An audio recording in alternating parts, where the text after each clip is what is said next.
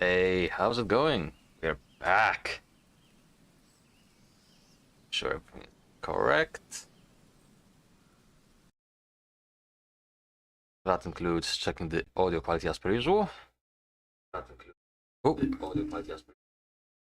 And being professional as usual. Yes.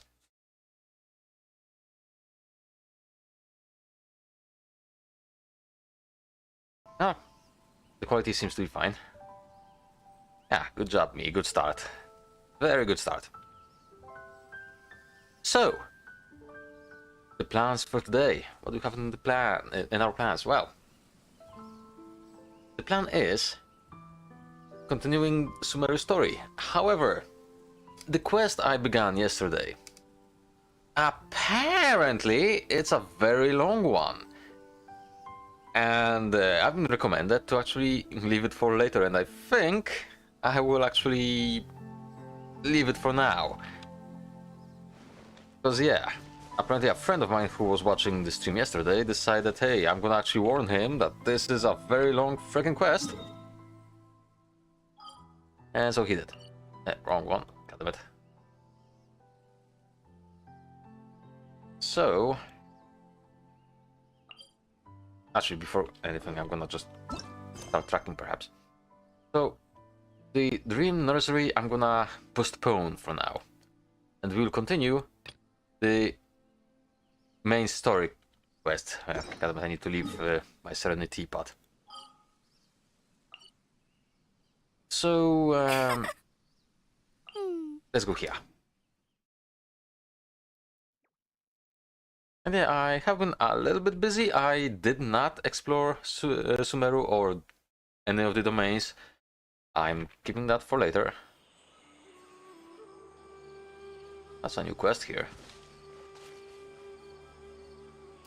They do look like those bandits. Oh. Again, I'm gonna leave them alone. Betrayal of the God of Wisdom. That's 700 experience for that. So... oh, this is Sumeru City, actually. Okay.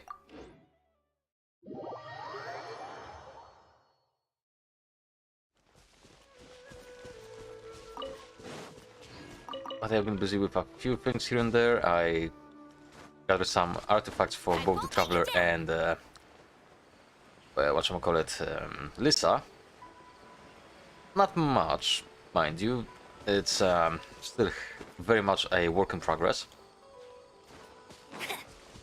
But at the very least, Lissa should be able to get her burst far more often.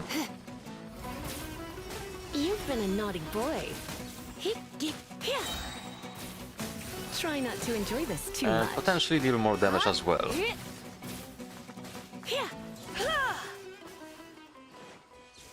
Ah, they actually do drop stuff.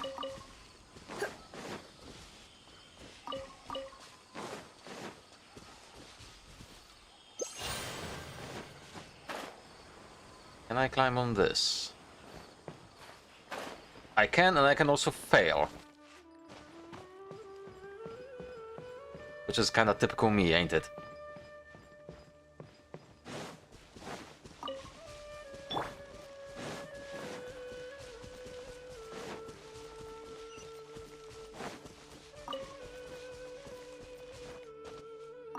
Okay, more primos. Hello, ignore me for now. Hey, there's an adventure guild thing here. That means Catherine. I'll race you there.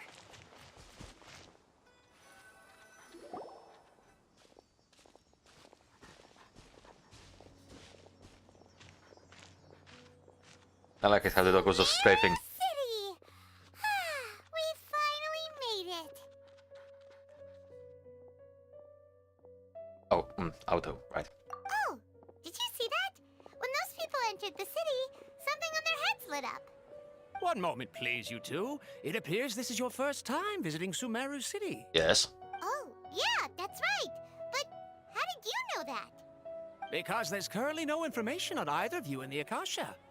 But no need to worry, that won't prevent you from entering the city. In fact, the Academia conveniently provides each traveler to Sumeru City with a device. Perhaps you too have heard of the Akasha before. Maybe. It's our beloved Greater Lord Rukkhadevata's lasting legacy, a treasure trove of collected knowledge. After centuries of tireless research on the Akasha, the Academia created one of its most ingenious inventions, the Akasha Terminal. As long as you are within Sumeru's borders, you may use an Akasha terminal to connect directly to the Akasha and access any knowledge you need. I should mention that due to technical limitations, the operation of Akasha terminals will be much smoother and more effective in large cities such as Sumeru City and Port Ormos. Oh, so this is the thing that Tainari was telling us about. It sounds pretty amazing. You two are quite fortunate. Until recently, it was standard practice to only issue Akasha terminals to outlanders who spent an extended amount of time in Sumeru. However, this policy was recently changed, and now all travelers are issued one upon arrival. Here are your Akasha terminals. Please handle them with care. It kinda looks like a leaf. It does. To activate it, simply hold it in your hand and say the following phrase to yourself. May the mighty God bless us with their voice of wisdom. Oh, says this little doodad lets you access knowledge. Maybe we can use it to find a way to meet Lesser Lord Kusanali. Let's give it a try.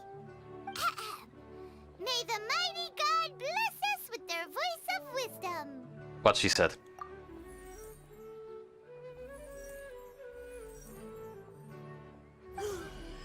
Whoa! Just now, something clicked, and Paimon suddenly knew how to use this thing. It seems all we need to do is concentrate on what we want to know, and bam! You get it. Oh, that'll come in real handy. Exactly. That is the power of the Akasha. And with that, let me officially welcome you both to Sumeru City. May the wisdom of the Dendro Archon always be your guide. Okay. Okay, now that we're in, we can check the Akasha about Lesser Lord Kusanali. Let Paimon try. 500 years ago, the sages found a newly born deity from within some scorched ruins. The deity now resides in the sanctuary of Suristana. Seems pretty similar to what Kali was telling us. Okay, next, let's concentrate on asking how to meet her.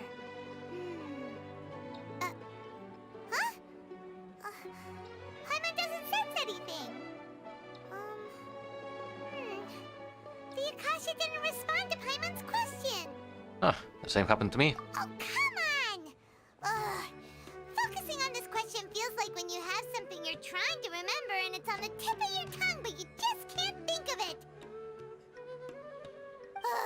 Paimon's brain is exhausted.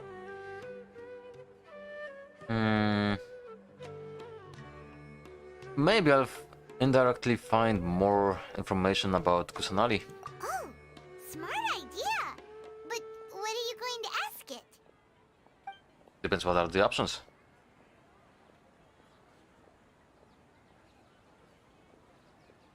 I think Lesser Lord Kusanali, that's too obvious probably. Oh, some knowledge began to trickle into my mind for a moment, but there wasn't really anything that I didn't already know.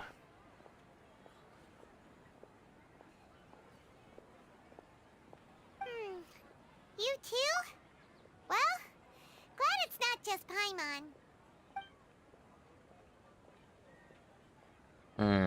Greater Lord, that thing? Many bright dots of light appeared in my mind. I probably need to calm my mind and focus more to understand what they mean. Feeling of affection, intimacy, nostalgia, sadness, and anxiety also come to my mind. These seem to be what the people of Sumeru feel about their departed Archon. Uh-oh. Paimon's getting all teary-eyed all of a sudden. It feels like the people of Sumeru really miss their Archon. Okay, it's gonna be one more, I guess. Why doesn't the Akasha answer my question? A vague thought suddenly comes to mind. The Akasha doesn't unconditionally respond to every query.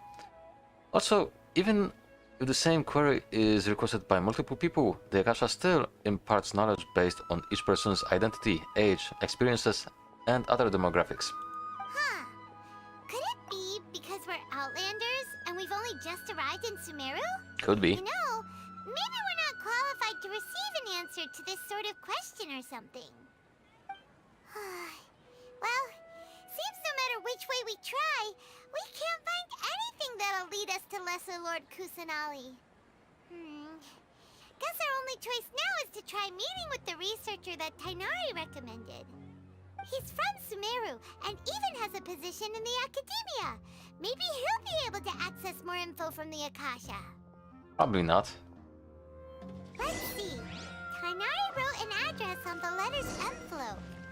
Oh, it's not far from the city's gate. Yes, apparently Let's so. head over and have a look. Hopefully he's at home. Don't forget that. Yes, we must document everything.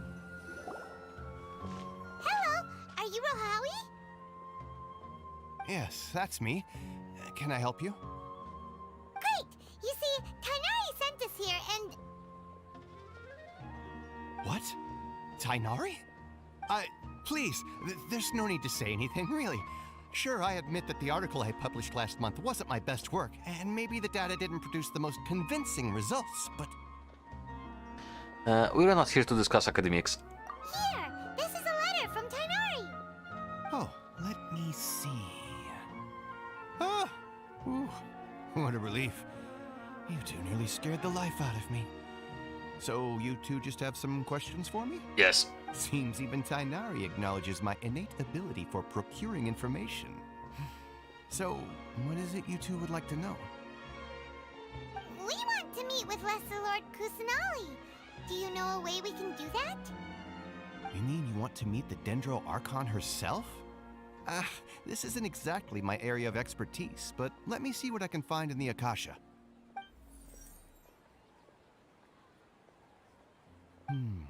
Sorry, the Akasha didn't respond to my query. What? You too? But what about your abilities for getting information and all that? Paimon was sure you'd be able to access more info than we did. Well, as I said, this isn't my area of expertise. I am but a lowly researcher, so the Akasha doesn't see a need for me to know more about the Dendro Archon. All I know is that ever since Lesser Lord Kusanali returned to Sumeru, she's never left the Sanctuary of Surasthana or made a public appearance. Huh. Didn't expect her to be such a mysterious figure. The Dendro Archon is somewhat of a recluse. Perhaps she just doesn't want to entertain visitors, which would explain the lack of information in the Akasha. But then what can we do? No need to worry just yet. I'm only hypothesizing here. You could certainly try asking around and see if anyone else has ideas. And besides, you two should consider the bright side of things. Not being able to see Lesser Lord Kusanali may not be a bad thing. In this world, there will always be information you cannot obtain from the Akasha and things you can never accomplish. Knowing when to yield is a form of wisdom. Take me, for example. It's a miracle if my brain cells can spit out one paper every 3 years. But Tainari? That guy can publish 3 papers in just a single year. Okay. Thanks for your advice. Don't mention it. If you two ever want information about things like who's been promoted within the academia or relations between the 6 great sages, come find me. So by area of expertise... Hey, come on! This is a survival skill at the academia. Oh, Paimon's expectations were pretty low, but this is so low, it's like digging holes in the dirt. Wow! So what do we do now? Even if we want to talk to someone, we don't know anybody here. Why is that guy looking at me like that? Also, we will meet with the Dendro Archon because the plot demands it. Damn it. No, there's still one other person we know. Huh? Like who? Ah, the Astral Basilisk. Okay, we're going to Catherine then. Oh, you're right! Catherine! The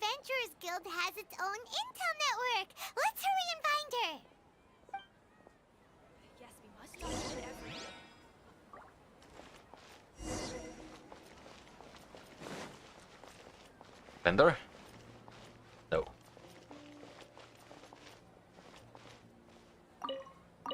Let me just take those.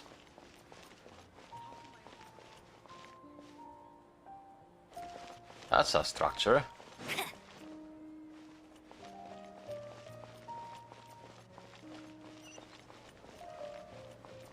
Oh, a bulletin board. Yep. I'll race you there. I see food over there. That's also nice. That's a neat little house. Ad Astra Abyssosk. Hello, Traveler and Paimon. Catherine, we need your help with something. Understood. The Adventurers Guild is always ready to serve you. With what do you require assistance? We want to meet with Lesser Lord Kusanali. Do you know a way we can do that? You two wish to meet with Sumeru's Archon. Understood. Please wait. Why is she so... Oh! That reminds me of a I Fury. apologize, but I am unable to call up any relevant information in the Akasha.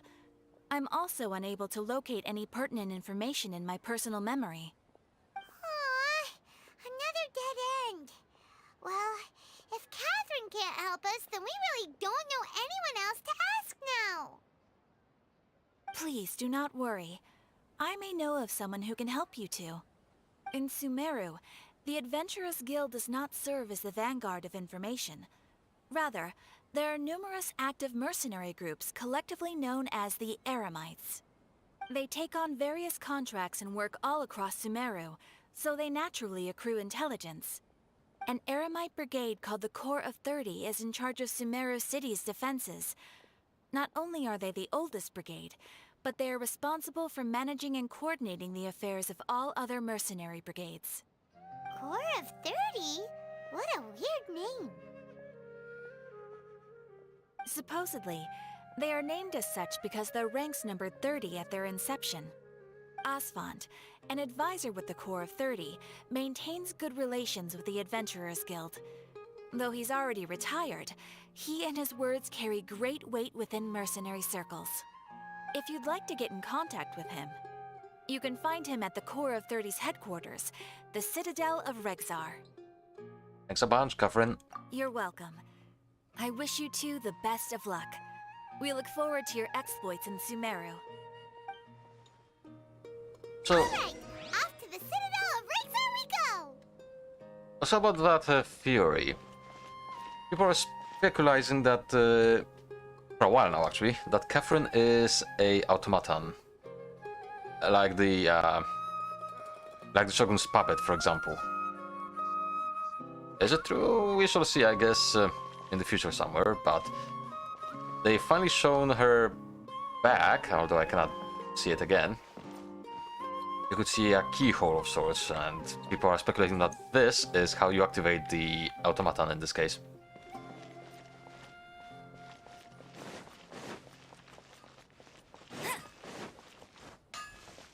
Oh, before we go to the forge guy, what do you sell? When will my second son finally get a proper job? Ah, hello there, sorry about that. How can I help you? What do you have?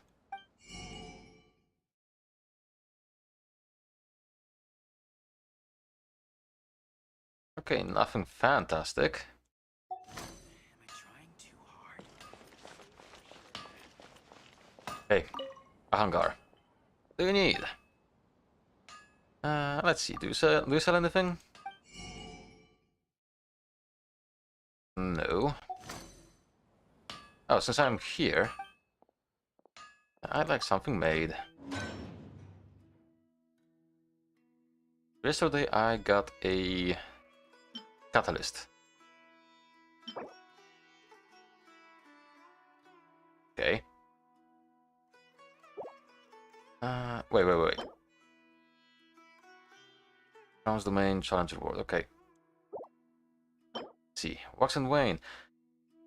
Effect after an elemental reaction is triggered, gaining 24 elemental mastery while losing 5% attack for every 0.3 second. One stack of wax and wane can be gained. Max 5 stacks. For every 6 seconds that go by without an elemental reaction being triggered, 1 stack will be lost. This effect can be triggered even when the character is off field. Energy recharge. Wait, isn't that a bit high? 42. Oh, it's base. But yeah. Those catalysts are not that great, so meh. So I can make these. I have 3. But I cannot make these.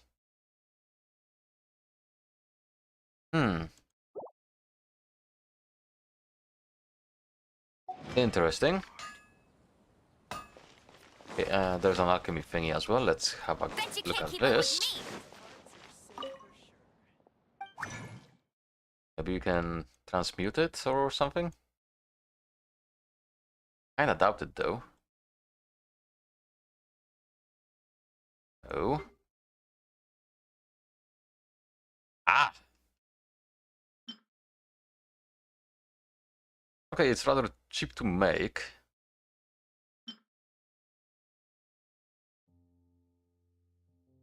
Oh, that works the other way around as well. Wait, hang on.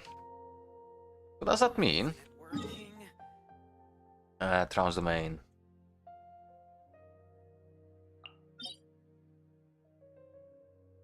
You know, this drops only these. Yeah.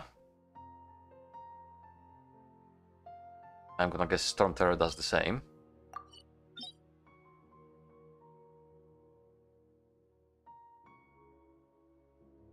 It does. Something more recent, perhaps?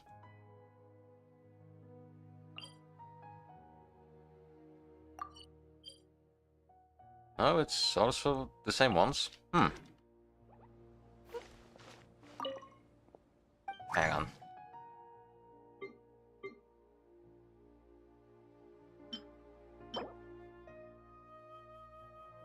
Sumeru transdomain. Ah, so it's gonna be Sumeru specific at least for now. Okay. So there will be some transdomains here, which is nice. But we didn't see any of those yet.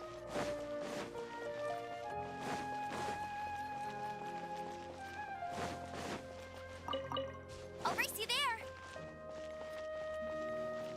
Oh! Bet you can't keep.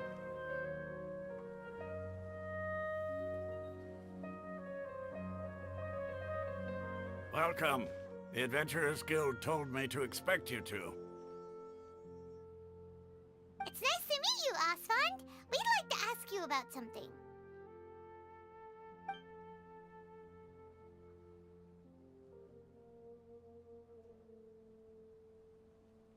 I see. So, Catherine's the one who sent you this way. Ha! It's true that the Eremites' network is vast, but even I can't help you meet the Dendro Archon. Aw. Wait, seriously? That's it? Afraid so. The Eremites aren't terribly religious, so we don't know much about divinities. As far as the Akasha goes, we can access even less than you. We originally came from the desert. The gods there died off long ago. Since those days, we've used our own 2 hands to carve out a living. We don't beg gods for their aid. It isn't just us, though. If you ask me, I think most in Sumeru aren't interested in Lesser Lord Kusanali. Oh? Why's that? Just take the Academia, for example. They're the ones who truly rule Sumeru. Although they believe in gods, most of them only care for the late Greater Lord Rugurdevada. In their eyes, she was the one who founded Sumeru and gifted us with the Akasha. Lesser Lord Kusanali just happened to inherit her legacy. Because of the Academia's influence, most citizens are more familiar with Greater Lord Rugurdevada. and hold her in greater esteem.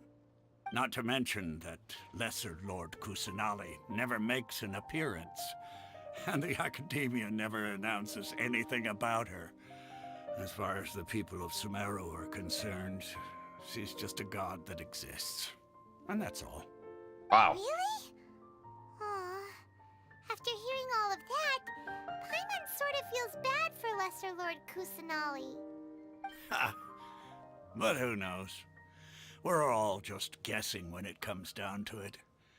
Besides, I'm sure the God of Wisdom doesn't worry about her reputation among people like us. All right. Well, thanks for the info, Osfond.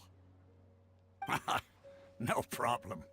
Always happy to help out the Adventurers Guild. I don't want to leave. Seems Osfond was right about most people's attitudes here. Not only are they not interested in the Dendro Archon, they even say stuff like, if the Akasha doesn't think I should know, then I don't need to know about it. We've been asking for information non-stop ever since we got to Sumeru. But the harder we try, the more helpless everything seems. Isn't there at least one person in this entire city who cares about Lesser Lord Kusanali? Oh, you two are interested in Lesser Lord Kusanali? Huh? Who are you? From the sound of it, you two are Outlanders who recently arrived here. You've been asking around for information on Lesser Lord Kusanali, right? Oh, I'm sorry. I forgot to introduce myself. I'm Dunyarzad, one of Lesser Lord Kusanali's faithful followers. Whoa, really? Then do you know how we can meet with her? I'm afraid I can't help you with that. But your conversation earlier did happen to remind me of a legend about the Dendro Archon. What sort of legend? Sure. It goes like this. Long, long ago, there was a man who heard a prophecy. It predicted that a great calamity was about to befall him. Panicked by what he heard, the man sought out the Dendro Archon in hopes that she would bless him with the wisdom to help him escape his predicament. The man journeyed across deserts and through rainforests and experienced tribulations of every kind. However, he still couldn't find any trace of the Dendro Archon. In despair, he thought, alas, the Archon has abandoned me. He then had no choice but to sorrowfully resign to his fate. Okay, and then what happened? And then, the calamity came. But to his own surprise, the man felt somehow emboldened by the trials of his journey. By relying on his own strength, he managed to overcome the adversity. At that moment, a bird perched upon his shoulder. This bird was, in fact, an avatar of the Dendro Archon. She said, "O Archon Seeker, do you now understand? She and her wisdom have long been found by you. Along your journey, we were in every flower and blade of grass, every ray of sparkling sun, and every breath of dancing wind. So long as you continue to think and ponder, we'll be wherever you go." It's an okay story, I guess. Yeah, thanks for the story. Paimon feels all warm and fuzzy inside after that. In a way, it seems like this story is also one of the Dendro Archon's avatars. Dunyarzad, since you worship Lesser Lord Kusanali, can you tell us anything else about her? Of course. So did you two know that, I'm terribly sorry, but it seems something's come up now. Let's chat another day. Oh? Hey, wait! What the heck just happened? I think it has something to do with those people over there. It looks like they're searching for someone. Dunyarzad was acting super nervous just now. You think they're looking for her? They might. This stinks! We finally managed to find a lead about Lesser Lord Kusanali! We can't let them get in the way now! Let's see if we can get rid of them. Then we can catch up with Dunyarzad! Hey, have you two seen a brown-haired girl wearing a purple top and a long blue dress? We're looking for her. Did she have bandages wrapped around her wrists? Yes, that's her. Did you see which direction she went? Yeah, she went that way. Quick, after her! The hell, Paimon?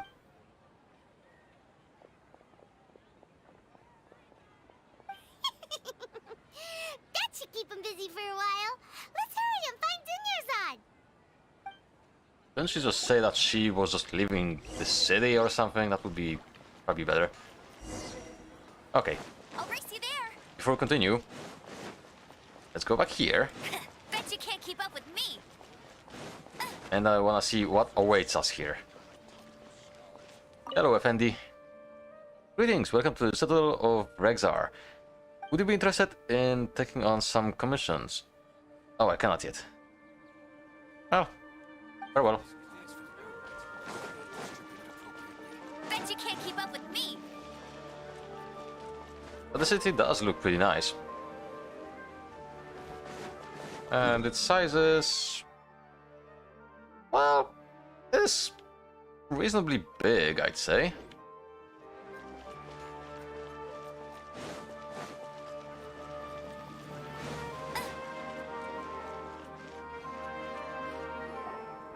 There you are, Dunyarzad. We thought you might have been long gone by now. Oh, it's you two. Oh, you startled me there. You can relax now. We threw those people looking for you off the trail. Really? Thank you so much. Unfortunately, I believe there's still more of them out there looking for me. Uh-oh, looks like there's some coming this way. Huh? More of them? Then what are we standing here for? Run! No, wait, my body isn't in the best shape.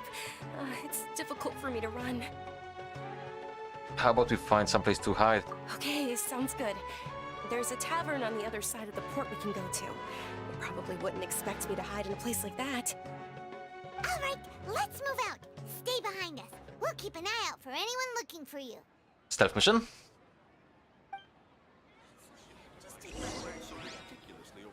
No.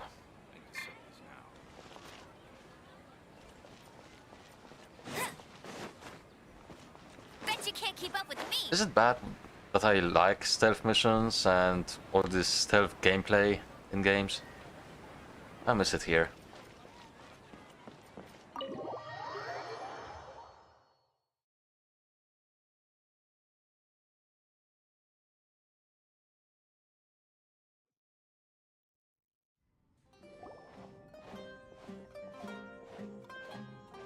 That's a chonker! We made it. Oh, they shouldn't be able to find us now. Wait, stand down, Dia. Well, hello there!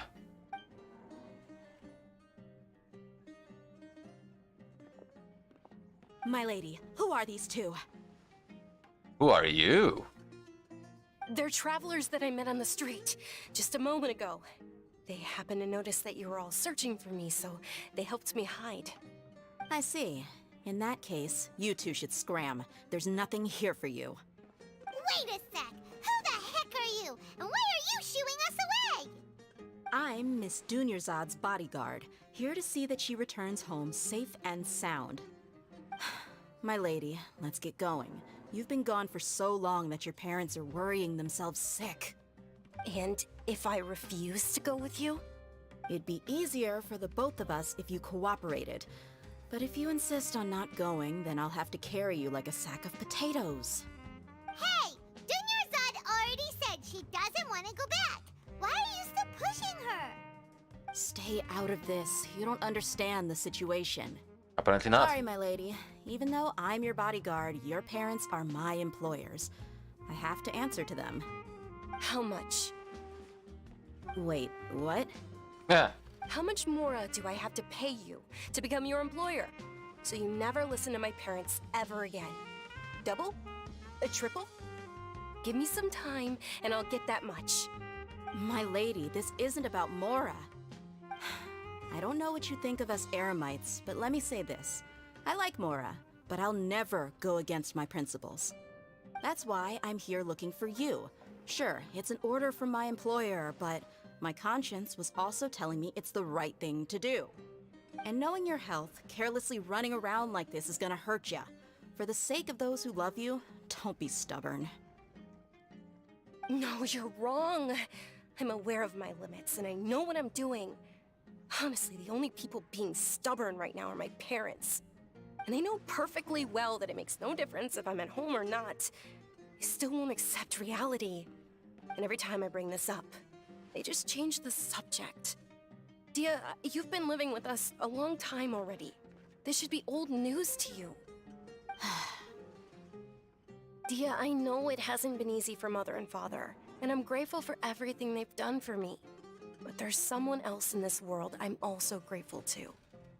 Because she saved me. The love I have for her is the same I have for my parents. This is my life and my last chance. So I want to do something meaningful.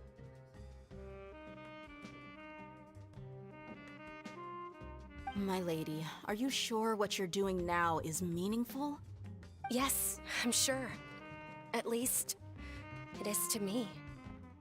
Fine, I won't ask you to return home anymore. But let me make something very clear. I'm only doing this because I respect your determination, not because I agree with you. Thank you, Dia. Sorry for being so rude just now. My nerves were acting up. And I even brought up your payment in such an offensive way. Don't worry about it, my lady. I did say that I like Mora. Besides, that's our next topic of conversation. Today's little excursion caused such a ruckus that every single bodyguard at the estate was deployed. It wouldn't be easy to hide things from your old man. Since this definitely won't be your last escapade, here's a little tip. You should at least make it look like your room and things are still in order when you leave. Also, you'll need someone to cover you for when you're out and about. So, I'll let you hire me, my lady. This way, everyone wins. As for the pay, let's say half of what your father pays me. We can settle the bill when we return to the estate. Okay, deal. Yay! Looks like they've reached an understanding. Yeah, before we continue, Dia, Gwen, please. Me like. And then I said, are you alright? I'm fine, really. I just feel a little tired now that things have calmed down. My lady, stop trying to look tough. We're already in a tavern, so let's rest up and grab some grub. I'm sorry for worrying you two. If you don't mind, I'd like for you to join us. Sure! After you rest up, we want to hear more about Lesser Lord Kusanali.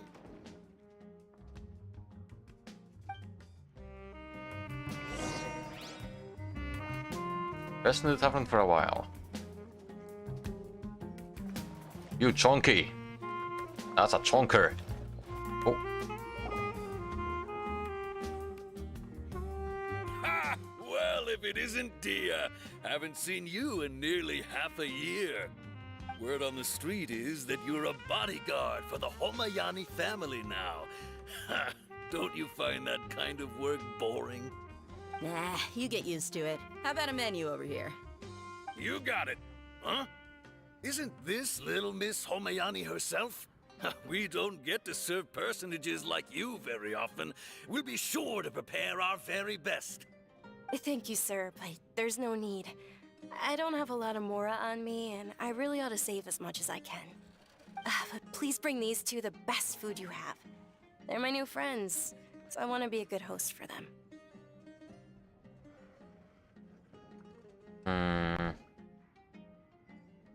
Don't worry about it. We'll pay for our own food. Wait, we're paying for ourselves now?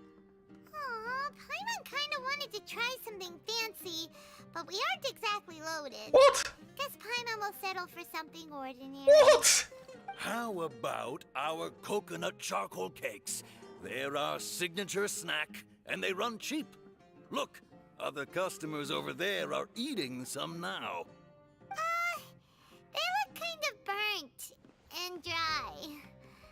Paimon will pass.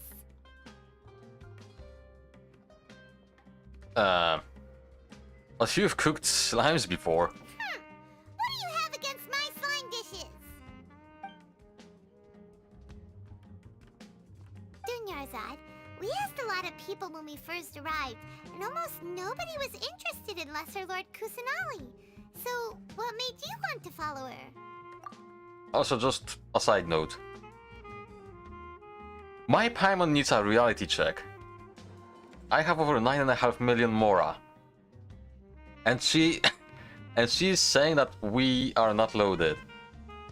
Well, remember when you asked me if I knew how to meet the Dendro Archon? Even though I don't know how, I think I've actually seen her before. Huh? Really? Yes, it was when I was a child. At the time, my illness had kept me bedridden for the better part of a year. I was stuck inside and couldn't make any friends, and my parents did their best to find treatments for me. But even then, the Akasha didn't have any helpful information. My younger self no longer had any hopes or dreams. One flare-up was so bad that I was in a semi-conscious state for several days. Then one night, I woke up alone in my room. I was terrified. My body was paralyzed.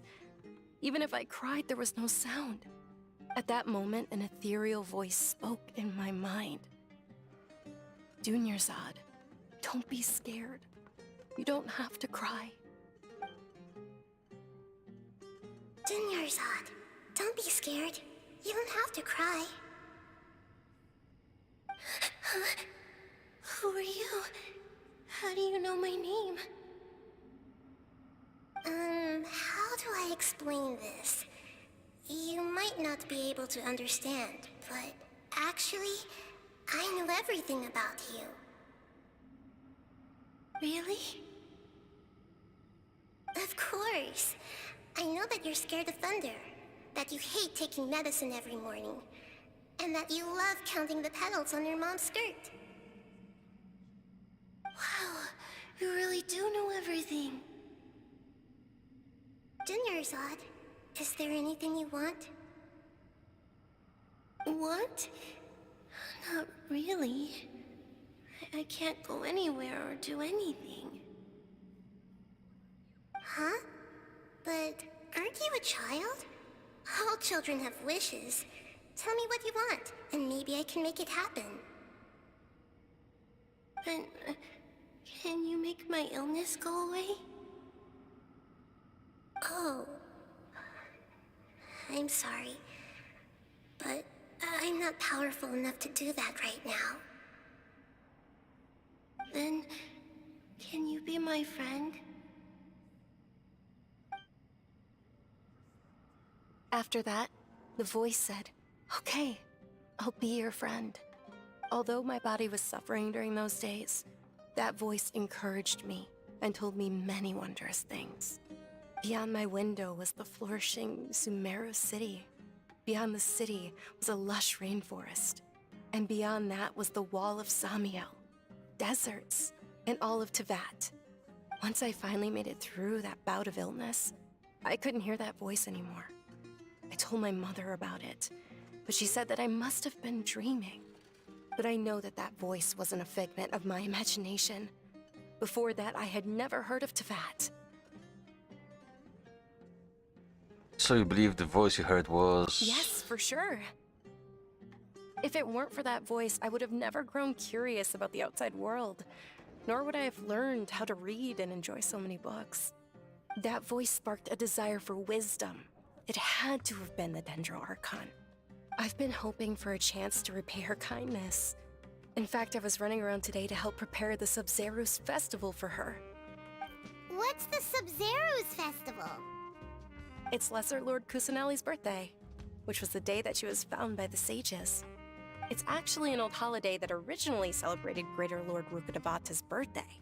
When she passed away, the holiday eventually became a celebration of the Lesser Lord's birthday. I heard everyone was overjoyed when they welcomed her back to Sumeru.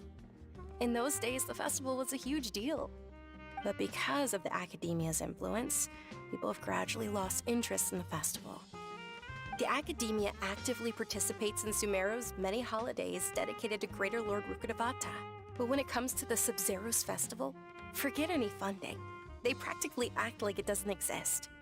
Maybe they see Lesser Lord Kusanali's birth as confirmation of Greater Lord Rukkhadevata's death, so they're reluctant to celebrate it. Aw, but that's awful. It is. It's absolutely terrible.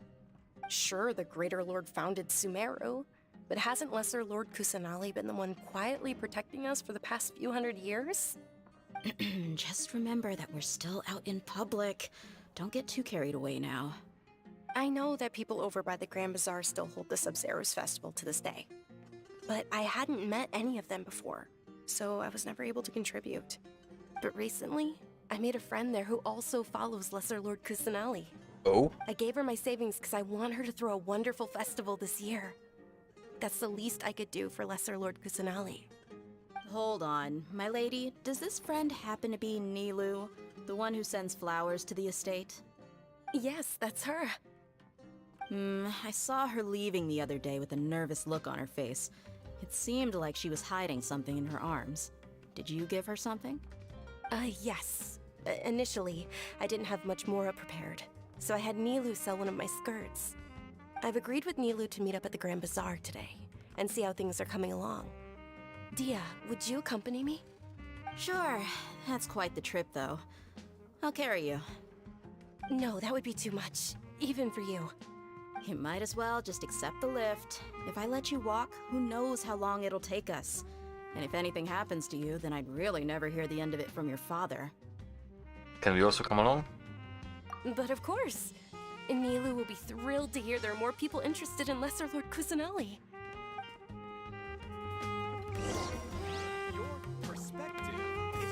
Okay. What do you have, friendo? Lambad.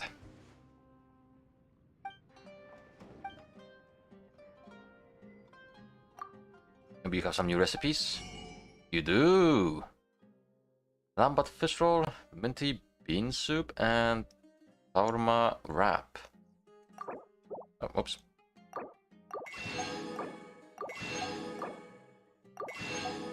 Anything else worth buying? I can buy these. Oh, this is new.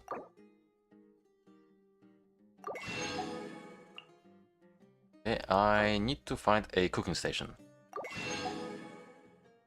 Oh, you sell crabs. I like you. I like you already. Mushrooms I'm gonna ignore. Beans.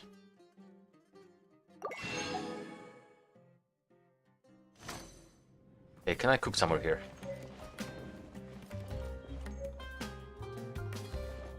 Oh, maybe here? Oh, I cannot enter. Well, this. Unless... Ah, that's fine, let's check upstairs as well, though. I'll race you there.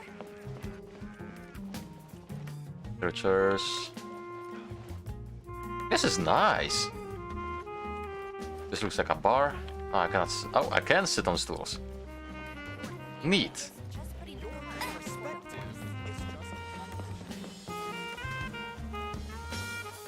Okay, I like this place. This is a good tavern.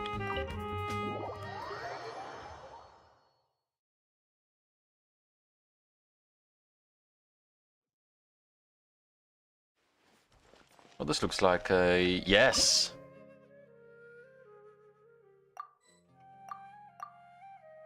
Okay, so we have some new processing stuff. Hara fruits. Okay. I don't see anything else new.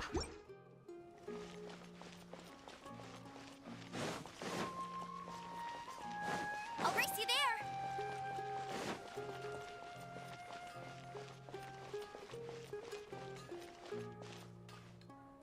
I do not know why, but this music gives me somewhat of a Gothic vibes from the second Gothic, I mean. Bet you can't keep up I don't know with me. why. But this is the bazaar.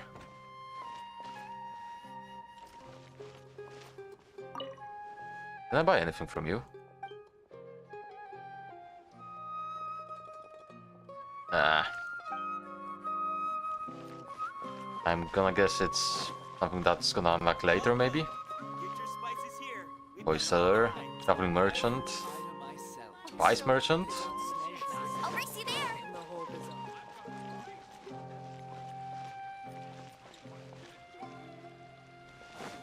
Yeah, I'm gonna have a lot of fun exploring the area. Bet you can't keep up with me.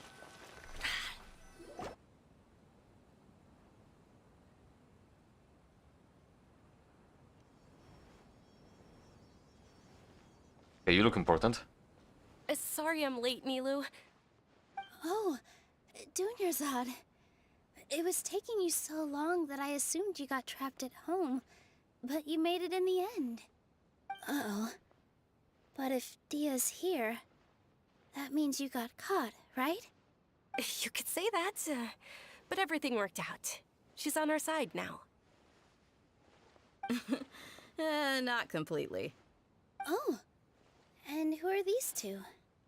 Oh, meet the Traveler and Paimon, my two newest friends. They're visitors who just arrived at Sumeru City and are looking for information on Lesser Lord Kusanali. So you're followers from another land? Truthfully, no. Oh, really? Well, that's okay. You're still invited to the Sabzerus Festival. By the way, Dunyarzad, we've already started decorating the Grand Bazaar. It looks spectacular, thanks to your generous contribution. You're very welcome. It's the only thing I could do. Do you still have enough Mora? Probably? But don't sweat it. We've already finished renovating the stage. Come on, I'll show you.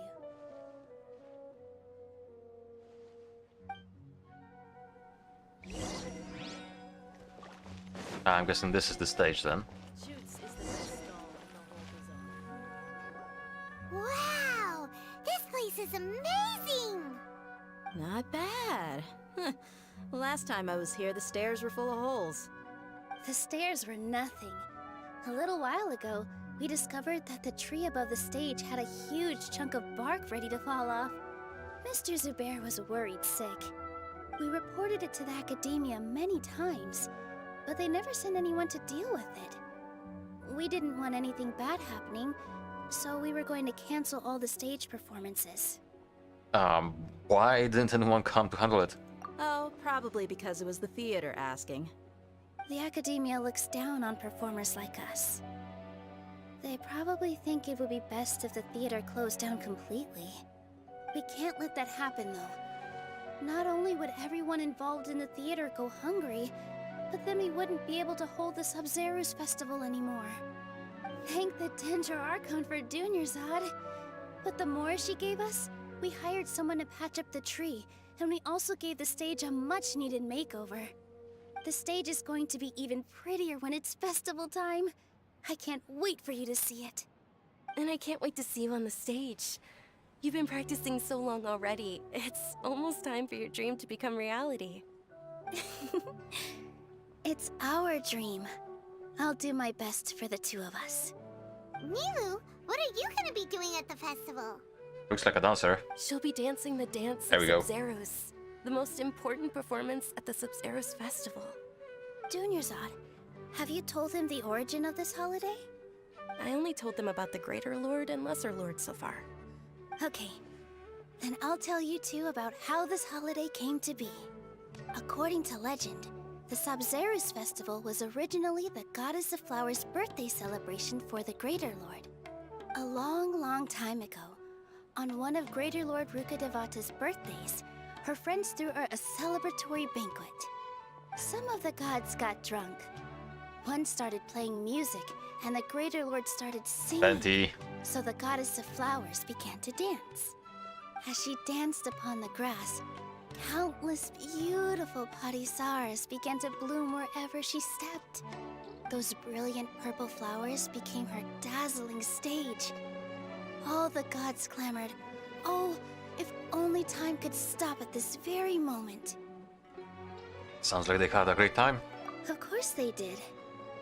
When people mention the gods, they always think of the Archon War. But Sumeru's gods also had happy times. Although they aren't around anymore, they're preserved in our tradition of dance. This outfit I'm wearing is apparently based on how the Goddess of Flowers looked. Though we're just tiny people compared to the Divine, we still have to do our best to make sure that the birthday girl feels loved on her special day. Nilu, you of all people will definitely be able to convey our well wishes to the Dendro Archon. I also noticed that you went the extra mile and scattered Patisaras around the stage. They symbolize the Goddess of Flowers, after all. It's just a shame that all the real Patisaras went extinct after her death. Yeah. The Greater Lord brought forth Patisaras in memory of the Goddess of Flowers. But she ultimately could never truly replicate that beautiful purple. Thinking about the Goddess of Flowers dance makes me wish I could have seen it. If my stage were anything like that, I'd be thrilled if I had just 2 real Patisaras on the stage. So, Traveler and Paimon, what do you think? Interested in the Sabzeruz festival? Will you two be coming? Probably. All of Lesser Lord Kusanali's followers will be there for her birthday. It'll be a good opportunity for you to learn more about her. The plot demands it.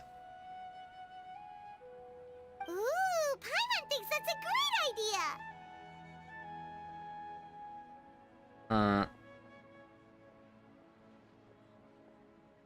I'm gonna go with the second option.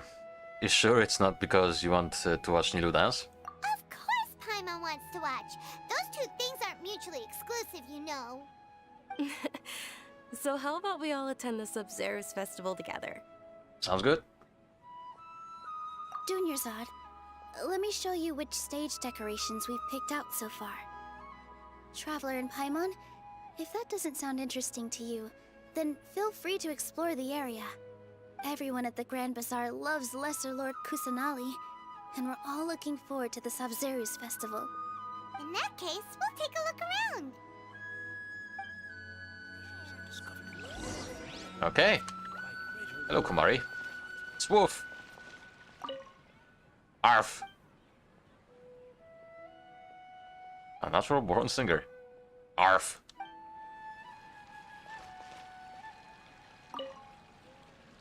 Whoa! What's with your yellow hair? And why do your clothes look so funny? Oi. Are you an Outlander? Maybe. Do you know that the Sabzeruz festival is about to happen? There'll be loads of fun things to do at the festival. But the best part is when Ferris, the Knight of Flowers, passes out candy to everyone. Okay. Well, hello there. Huh. Revamping the stage for the festival couldn't have been easy, that's for sure. I bet this year's festival will be one to remember. I don't know much about the Grand Bazaar, but I do know that the residents here have a penchant for song and dance. 2 things that the academia doesn't particularly approve of. Oh, and the perfume sold around here is a lot better than what you'll find elsewhere. The fragrances are longer lasting and they're gentler on your skin and... I mean, that's what I've heard at least. I see. He likes perfumes. Also, I do like her design. She looks really good. Things are really shaping up, and there's a buzz around the festival this year. We're expecting people from all over to come by this year and buy things during the festivities. Don't be fooled into thinking that Sumeru City has the best of everything. Some festival snacks are only offered here in the Grand Bazaar. And when it comes to musicians, dancers, or singers, the Grand Bazaar's got the best of the best. Sure, those folks at the academia might not like it, but what's a festival without song and dance? True. He is correct.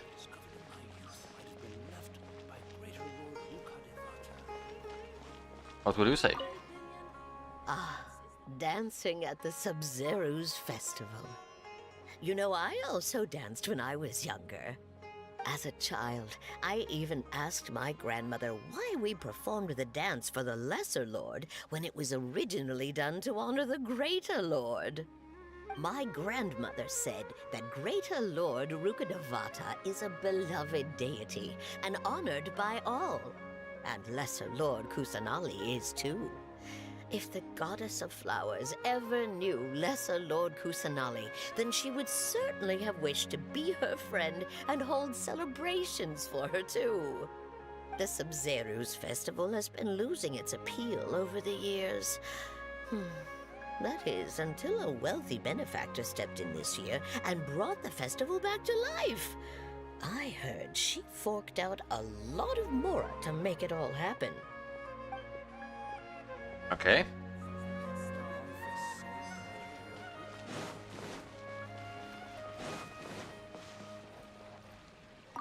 Nilu, your outfit looks amazing. There's also something different about you from when we first met up. I thought I'd add a little extra pizzazz to my dress for the festival. See? Wow, did you sew all that yourself? Uh-huh. Sewing is a fundamental skill for everyone in the theater company because we make all our own costumes.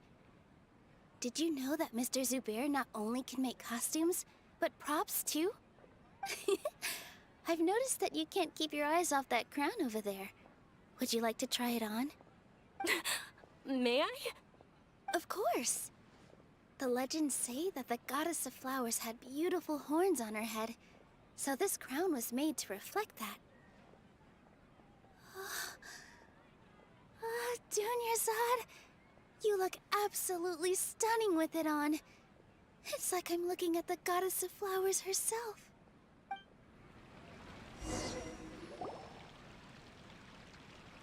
Hey! Is that who Paimon thinks it is? Catherine, yes. Catherine!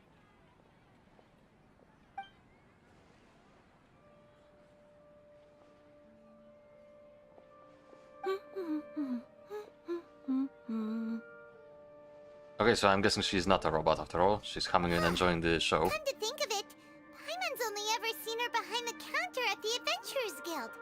This is the first time we've ever seen her taking a break. That's Hey, true. Catherine? Huh?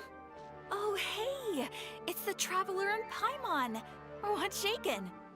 Whoa, break time Catherine sure sounds a lot less formal than usual. Yep. Paimon was still waiting for her to say Ad Astra Abyssosque.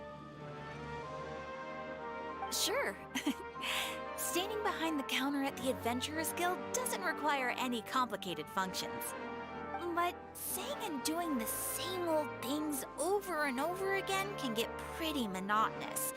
Like watching the same Fontaine movie day after day. But take you two, for example. You travel across Teyvat to enrich your lives and gain new experiences. Well, we enjoy traveling across Teyvat and all that, but we're mainly looking for clues about his sister.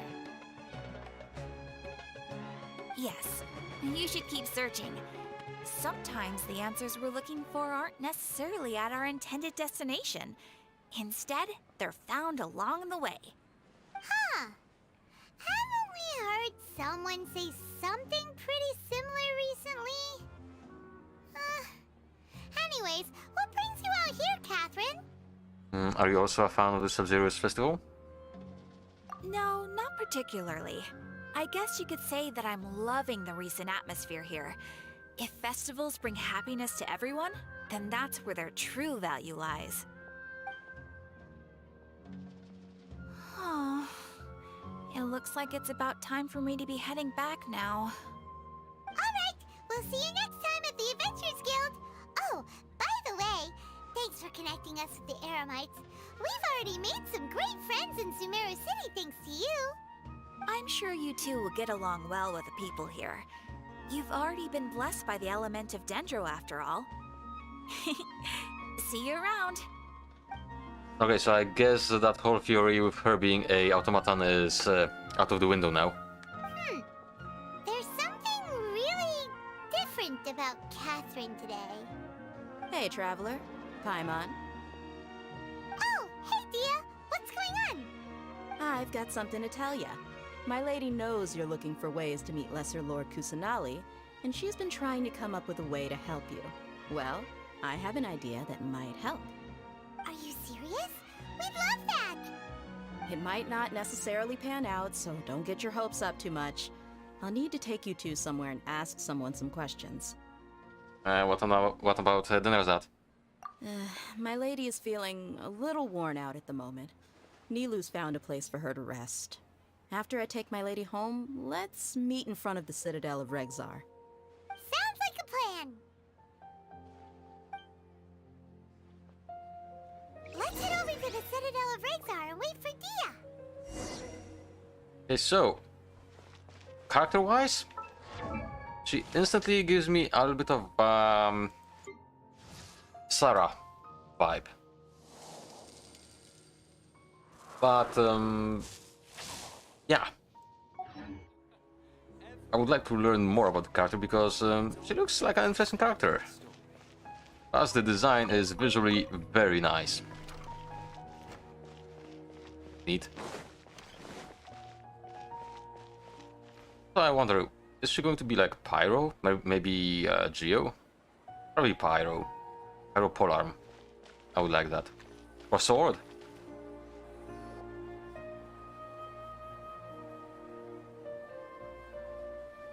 Sorry, I'm late. It took some convincing for the Master and Mistress to believe that Miss Dunyarzad was only sitting in the port for a while because she was in a bad mood. Anyway, I guess I should be thanking you. I haven't seen Miss Dunyarzad that happy in a long time. If it wasn't for you two, she probably would have been caught and dragged back much earlier. You sure sound a whole lot nicer than when we first met, Dia. Who would have thought you had such a soft spot for Dunyarzad? It's called being a professional. I'm a bodyguard, and I work for whoever's paying. That's fair. Look, Dia's blushing. Ah. Yep, that's a blush if I've ever seen one. Listen, you two. I don't expect to be working for Miss Dunyarzad very long, but I hope to finish things on a positive note if possible. Let's cut the chit-chat and head into the Citadel. We'll see if the person I know has a way for you two to meet with the Lesser Lord.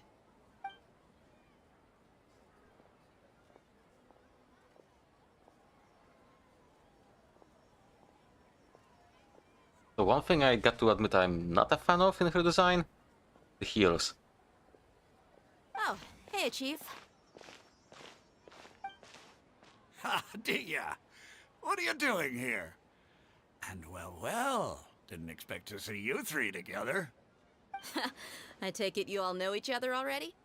We met this morning after the Adventurers Guild pointed us to Osfon for more info. No kidding. Huh. So, where's Ruksha? I thought I'd help these two out by asking about the theft.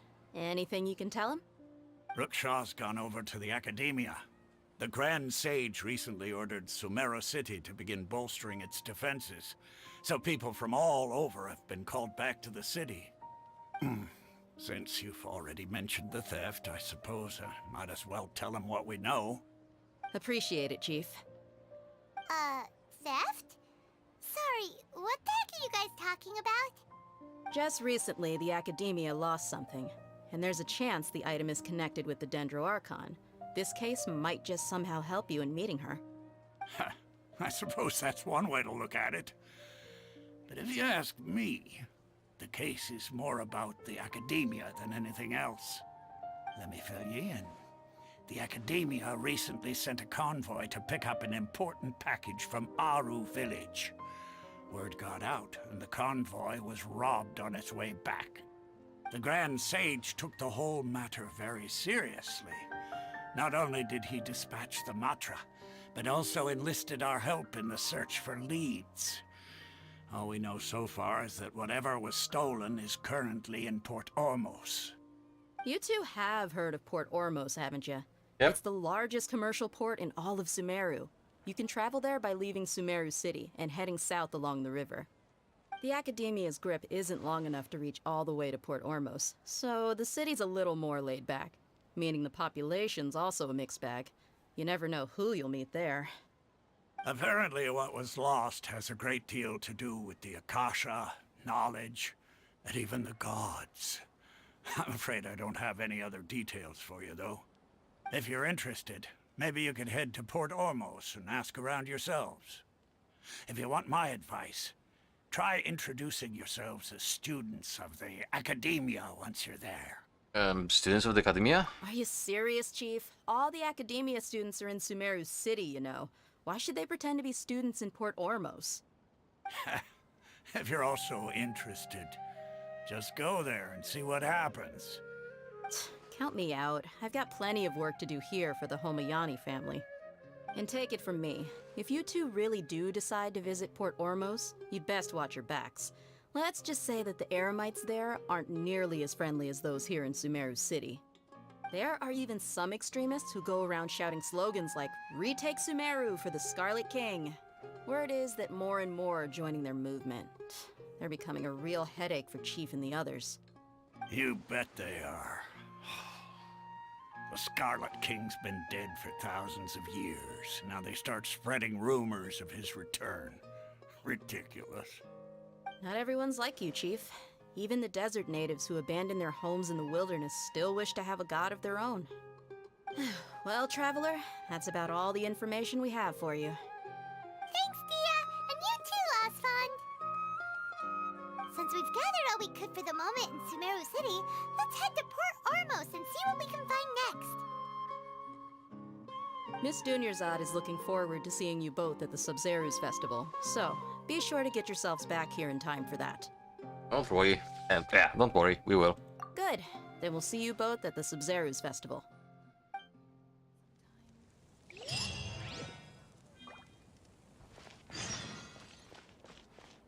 Hey, Port Ormos after all. Let's just hope it will not conflict with the side quest. About it. Oh, that's far away.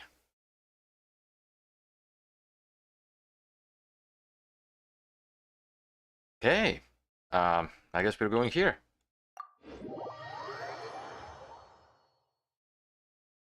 But the good thing is, we'll be able to get there by boat.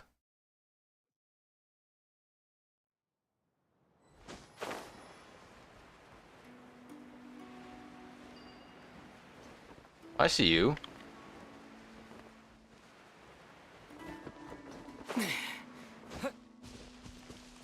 I want to check something. A new job.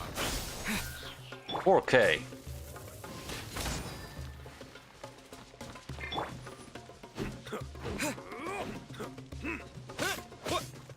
Scatter!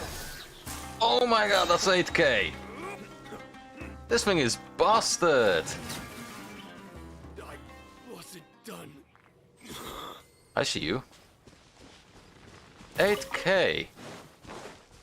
What the bloody hell?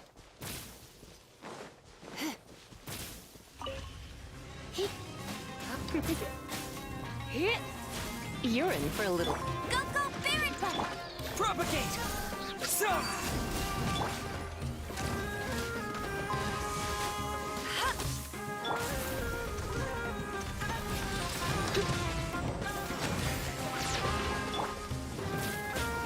I like fighting those guys. I'll race you there!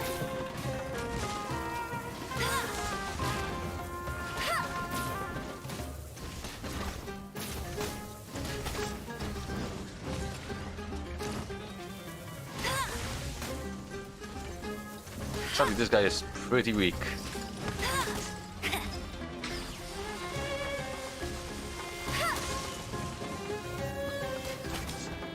And goodbye. I mean, 600 Mora is 600 Mora.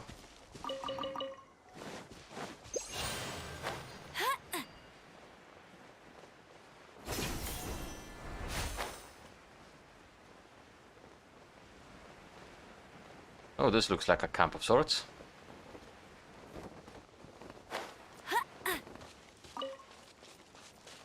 I'll race you there!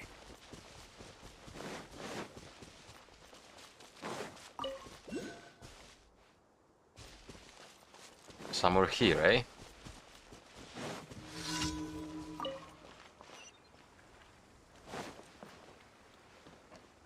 Oh, and somebody at the door. So I will be right back.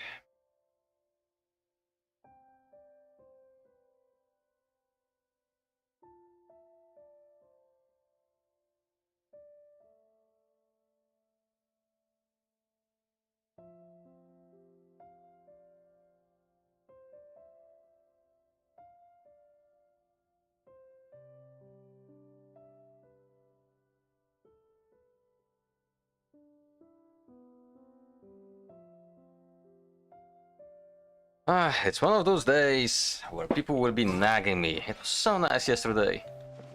Bet you can't keep up with me. I'll race you there. Oh.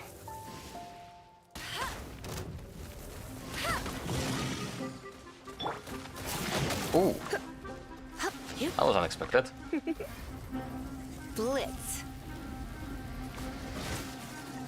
9k with no charges. Pretty good.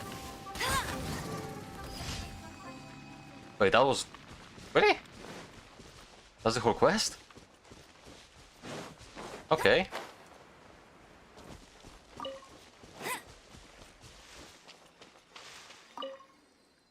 Damaged ruin guard. Remains of an... Wait. Remains of an ancient ruin guard. It looks deprived of energy.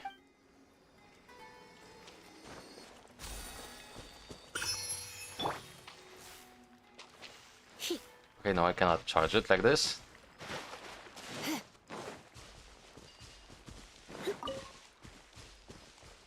Ah.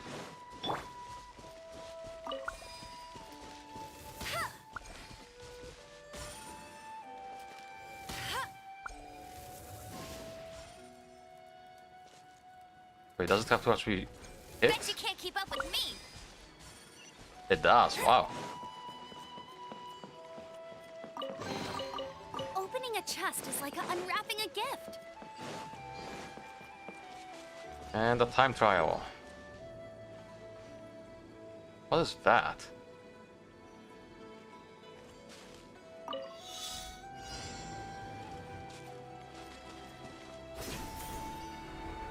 Ah.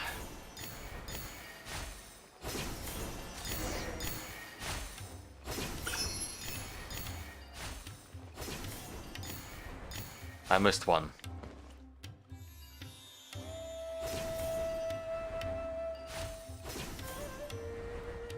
I missed one because I messed up.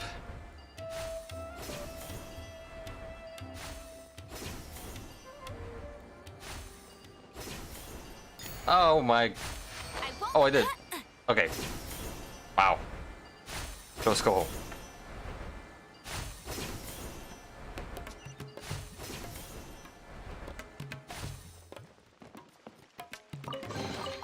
Opening a chest is like unwrapping a gift. And there goes my idea of entering the port on a boat. Bet you can't keep up with me.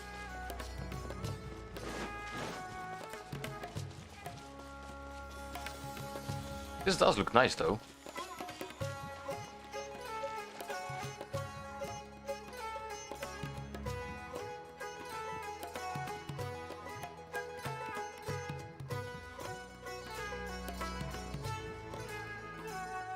Come and have a good look yourself. Traditional spices of the highest quality, made with pride and experience. Oh. You've got a deal. I can't thank you enough for always looking after my business. Believe me, I'm not making this up. Several Eremite mercenary groups are nearly in open conflict, but does the core of 30 care? And that's not all. Did you know that... Wow! Talk about hurly-burly! This place is busy! Guess that's only to be expected for the largest port in Sumeru. Maybe it's because of what Dia told us earlier, but Paimon can't seem to shake the feeling that there's also danger lurking in these crowds. Ooh. Let's get our bearings so we can start looking for leads. We know that whatever the Academia lost is related to the gods. But other than that, we don't have much else to go on. Nope. Osfun told us to try posing as Academia students while asking around. Paimon checked the Akasha on the way here, and the Academia doesn't seem to have any research facilities in Port Ormos. Paimon doesn't get it. Won't we look even more suspicious going around saying we're Academia students and asking about the stolen item? Right, we should figure that out before doing anything else. Well, given all the people people that come through here every day. If there's any information to be found, Paimon bets we could find it in the market. Let's ask around and see what we come up with. First things first. Bet you can't keep up with me.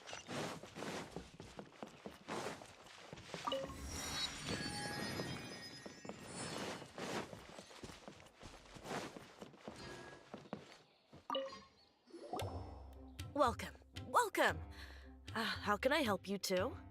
Hi there. We would like to ask you a question. Do students from the Academia ever come to Port Ormos? Of course. Especially around this time of year. Students from Sumeru City that are about to graduate often come to Port Ormos to cut loose a little. Many people often talk about how hard it is to get accepted into the academia, let alone graduate. But those who finish their studies and go on to become full-time researchers at the academia have it even harder. Sure, we may not be Sumeru City, but Port Ormos offers beautiful scenery and a stress-free environment. Some even say it's good luck to come to Port Ormos, so students and researchers come flocking here when things get to be too much at the academia. Ah, you see over there? Those are students from the academia. Maybe even a little worried. They've been looking worried and miserable ever since they got here a few days ago. If you ask me, the life of a merchant is better. So long as the Akasha teaches us what we need, then life is good. Those students seem to be discussing something. Let's see if we can listen in.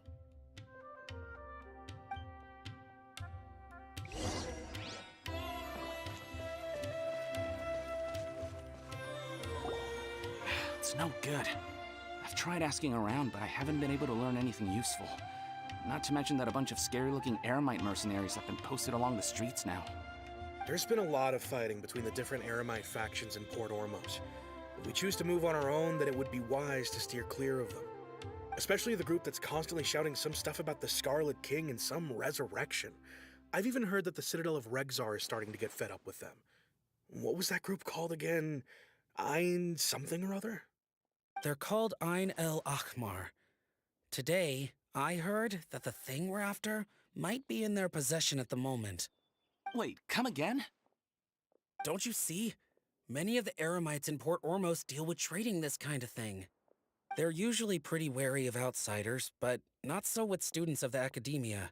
It's because the kind of goods that students are looking for aren't the kind of goods that Eremites are after. As long as they know you're a student, then deals can be made. I've heard that Ein El Hakmar likes to set up shop at the Jafar Tavern.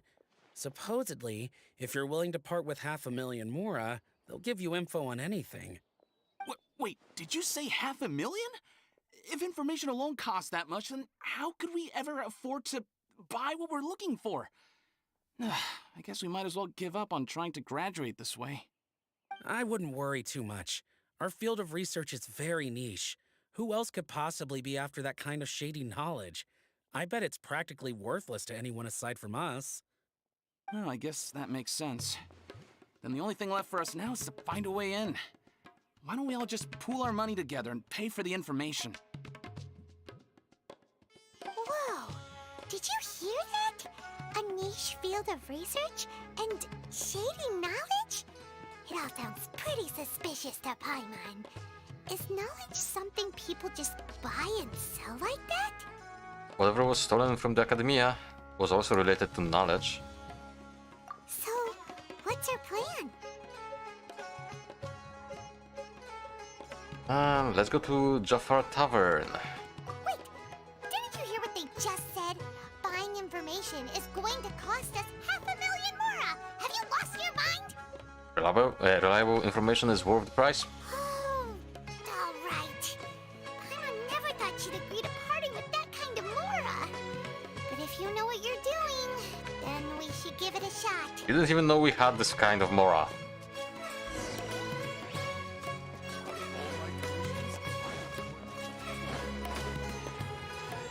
Oh, hang on, what is this?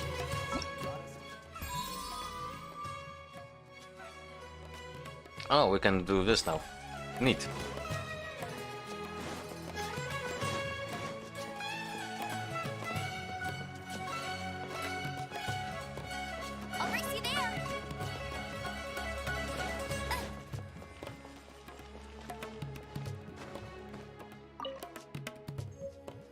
Oh, a disc.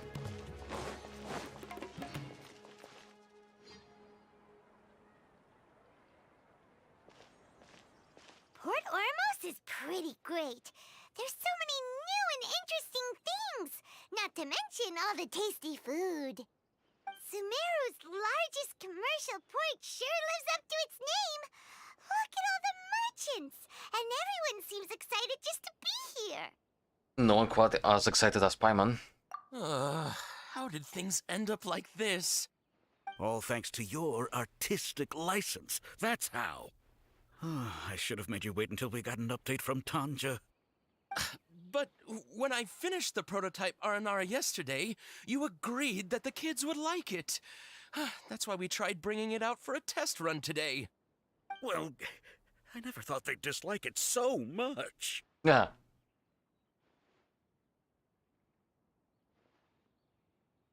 Oh, what should we do? There we go. They sound distinctively less than excited. Whoa. Yeah. Compared to everyone else, they seem really down in the dumps. Let's go find out what's going on. Oh, hey there. Paimon's name is Paimon, and he's a traveler who is just passing by. Is there something bothering you? Oh, I noticed you two a moment ago. Welcome to Akara Crafts, the best toy store in Port Ormos. At least for now. What's bothering us is this prototype Aranara. To start with, could I get your opinion on it? Creepy. Prototype Aranara? You mean this wood carving here? It looks like a mushroom monster to Paimon. But it doesn't look very happy. Oh, there we have it. The verdict is in. What a headache. Not the first negative feedback we've had. So, what exactly is a prototype Aranara? So for context, Aranara are magical creatures in Sumeru fairy tales that live in the forest. For the store's 20th anniversary, we plan to release a series of hand-carved toys based on the Aranara stories that kids know and love. This is a prototype we made to get an idea of how they would react. But when we put it out there, the reaction was not quite what we'd anticipated. They thought it looked like a mushroom too, huh? No, worse than that, actually. I can't quite describe it, though. And I'm also not very good with kids. Maybe you could ask them for yourselves. Do I have to?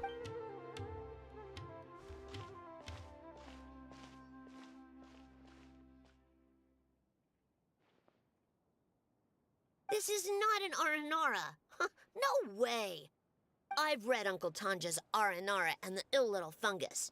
It says that Aranara are supposed to be chubby and squishy. The carving looks nothing like that. Toys do look better when they're round and chubby. Uncle Tonder said in Aranara's vow that you can deceive the eyes, but you can't deceive the heart. Okay. This carving makes me feel lost and confused inside. I don't think the creator put his heart into it at all. It's nothing like an Aranara. Ooh, didn't put his heart into it, huh? Oh, sounds like one of those things that's easier said than understood. Cassid and Alia didn't like this carving, but I think it's okay. It doesn't look too happy, so it's kind of pitiful in a cute way. Oh, a positive review! Yeah, so I would totally ask my dad to get it for me, if it wasn't meant to be a Nara. Oh, well, that took a sudden turn for the worse. Ah. We asked the children for their opinions. Oh, how did it go? Has it maybe, grown on them at all? Unfortunately, no. Oh, this is such a shame. Why isn't Tandra back from Gandharvaville yet? Oh, The kids kept mentioning an Uncle Tanger, too. Who is he exactly?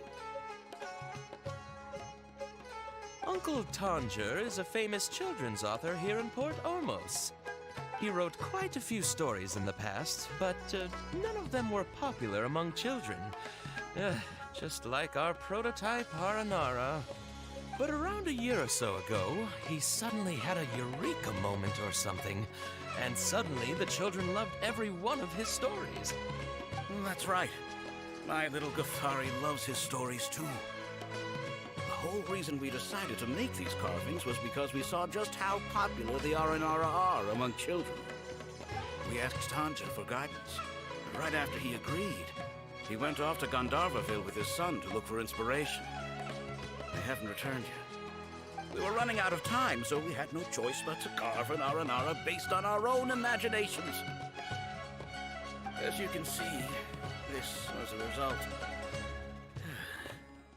Oh, we have to do something. Hey, since you're the famous traveler, could you do us a favor and look for Tanger in Gandharvaville, Not now. He doesn't have to come in person if he's too busy. Just ask him to write down his suggestions and bring his notes back to us, if you could.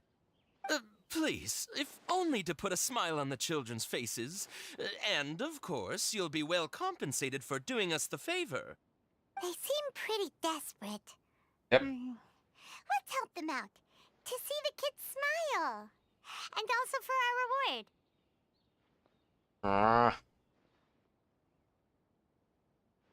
Okay, we'll do it so that Paimon can get her reward. Yay! Rewards! It's a side quest, I hope. Okay, it is a side quest. Good.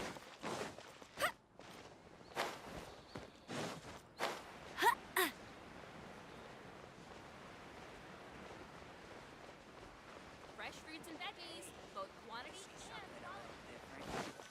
This is the place we heard those students talking about. Let's find a seat somewhere and see if we can spot the group they mentioned.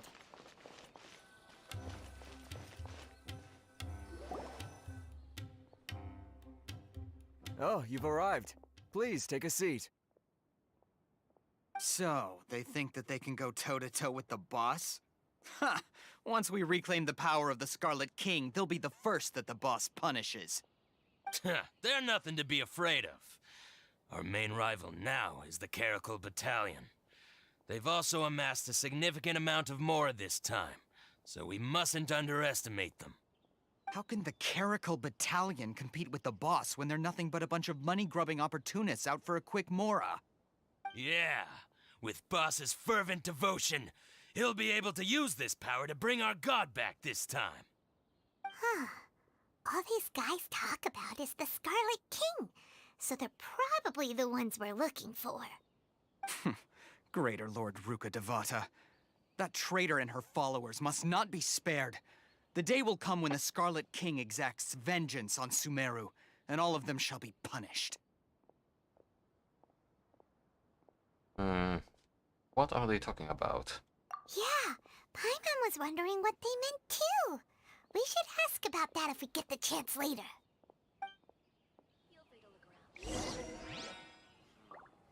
Oh, they're still there. What's going on? How can there be Kairagi here? Arik. Huh? Who are you? What do you want? I'm a student from the Academia. A student? What's a student from Sumeru City doing in Port Ormos?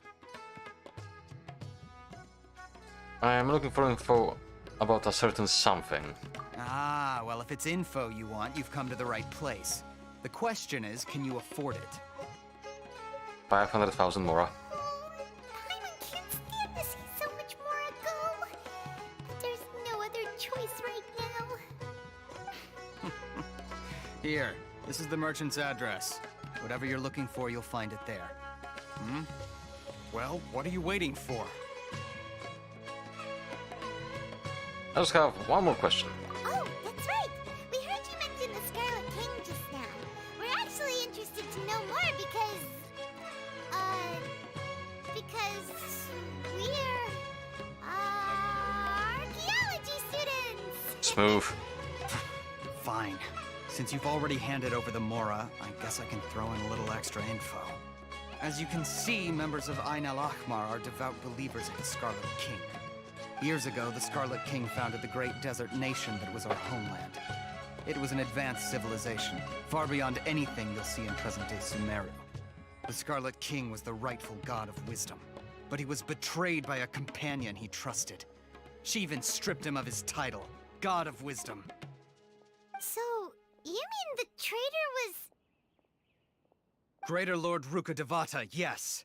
That shameless wretch destroyed the Scarlet King's civilization, and our ancestors were forced to flee to this land where we were made to suffer the tyranny of our enemies. Furthermore, she conspired with the Academia to cover up the truth of her actions, and create the merciful and benevolent facade for which she is now known. Ugh, just thinking about it sickens me. Interesting. But the story doesn't end there, oh no. The Scarlet King isn't truly dead. The voice of the Oracle has been heard in the desert, prophesying his resurrection. Mark my words, our god shall return. And when that day comes, all followers of the traitor and all the desert dwellers who have forgotten their true god will suffer retribution together. If what I'm saying makes you shiver with fear, it might not be too late for you to become a believer of the Scarlet King. Scarlet King is returning? I don't have anything to say to you Academia people about that. I think this conversation has reached its end. Not just yet. This man is a fraud. Huh? You again? Deranged Academia lunatic. Yes, it's me again. I already warned you that if you weren't willing to sit and discuss things with me, I'd take measures to make things uncomfortable for you. Listen to me. That address he gave you is fake. Or at least, you won't find a merchant waiting for you there. This group has been boasting all around that they can provide information on a certain item as a means of luring people into their territory. Once you show up, they keep up the act until they have hard evidence that you want to purchase said item. Then they use that to squeeze you for all the more you're worth. Hey! Shut it all, Hatham! What are you playing at, trying to ruin our business like this, I told you the other day. I wish to discuss my terms with your boss. Ha! The boss made it perfectly clear that he won't negotiate with you. Yes, and in no uncertain terms. But that was then. It does not preclude him from changing his mind in the future. I'm warning you. Don't push us, or this could get ugly. We don't usually get rough with people from the Academia because it just complicates things. For a lunatic like you, though, we might just have to make an exception. If you're suggesting that we escalate this from a verbal exchange to a physical one, I accept. After all, even the Archons used war to negotiate the ownership of Teyvat. If, on the other hand, we can't agree on any means of negotiation at all, then I'm afraid my next course of action will sting a little more than the mere falling through of a few business deals. I will jeopardize the Eremite's reputation, which I know you value above all else. I am quite confident that if I began to take such action, your boss would willingly approach me himself. However, I fear that by then, some things will have happened that cannot be undone. Also, a word of advice. I suggest you tell your boss exactly what happened here today. Otherwise, he might blame you for not telling him in the future. What did you say? Consider this. Have I ever failed to follow through on my word in the past? This guy is really out of his mind. Okay then. If you really have a death wish, let's meet a week from today. The pier in front of the Pharos Lighthouse, 4 o'clock in the afternoon, sharp. Don't expect us to hold back. Not so fast. First, you return the 500,000 Mora to them.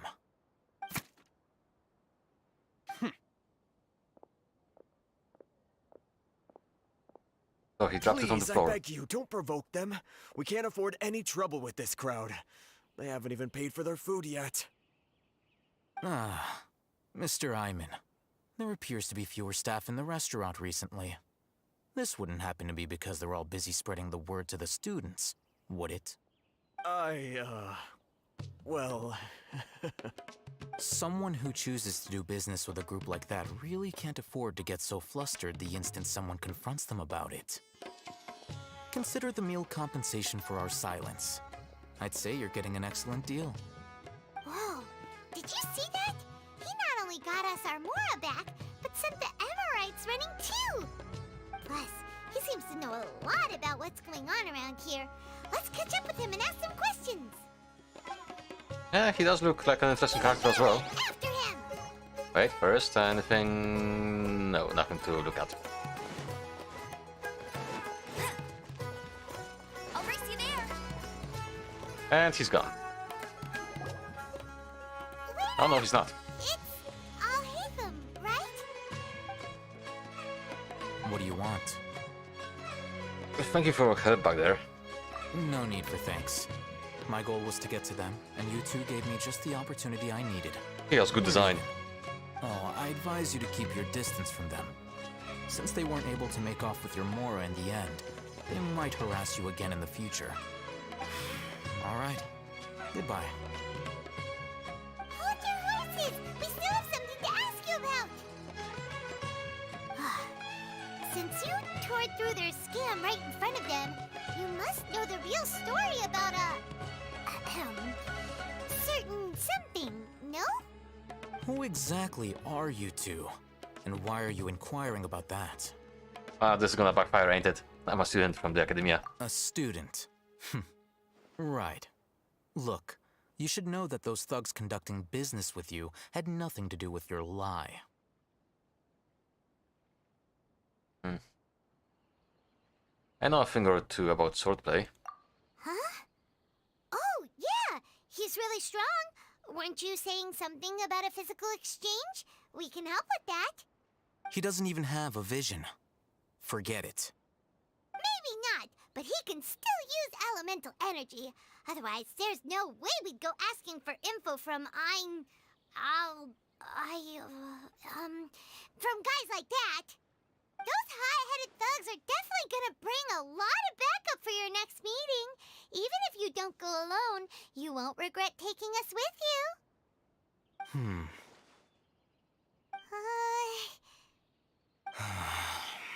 Alright, I accept.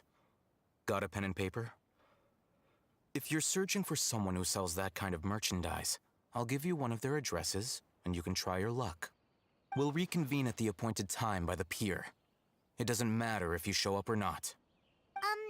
So, since you were happy to give us this merchant's information, does that mean you can tell us exactly what we're after? You were willing to part with 500,000 Mora for something and you didn't even know what it was? Yeah, that was stupid. Okay. Well, if you truly are as skilled as you claim, then you can beat the answer out of them when they become hostile. Look, if you've been making inquiries, then you have to know something by now. Tell me what you know so far, so I don't waste time repeating information. We know it's connected to the academia somehow, and that not only do the Eremites deal in it, but some students want to get a hold of it too. What else? It seems like some kind of knowledge. You know almost everything there is to know, but you're unable to compile this information because you've never seen the object before. This is what you've been looking for. What is that? Paimon can't tell what it is. It looks like some kind of ornament. This is a knowledge capsule. To put it simply, it's a vessel that can store a fixed quantity of canned knowledge. It's like a miniature Akasha. Anyone who links it to their personal Akasha terminal instantly becomes privy to its contents. Anyone? Correct. Anyone. Unlike the Akasha, which heavily regulates who can access what information, knowledge capsules confer their contents without any requisites. That's amazing! It's essentially a convenient and harmless vestibule for knowledge. Unfortunately, it's illegal in Sumeru to privately possess or trade them. They were created as a means for scholars to transfer knowledge gained from Irminsul into the Akasha, and are intended to be destroyed immediately after use. But despite strict regulations, Some of these knowledge capsules will always escape destruction. After all, there will always be those in this world who are dissatisfied with life as designed for them by the Akasha and wish to change their fate. Over the past century, a wide variety of canned knowledge has been leaked from the academia. Now, in Port Ormos, the valuable ones are a means to Mora for the Eremites. Meanwhile, those which the Eremites deem to be useless to them occasionally prove useful to the common citizens and hapless academia students. Well, I think that about sums it up. I heard that the Academia lost something recently. Oh, so that's your true objective. I want to learn more about it. With our current arrangement, I don't believe I can offer an answer. Perhaps we can negotiate further? You're still resolved. Fine. Let's talk somewhere with fewer people.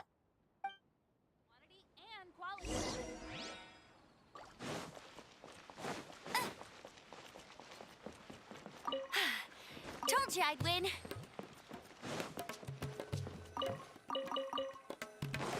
Okay, now we can talk. Let's continue our conversation here. If you wish to learn more about the knowledge capsule that the Academia lost, then you must help me with something. What is it? I need you to find someone named Dory, a traveling merchant. Unlike the peddlers who hawk inferior knowledge capsules, she often has quality goods in stock. Some say that as long as there is profit to be made, there is nothing she won't dare to sell. She's guarded against people from the Academia because most of her wares don't comply with Academia regulations. I think she blacklisted me. I met with her informant, but it soon became clear that they had no intention of letting me get any further. Become one of Dory's customers and earn her trust. This is my condition for further collaboration. Why do you want us to meet with her? Until you complete this task, you don't have question privileges. Fine. So how do we go about doing this? You two are Outlanders who haven't been here for long, so Dory should view you as safe clients. I'll give you the informant's address and their contact password. Beyond the password, though, I have no way of knowing what other tricks she might have up her sleeve. You'll have to improvise. This is kind of nerve-wracking. Meh. The true challenge begins after you meet her. She has a keen nose for Mora and a shrewd eye for wares, and she only likes customers who she deems to have good taste. I'll prepare some funds for you. Buy her highest quality wares and earn her approval. But we only just saw a knowledge capsule for the first time. We don't know how to tell which ones are good and which ones are bad. Is that something we can learn quickly? That's true. Have you two heard of elemental sight? I can use it. Oh? That's a surprise. Guess I'll have to hold you in higher regard. Anyway, that ability should resolve your issue. Explain? Here are 2 knowledge capsules. Tell me, can you detect any difference in their quality?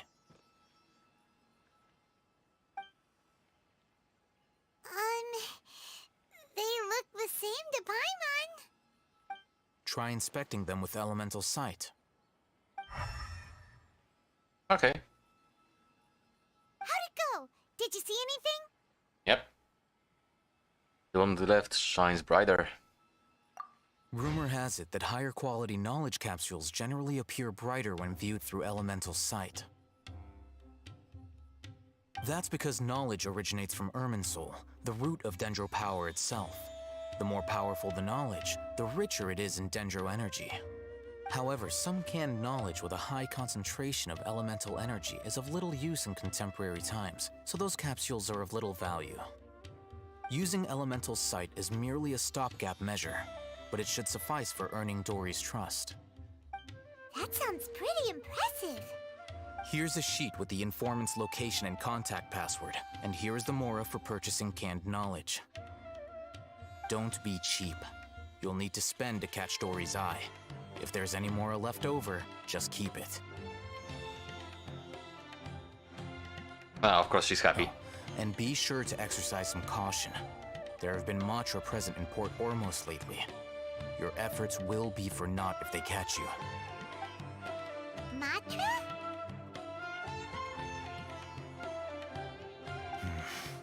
They belong to the Academia's regulatory body. They also handle cases of illegal canned knowledge transactions.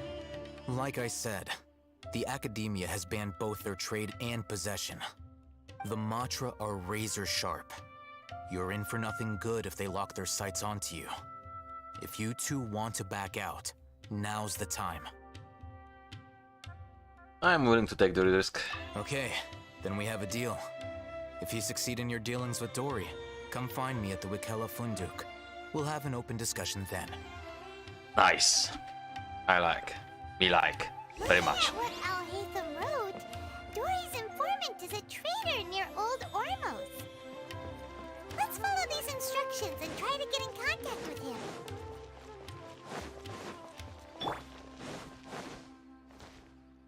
Latish. Hello. What are you two looking to buy?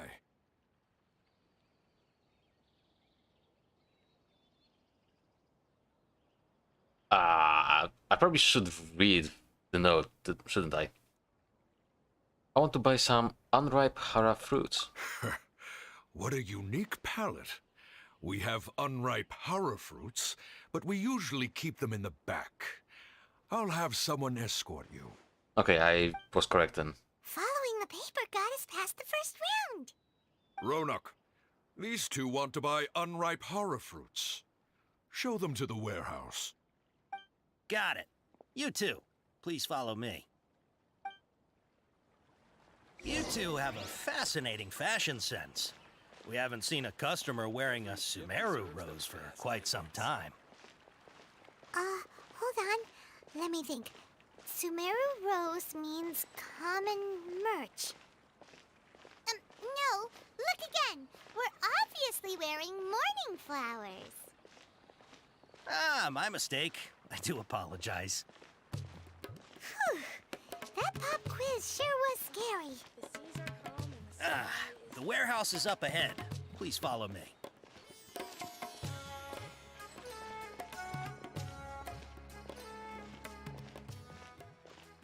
That's it, I'm guessing. Before I retrieve your products, I need to confirm a few things. Please forgive me, but we may not have sufficient stock for you today. Earlier, many of our hara fruits were taken by mice.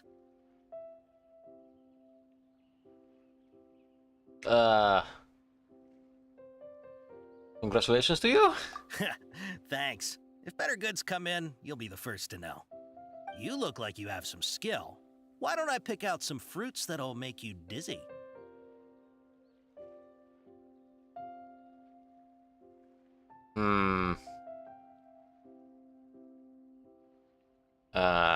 Dizziness with a side of tinnitus, please? Yep, that's the right answer.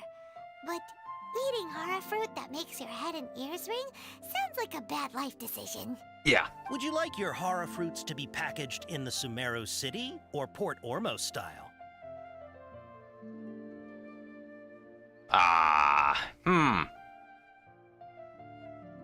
My first thought is Port Ormos style.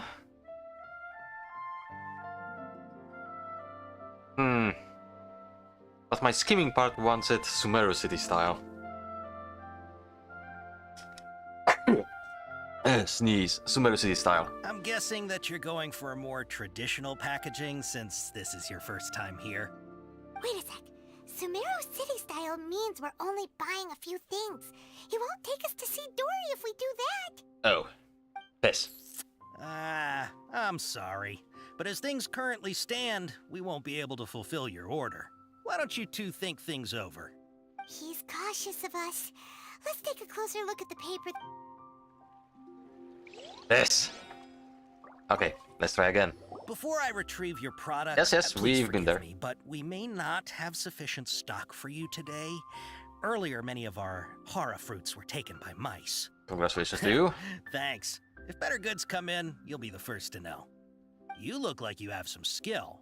Why don't I pick out some fruits that'll make you dizzy? Dizziness with tinnitus. Yep, That's the right answer. But eating hara fruit that makes your head and ears ring sounds like a bad life decision.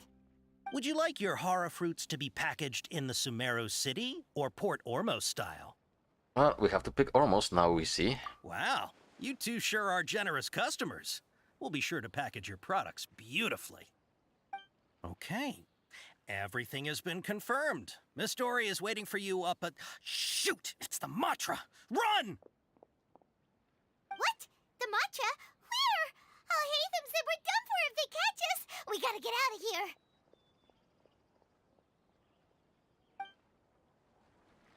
We don't know this area, so let's follow that informant.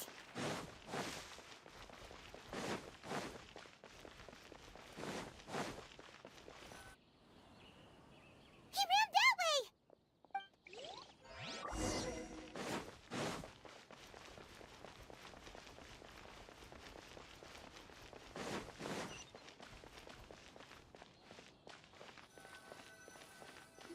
Look, he's over there. Okay.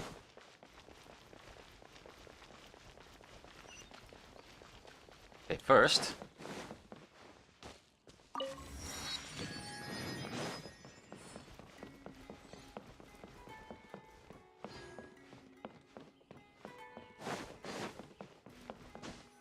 Hey, if you're hiding from the Rishbaland tiger, come this way. Another password. Huh? Oh, that voice came from behind the building on the... Oh. Here, over here. You can stop running now.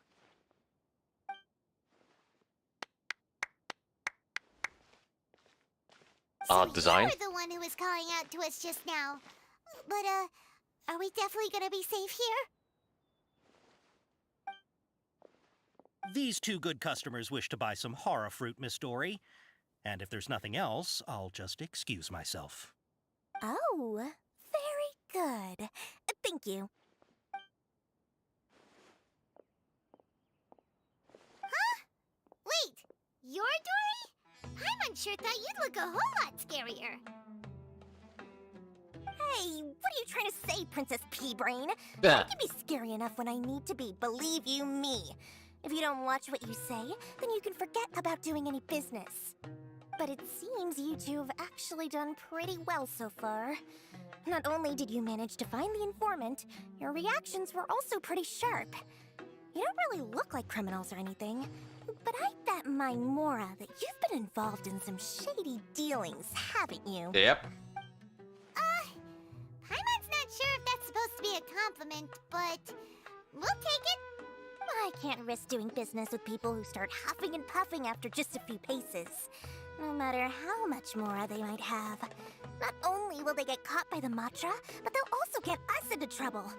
As decent folks trying to run an honest business, we don't need any of that. Wouldn't you agree? So that's why I prefer to have customers like you. It's your first time here, but don't worry, I won't ask too many questions. Even if you wish to buy enough knowledge capsules to decorate your house with, please, knock yourself out. As long as you have lots of round, shiny Mora, then we're all good. Can you show us your products? Ah, yes, of course, of course. I want to say produce. Help yourselves. Voila! Wow, she has a trove of canned knowledge. Whew. She'd probably be in serious trouble if the Matra caught her with all this. Probably. What kind of products do you seek, my dear customers? Don't worry, I'm not interested in your reasons for buying. I can, however, offer some suggestions.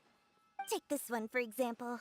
An analysis of the sociological ideology and dialectics of the Hilichurls. Only 3 people in all of Teyvat have ever studied it, making it extremely rare. It's on sale now for 350,000 Mora. Yeesh, who would want to be an expert in that topic?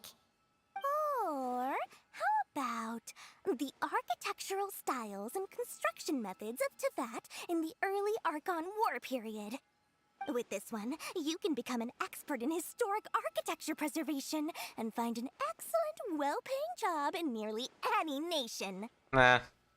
Ooh, now this sounds like it could be useful. 2 million Mora, and it's yours. No discounts. Whoa! That's a lot of Mora! Of course, you are free to pick whatever your heart's desire. The contents and price of each knowledge capsule are indicated in small text on the body of each one, down at the bottom. Alright, let's try the method that Alhaitham mentioned.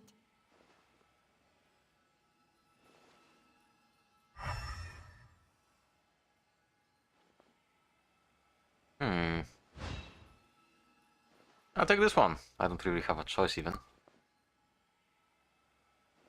And this one. As well as this one. Ah, you've really got a good head on your shoulders, and quite the eye for quality. We'll take these, please and thank you. How much? My oh my, you are blessed with a taste for both the exquisite and the extravagant. Customers like you are a rare breed. 1 in 100. No, 1 in 1,000 even.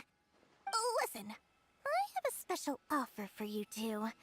If you spend just 100,000 more, you can pick any knowledge capsule of your choice up to a value of 1 million Mora. Say what now? Ah. Hey, did you hear that? Spend another 100K and we get a capsule worth a whole million! Calm down, Paimon. But all the canned knowledge we just bought is easily worth 500,000 Mora. If we spend just a little more, we can get something worth 1 million Mora. Isn't that a fantastic deal? Think about it. We've gone to all this trouble to get this canned knowledge. And so far, everything we bought belongs to Alhaitham. Oh. Aren't you even the least bit curious about how this whole canned knowledge thing works? We're talking instant knowledge here. Don't you want to try it yourself?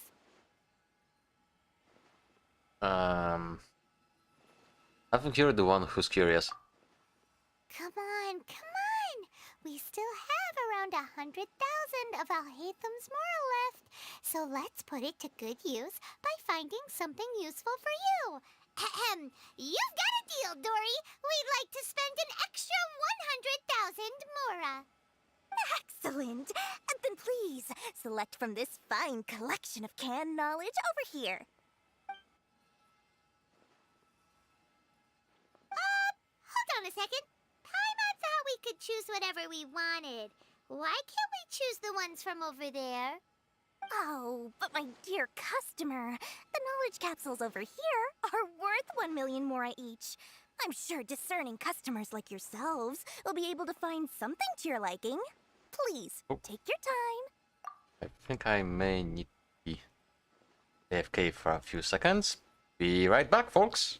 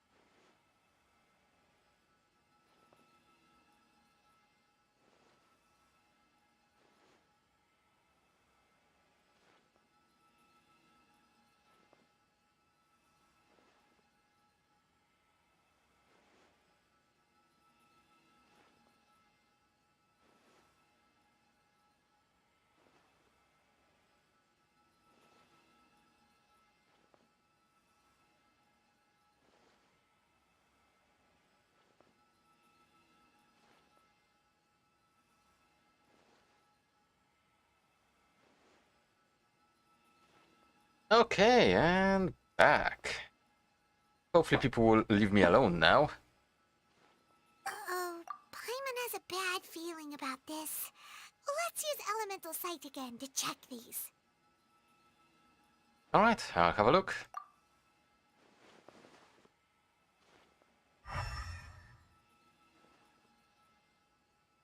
So, what did you see? They all seem to be equally bright. So they're all worth about the same amount? Well, anyway, the mora's already been spent, so let's at least try to find something useful. Let Paimon take a look here. An introduction to traditional Sumeru brewing techniques. Oh. The art of growing spices. Oh. An overview of ancient runes. Oh, how about this one? Sword Fighting Techniques 8. Not sure we'd ever find volumes 1 through 7, but at least this knowledge should be useful, right? Let's go with this one. Whatever makes Paimon happy. Dory, we'll take this one. All right, very good.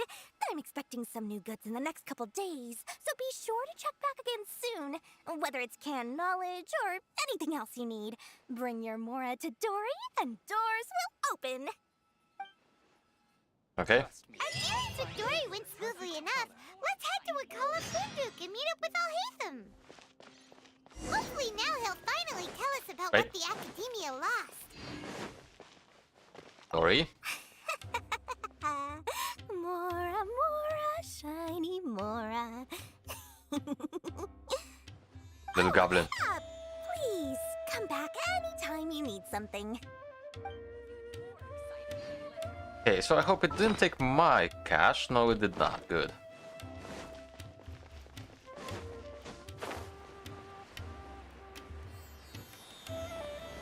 Oh, a lift. Nice.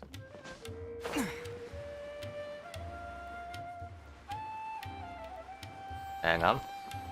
I have a suspicion. Ah! Is this an answer from this world? Hello, I'm back. Ha, you two made it. And from the looks on your faces, you were successful. Yep. Whoa, there's so many people from the Academia here. Why would you pick this place as our meetup spot? Well, Wakala Funduk is under the Academia's control, so naturally the Academia has people working here. I came to Port Ormos under the pretense of conducting official business. You're a pretty daring guy. Relax. No one here is interested in anything we say, and the Matcha won't come here. Okay now, tell me how your encounter with Dory went. Be well. Okay, we did what you asked. So, can you tell us about the knowledge capsule that the Academia lost now? Before that, I have to ask, why are you two so intent on tracking it down? You don't have to answer, of course. It's not a secret or anything. Yeah, he just wants to meet the God of Wisdom and ask her about something important. We've been in Sumeru for a while now, but we still haven't found a way. When we heard that the Academia had lost something that might be related to the gods, we came here in case it turned out to be our lucky break. In that case, you're on the right track. Nice. A short while ago, the Academia lost a knowledge capsule in the desert. It's supposedly a divine knowledge capsule. Use it, and you'll gain the wisdom of the gods. Wow, there's really such a thing as that? Probably not. Hey, if we find it, do you think we could learn how to meet the Dendro Archon? Ooh, or how to find your sister? I highly doubt it has any mystical properties, but it does indeed exist. And it's right here, in Port Ormos. So, where exactly? That's what we need to find out next. Your goal is to find it too. I won't deny that. I am investigating because I'm curious as to what the divine knowledge capsule truly is. As you know, the Eremites in Port Ormos also have their eyes on it. It is an extremely precious item. The knowledge contained within may bring great power or wealth to whoever has it in their possession. Several brigades have been vying for ownership of it as of late, but there is still no victor. My personal finances and connections cannot compete with those of the Eremites. After attempting various methods, I finally managed to reach a tentative agreement with several brigades. I agreed to forego ownership of the Divine Knowledge Capsule in exchange for the opportunity to study it. After all, there's no harm in understanding what it is. However, there are those who are less amenable to negotiation, such as those from Ain al-Ahmar. They adamantly believe that the Divine Knowledge Capsule contains the Scarlet King's power, and that he will return to this world when they obtain it. They refuse to let anyone from the Academia tarnish their deity's soul. So you kept hounding them because they refused to cooperate with you? Yes. Ain al-Ahmar isn't exactly wealthy, but its members are determined to get that capsule by any means necessary. To that end, they've resorted to many methods more foul than fair in order to amass sufficient funds. So, I've been sabotaging their business to force them into negotiating with me. The Divine Knowledge Capsule should be up for a secret auction within the next few days. Each brigade will place their own bid, and the prize will be covertly given to the winner. To ensure the capsule's security and to evade the Matra's notice, the winning brigade will not publicly disclose their victory. Unless I know whose hands the Divine Knowledge Capsule ends up in, my agreements with them will fall through. Dory is the most reliable source of information, but that avenue was previously closed to me. With you on board now, the situation is different. In other words, you wanted us to befriend Dory so you could find out where the Divine Knowledge Capsule is. Yes, you can say that. But this arrangement harms none of us. The day after tomorrow, go back to Dory and try to purchase information on the Divine Knowledge Capsule's whereabouts. If she has no information, wait 2 days and approach her again. If I get the opportunity to study the Divine Knowledge Capsule, I will relay my findings to you. Will that suffice as compensation? Thank you. Okay. Then we'll meet up in 2 days. Alhaitham, before you go, we actually bought a knowledge capsule for ourselves, but we're not sure how to use it. You two want to try using a knowledge capsule? Sure, I can teach you. Doing so right under the Academia's nose is a bit problematic, though. What do you say we head to the outskirts of town? Okay. Illegal stuff. Yay.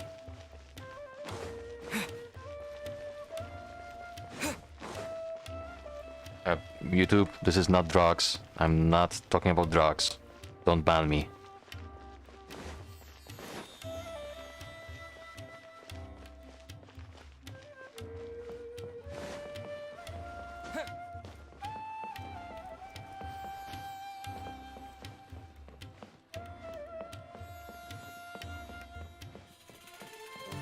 Oh, I see you.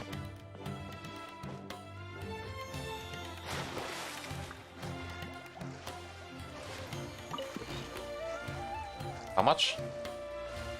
1,000, okay.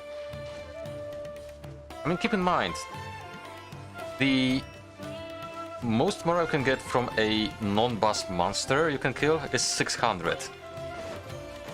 And this took no time whatsoever. Also, what is this? Oh, it's a fishing pond. Before actually... Those are new. Hey! We have a fishing pond here.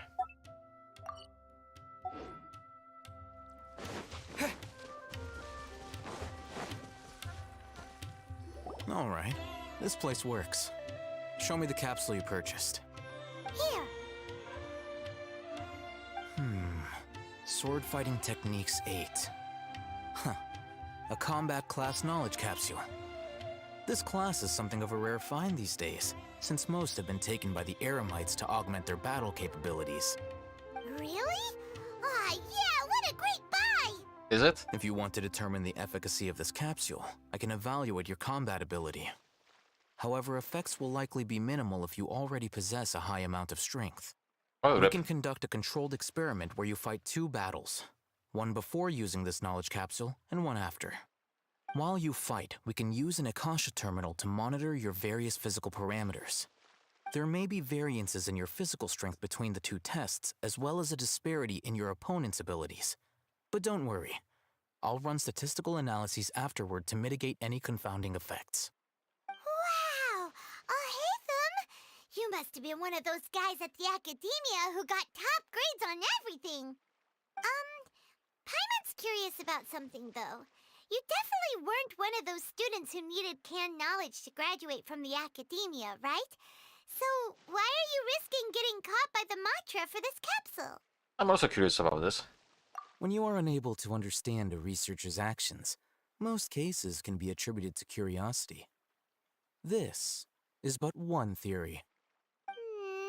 Sounds like you're trying to avoid the question. All right, let's begin the test. Just fight as you normally do. Against what? Ah.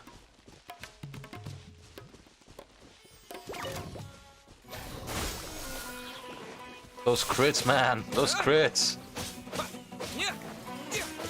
Actually. My, let's spark things up a little.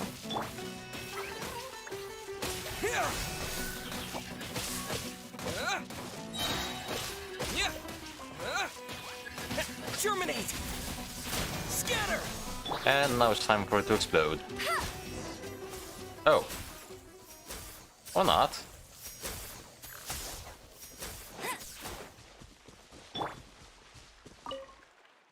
All right.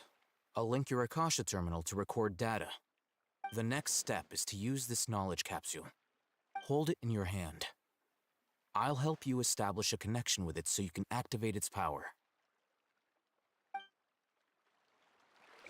I'm guessing it's just gonna give me a whatchamacallit, a constellation in the end. Actually give me an item.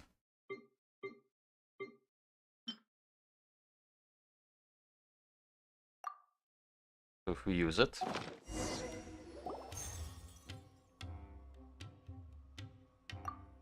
as if I saw countless sword-wielding figures fighting one moment and then in the next they disappeared into the recesses of my memory. Hey, how are you feeling?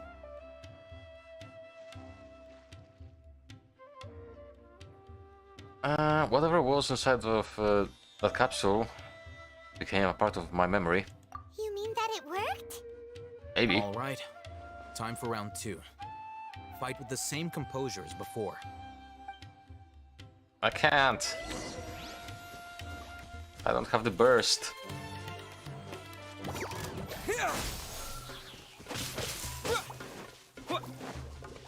Come a little closer.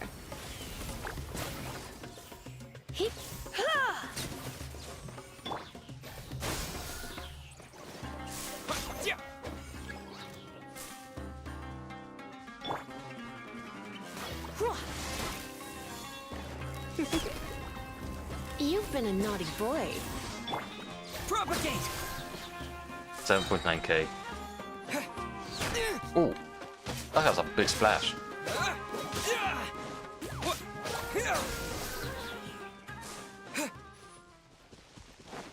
Oh, did it do anything? Now, I'll start recording data again. Haytham, how's it going? Well, the knowledge capsule you purchased did improve his combat capability. During the second fight, his overall fighting performance increased by 0.073%. Wait, how much? Ah! That's basically 0. Dory's such a jerk! She totally scammed us! 1 million mora? This thing isn't worth a tenth of that amount! Of course, this could be because he is so powerful that the capsule's contents were unable to produce a substantial increase. At the very least, this test allowed me to gain more insight into you two. Our deal seems increasingly worth my investment. I'm heading back to Ikela Funduk. I await your response in 2 days' time. This is Mora for when you ask Dory for information. Pay her as much as she requests. Okay.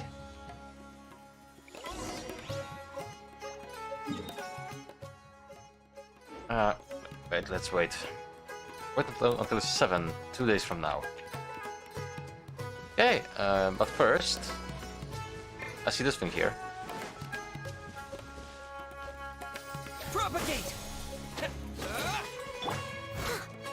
I cannot do anything about it, apparently. Unless...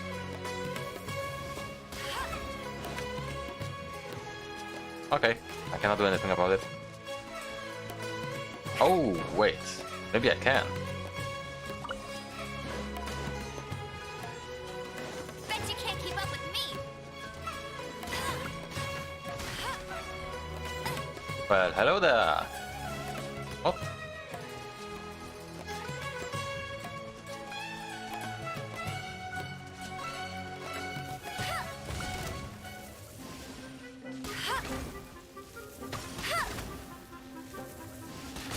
Yeah. Get him. Can play with this guy.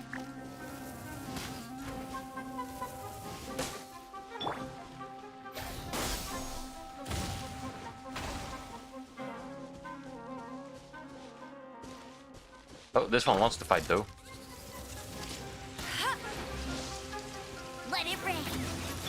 You? Here. He. Oh, they both want to fight. Surrender and I'll be gentle.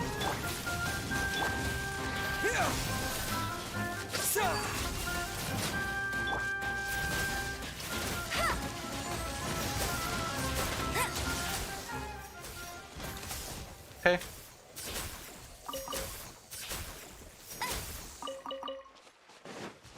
Ooh, this is a good treasure. Opening a chest is like unwrapping a gift.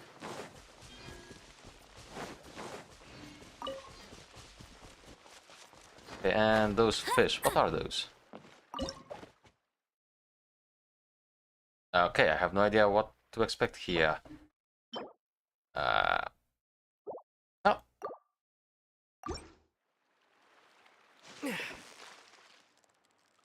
Let's have a go.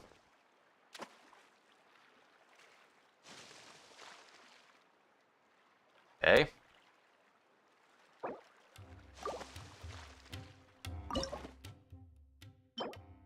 And I don't have these. I'm gonna have to craft some of those.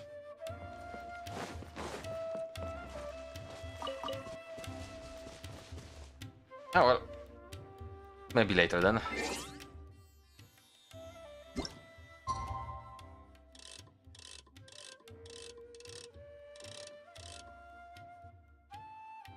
Let's go.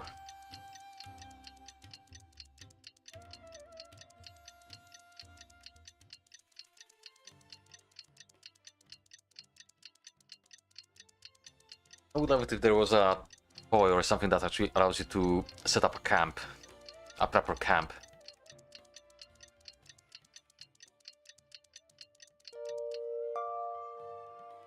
Okay. Let's see Dory today and ask her about where the Divine Knowledge Capsule is. That's the plan.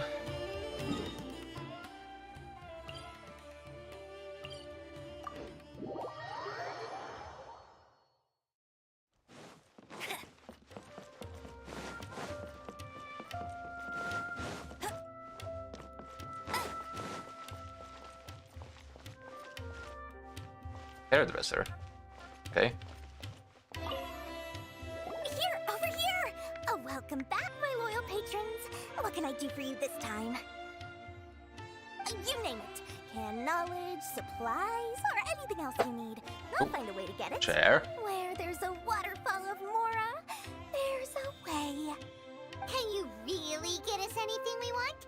Anything at all? Aha! So it appears that canned knowledge alone is no longer sufficient for your opulent appetite? Nope. Then please oblige me. Tell me what you have in mind. I'd like to buy info on the whereabouts of the Divine Knowledge Capsule. Oh! I knew customers with pockets as deep as yours would undoubtedly crave something more profound than ordinary canned knowledge. But you know, that kind of information isn't going to be cheap. Hit me. After all, I had to work really hard to weasel my way into the auction site. Not to mention that if anyone found out that I was the leaker, I would be in big, big trouble. Hit me. How can we be sure your information is accurate? Paimon's curious how you just happen to have this kind of info the moment we need it. Because to me, anything of value is what I consider to be my supply. Therefore, I must always be aware of what's hot on the market in order to secure more sales. As for the information's authenticity, well, you've no need to worry about that. I used a camera to take a picture of the transaction. That way, no one can dispute it. Name your price. It's always a pleasure doing business with such sterling patrons. Now that you've paid in full, here's the scoop. The Divine Knowledge Capsule was purchased yesterday by a certain Misery, the leader of Ain el Ahmar. Ain el Ahmar? You mean the Eremites who worship the Scarlet King?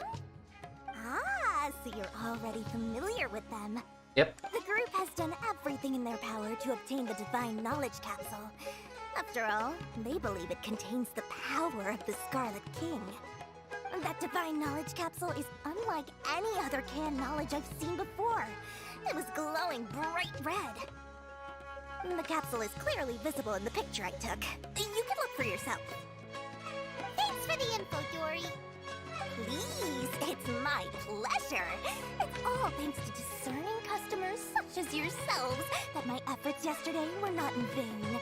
Please, don't hesitate to contact me if you ever need anything else in the future. More effort, Dory, opens doors. Okay. Well, we figured out where the Divine Knowledge Capsule is. Turns out, it ended up in the hands of Ain el Ahmar. Let's head back and talk to Al-Haytham.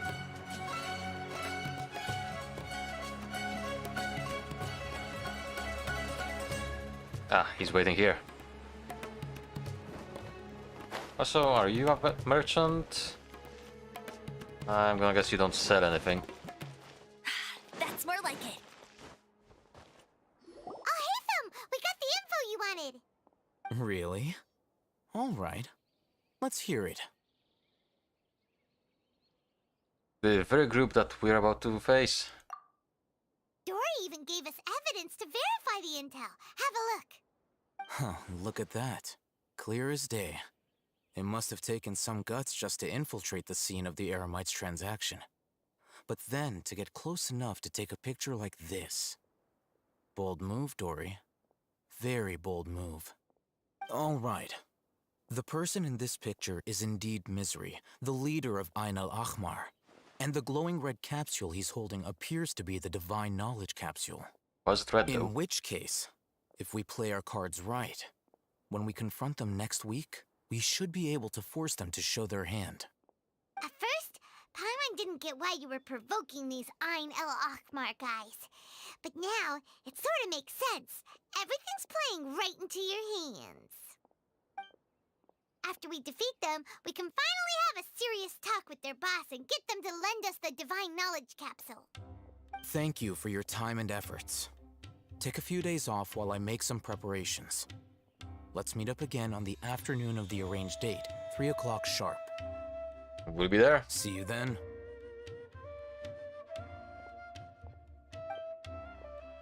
A few days later. Okay, so I don't have to idle about.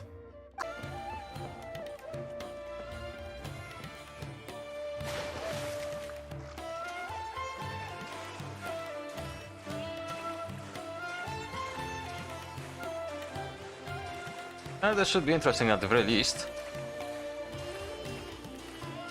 And hopefully this will also progress the story further.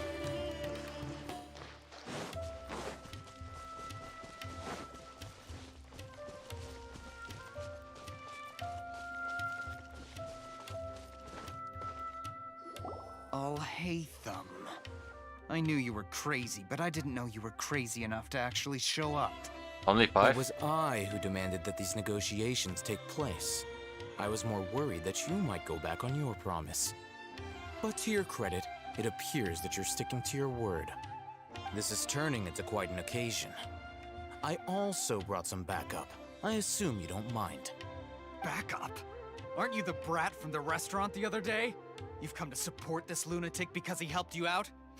Fine. Your funeral. Nah. I'm not going to mince my words. Once we're done with you, you'll be nothing more than fish food. Get 'em, boys!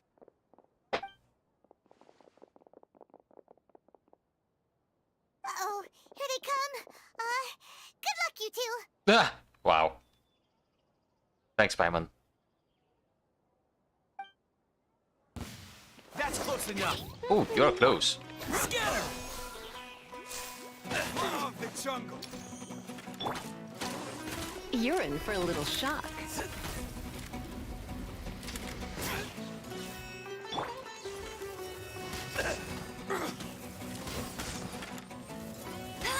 Wow, you guys are weak.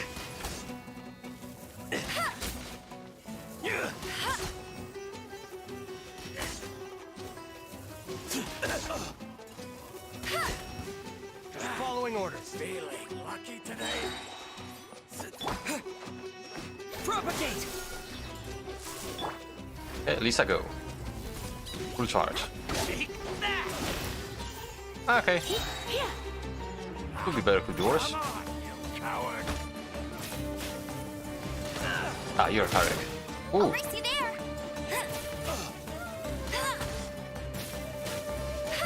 Let's beat up your support first, and then I'm gonna beat you up.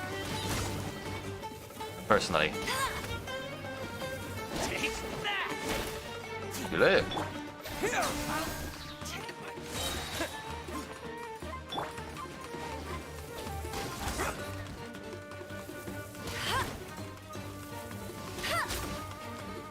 Hey, you and me, buddy. Scatter! Nice crit in the end. Academia scum!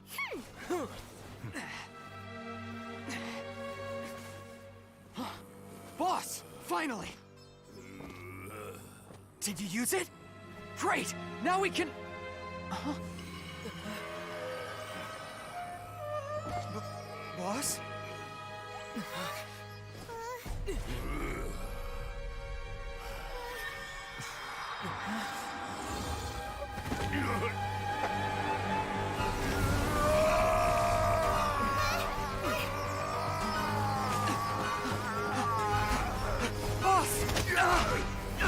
Boss! What's wrong? What happened to him? We have to cut his Akasha connection, now.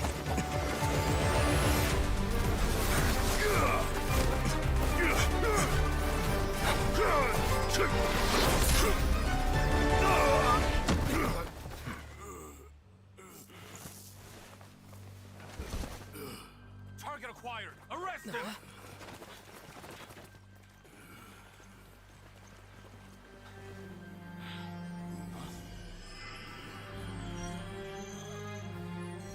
Do not impede our work. Is that understood, Al-Haytham?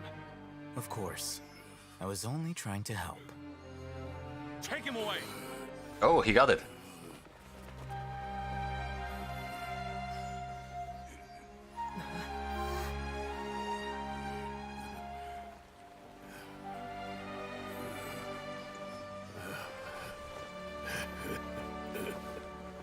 World, forget me.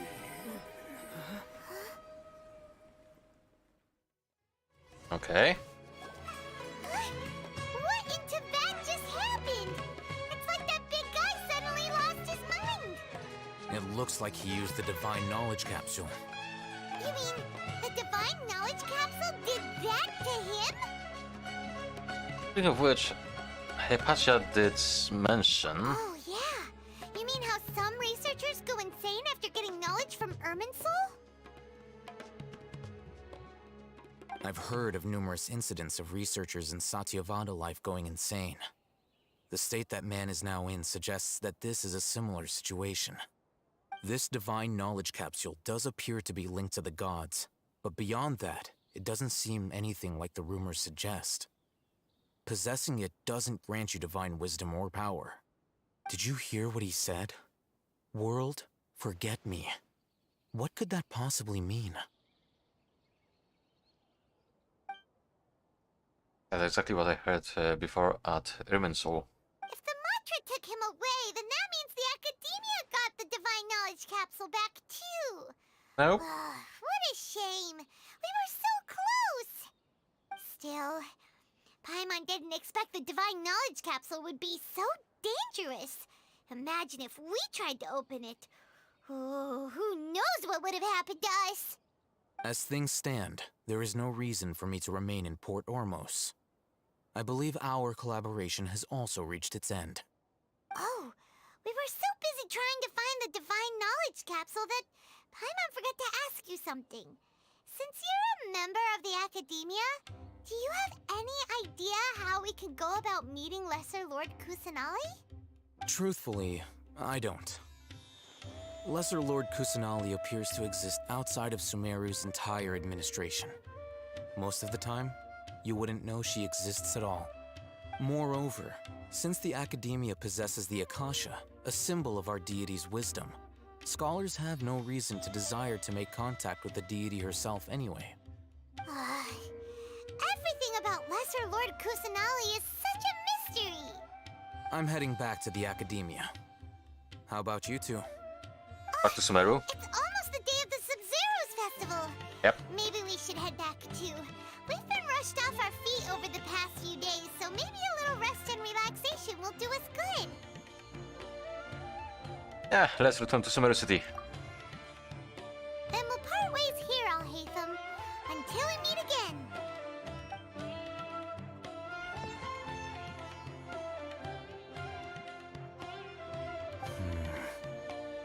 Now, do I deal with this thing first? Or should I produce the report that the higher-ups require?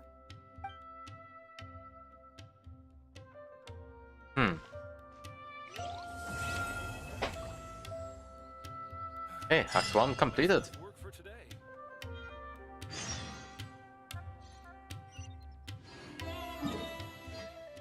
Right.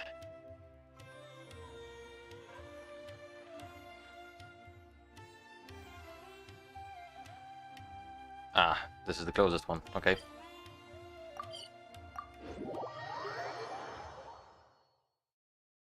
We didn't miss the Sub-Zero's festival, right? No. Let's hurry and find... No, because the plot demands it. Okay. Oh, that sliced Paimon's dialogue. God damn it.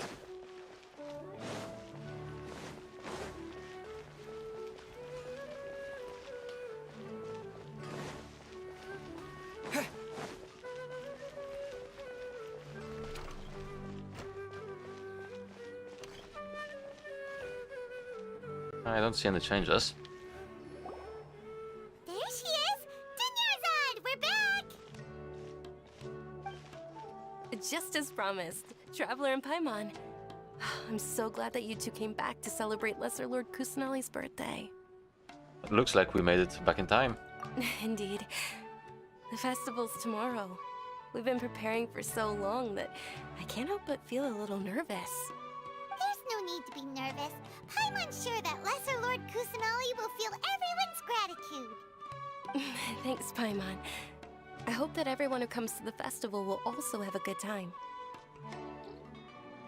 Speaking of which, did you manage to make your way to Port Ormos? Yes. Discover anything over there? Not much. Of course we went. A lot of things happened there. Instead, we're only left with more questions. I see. Sounds like you two had another exciting adventure. If there is another chance, I would love to join. My lady, if you went to Port Ormos in your current state, we'd both be in for a lifetime of trouble. Dia! You were eavesdropping! It's called covert protection. Keeping an ear out for what's going on around my employer is part of the job. It's alright, Dia. I merely said I would like to go. I know better than to think my body could handle it. The festival's tomorrow. I've been doing nothing but causing trouble for you. So Dia, please take some time to relax. I'll be fine. Even when you put it that way, it still doesn't feel right. Don't worry, my guardian knight. Okay, fine, but only tonight. Tomorrow's a big day, and many no-good scumbags are gonna try to take advantage of that. Oh, you two must be exhausted from your long journey back to the city. My apologies for not realizing this sooner.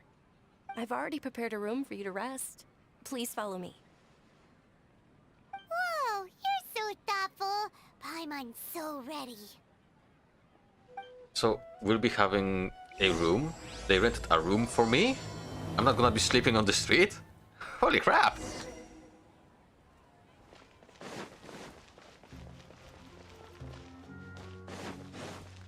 This way, I'm guessing.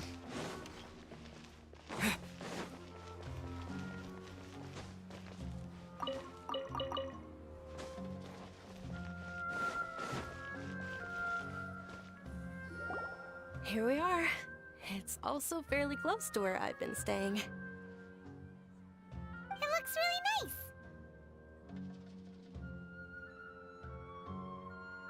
Sorry for the trouble, Dinnerzad. Not at all. Just tell me more about your adventures when you next get the chance. That's Paimon's specialty. Paimon can tell you stories next time. About our plans for tomorrow. Oh, if you don't mind, how about we all walk around together tomorrow? All of my friends will be working the festival, and Dia is still insisting on her covert protection. Yeah, it'll be pretty hard to relax and enjoy the festival if Dia's constantly hovering over you, right? I'll keep you company tomorrow. Then let's meet at the nearby bazaar first thing tomorrow morning. Have a great night. It's a deal. Good night, Dunyarzad. I may be too excited to fall asleep tonight. See you tomorrow. Paimon's starting to really look forward to the Sumeru festival too. Will there be lots of yummy food? Oh no. Thinking about food is just gonna keep Paimon up all night. The earlier we sleep, the better. Let's go inside, traveler.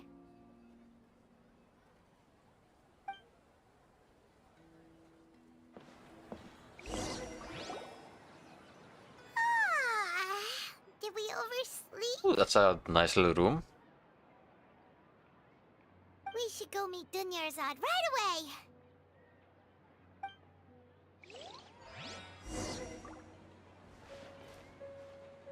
Yeah, this is quite cozy.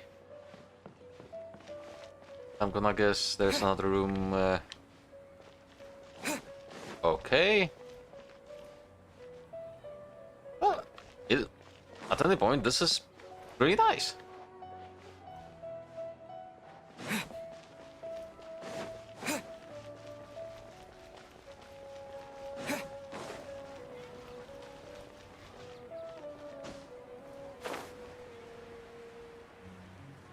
And there she is.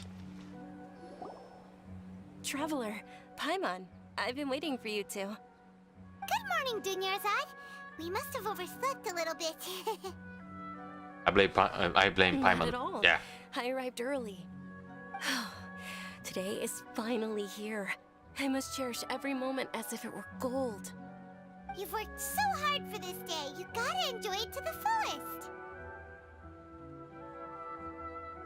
You know it.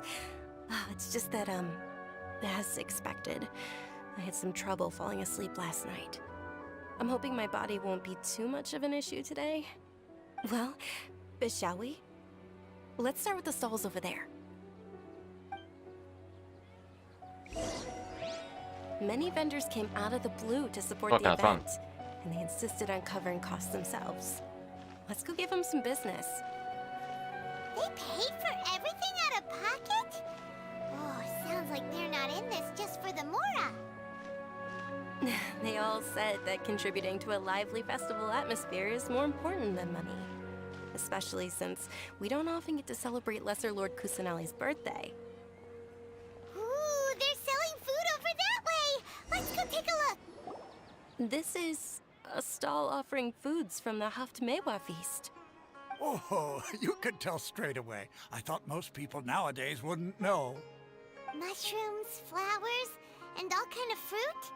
It's all vegetarian stuff.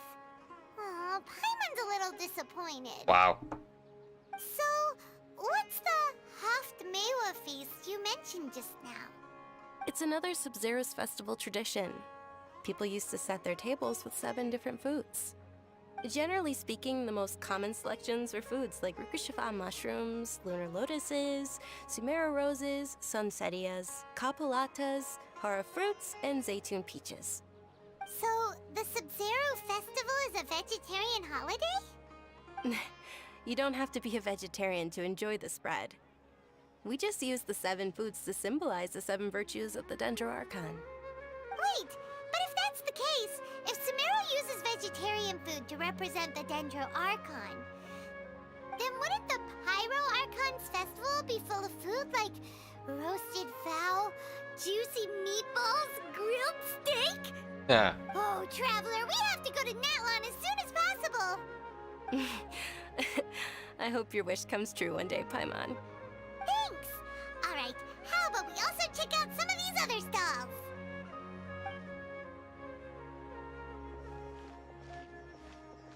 Dear customers, would you like to try your hand at alchemical divination? What's alchemical divination? Those two things sound like they'd be fun to try together. Right? I thought the same when I first heard about it. It is said to be a mysterious craft invented by none other than Lesser Lord Kusanali herself. So, how does it work? It's quite simple. After you give me any 2 alchemical reagents, I'll use them to perform a random transmutation. Sure sounds random. So random that it will probably fail. That is precisely what we need. After the transmutation fails, your one and only diviner here will interpret the remnants. This entire thing is way too random. Well, according to Lesser Lord Kusanali, everything is interconnected, and all that occurs can be traced back to fate. You could say this is a pearl of old wisdom. Why does everything sound so much more credible when Dunyarzad says it? Are you guys working together? So that's the true wisdom behind it. This young lady sure knows her stuff. So, how about it? Want to give it a try? Alright, I guess I can give it a go.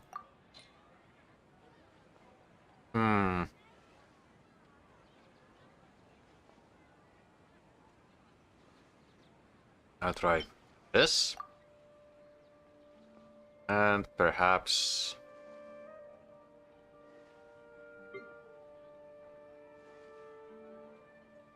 okay, none of these.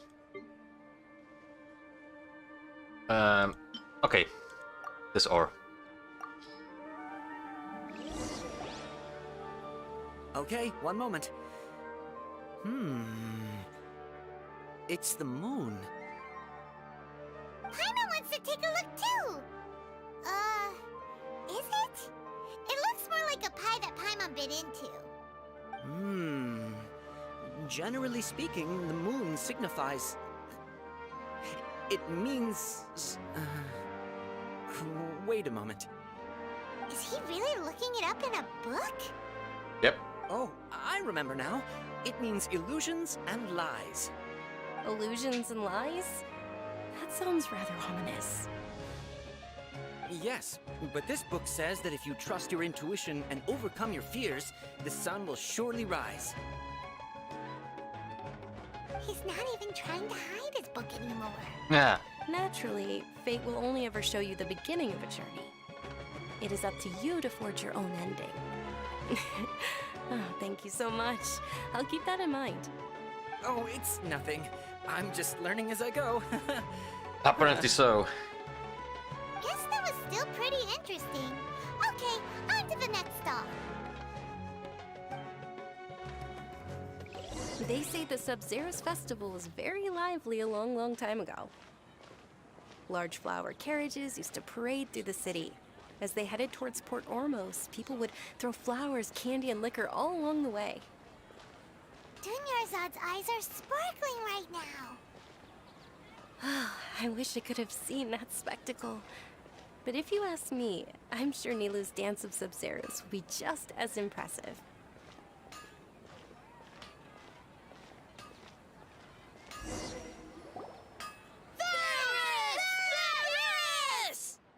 Attention!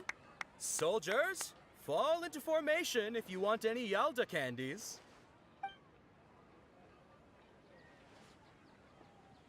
It's a weird guy with a weird hat.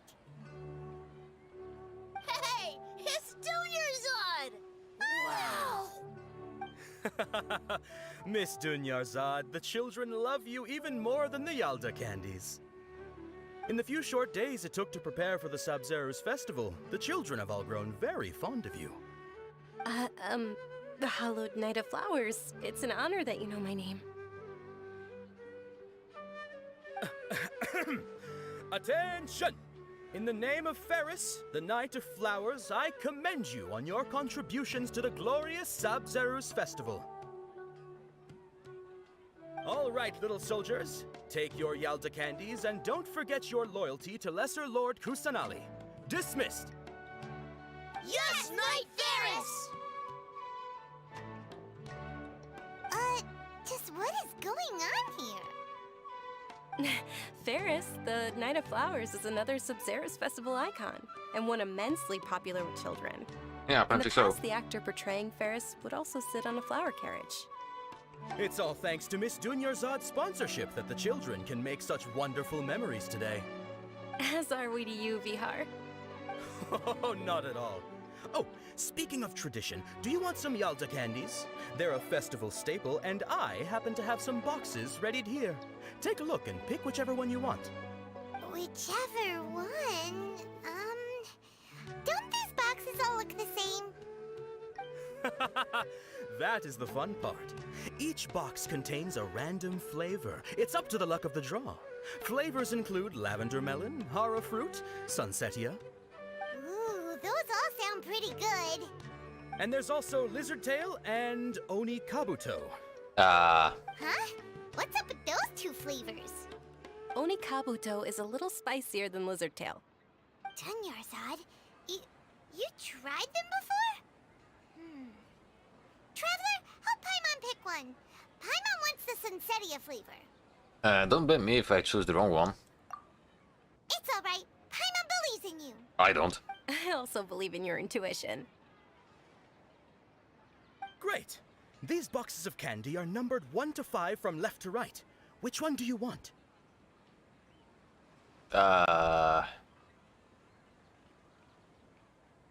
Number... Hang on. I have an idea.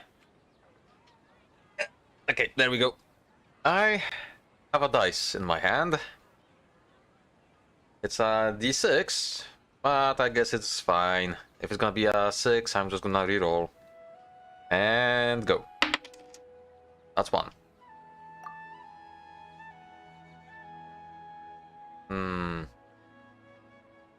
You know, it doesn't look... No. It doesn't look like Sunsetia. But it's... what the dice decided. Attention! That's unfortunately Lizard Tail. Paimon thought you survived so many epic battles because you had incredible luck. Nope. But looks like Paimon was wrong. The Sunsetia flavored candy was in box number 4. How about this? The most important thing is that everyone has a good time at the festival. So please, take both boxes. Really? Ooh.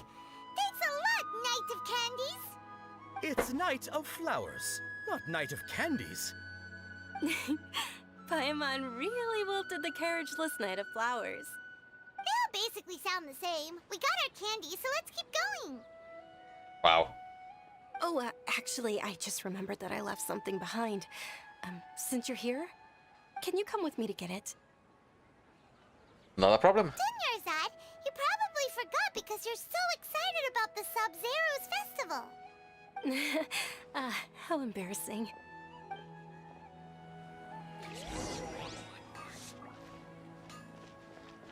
Okay. At least I can run now. It's gonna be reasonably fast.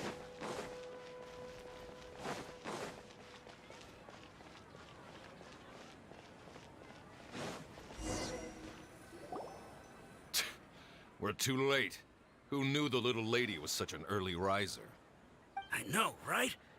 Hey, wait a minute. Boss, isn't that her? Oh, that most certainly is. We're in luck. She's walking right into our clutches. Oh? Those Eremites don't look like they're up to any good. Who are you? I don't believe the Homayanis hired you. That's right. We haven't received any of their Mora, but I wonder how much the Homayanis would shell out to get you back. Ooh. They're a gang of kidnappers! Traveler, hurry and protect Dunyarzad! Professional here, ready to go. Hey, did you scumbags even consider that the Homayanis might have hired a merc that outclasses you? You're... Dia! Dia the Flame Mane! No wonder we mercs haven't heard anything about you for so long. You sold your unruly mane to the highest bidder. Don't speak so disrespectfully. My family started working with her as gratitude for her past kindness to us. Don't worry about it, my lady. Just some friendly banter between mercs. One punch and those rabid dogs will expose themselves for what they really are. Aren't your claws all dull by now? Don't get too cocky! Oh, this is gonna be fun. Traveler, take Miss Dunyarzad to a safe location.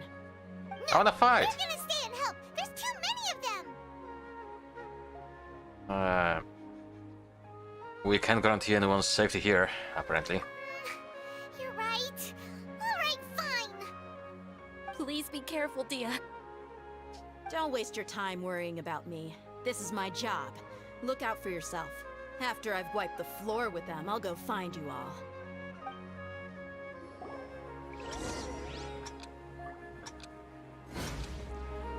Hey, there's a time limit.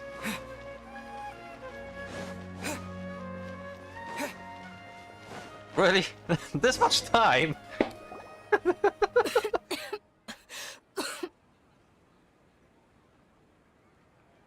This was way too much time. Dunyarzad, are you okay? You look a little pale. Are you in shock? Yeah, I'm fine. My body always reacts like this whenever I exert myself too much. You sure you're okay? I'll be fine after some rest. I'm more worried about Dia. After all, none of this would have happened if I hadn't insisted on coming out today. Don't worry, she's tough. Yeah, don't worry.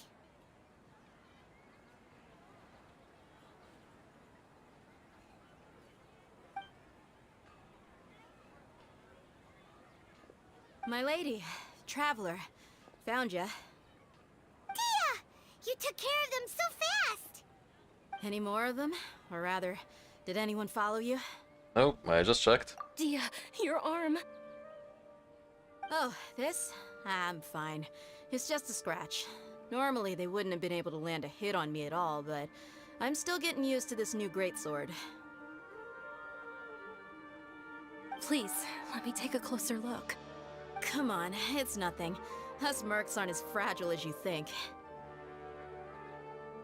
Hold on, you said something about a new greatsword. What happened to the one you were using before? About that. Well, I sold it, because I was low on Mora. Stuff like this happens every now and then. It can't be. The anonymous donation that was used for the venue's final round of preparations?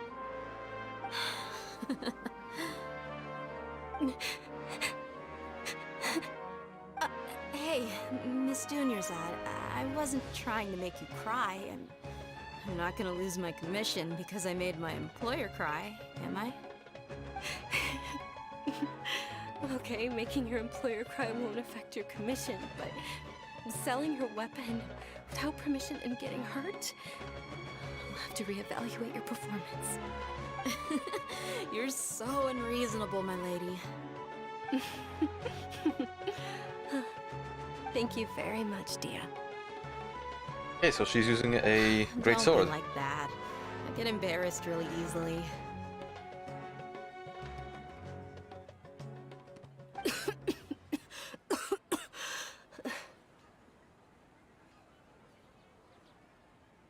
Are you feeling feeling unwell again, Dunyarzad? My lady, your condition. Traveler, can you take her somewhere to rest? I'll look around the area to make sure we're safe from an ambush. No problem. Truly. I'm sorry for the trouble, everyone.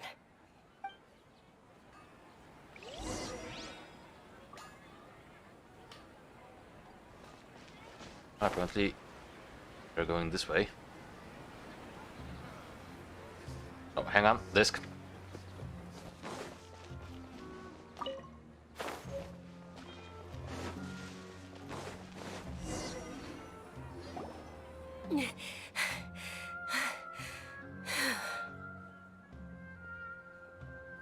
Hey?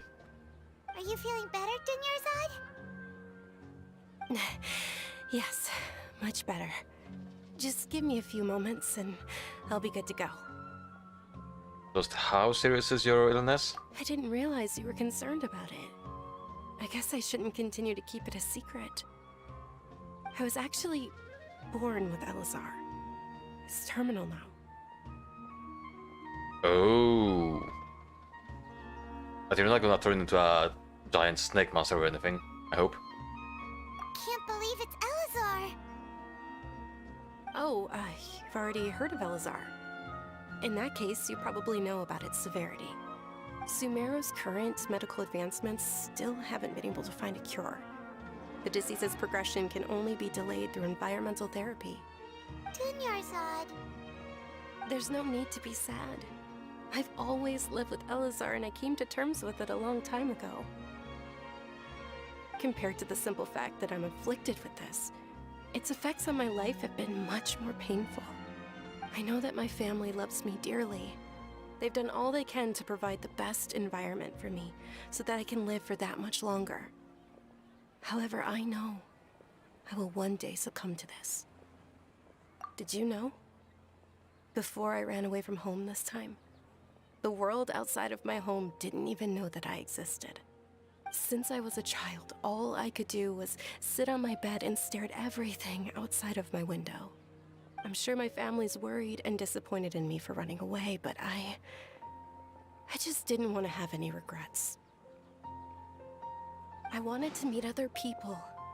To me, there's nothing more beautiful than being able to meet and speak with others. Not to mention the incredible time spent preparing for the festival. The joy on everyone's faces here, and all the support I've received from friends like Dia. This way, when my final day does arrive, it will be less sorrowful. At the very least, many people will remember that I once existed in this world, right? Don't say that. You still have happy times yet to come. As long as you don't forget Paimon.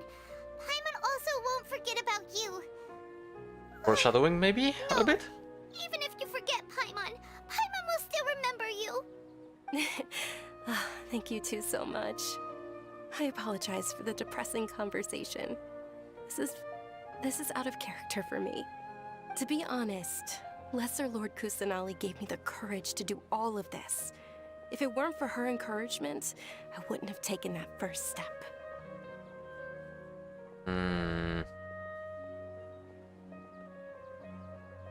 You're the one who has remained resolute in the face of your illness. Thanks. There will always be frustrations in life, but I know that the point of living is not to leave behind any regrets. Right? Oh, right. Isn't it almost time? Huh? Almost time for what? The dance. Isn't the Dance of Sub-Zeros about to begin? It's the part of the festival that I've been looking forward to the most. Nilu will recreate that legendary scene with her most splendid dancing. And the Sub-Zeros festival will conclude amid everyone's applause and blessings. And with that, my wish will also... Then what are we waiting for? Let's go to the stage! Yeah, we should still make it in time.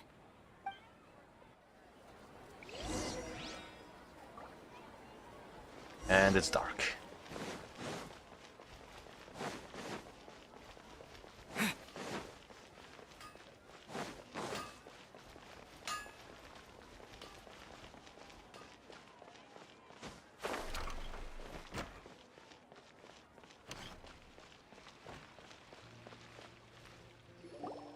Were you not aware that the law prohibits this type of performance from taking place without prior permission?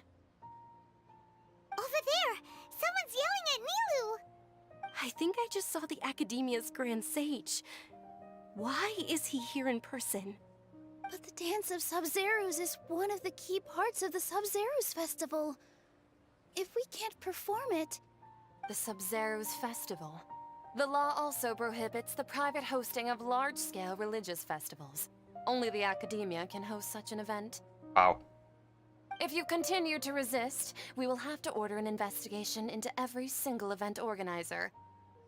The Grand Sage has already granted you much leniency. I advise that you exercise tact. How did things turn out like this? The Academia was originally responsible for the Sub-Zerus Festival, but they failed this responsibility for many years. I need to speak with them. If you force their hand too much, the situation may get ugly. This is a hard pill to swallow, but you're right. Things would only get worse. Art, dance. Aren't you ashamed of pursuing such frivolous and meaningless activities in this land of knowledge and reason?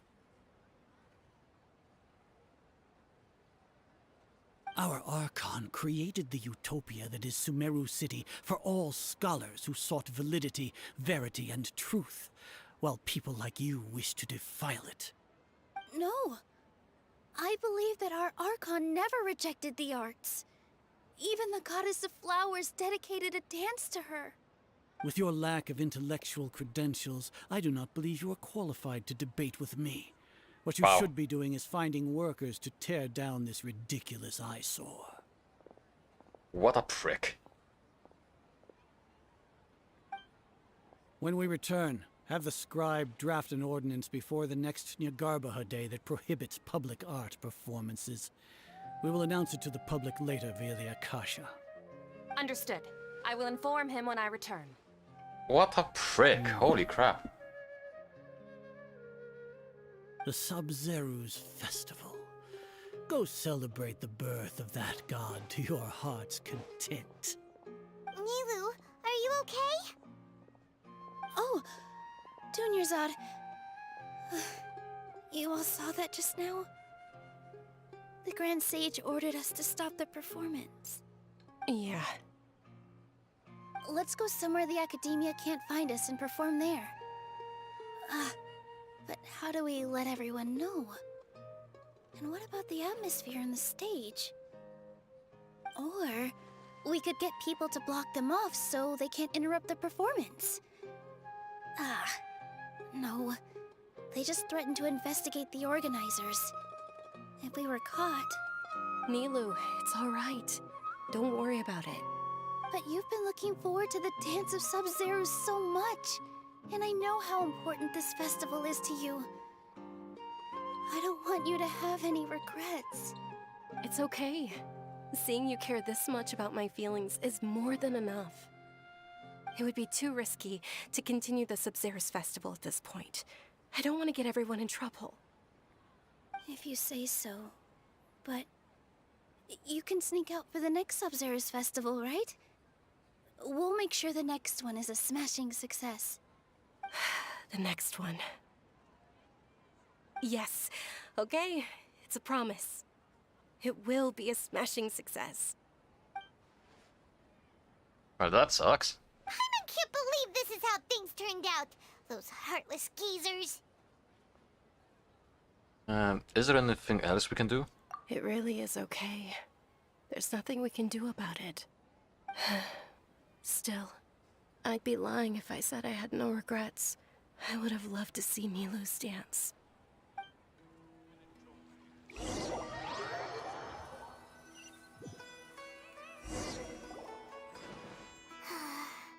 A lot happened today. It's a shame the festival ended the way it did. Nilu and Dunyarzad promised to make the next Sub-Zerus festival a success, but Dunyarzad is running out of time. I'm sure she knows that very well. Yeah.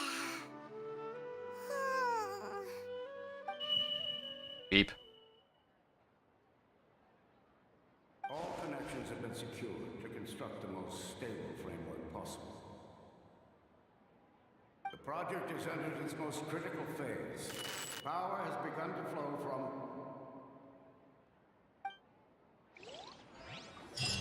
Okay.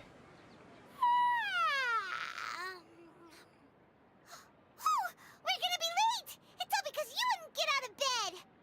What? We should go meet Dunyarzad right away!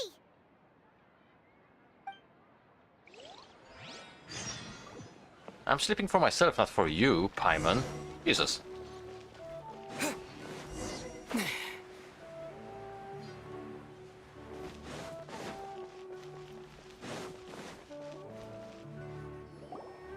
Good morning, Dunyarzad. Sorry we're late. Not at all. I arrived early. Hang on. You seem kinda tired.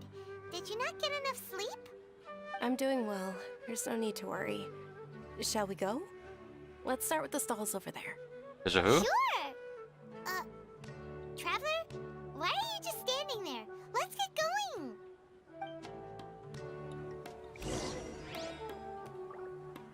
Hang on. Is this a dream or something? Ooh, they're selling food over that way! Let's go take a look!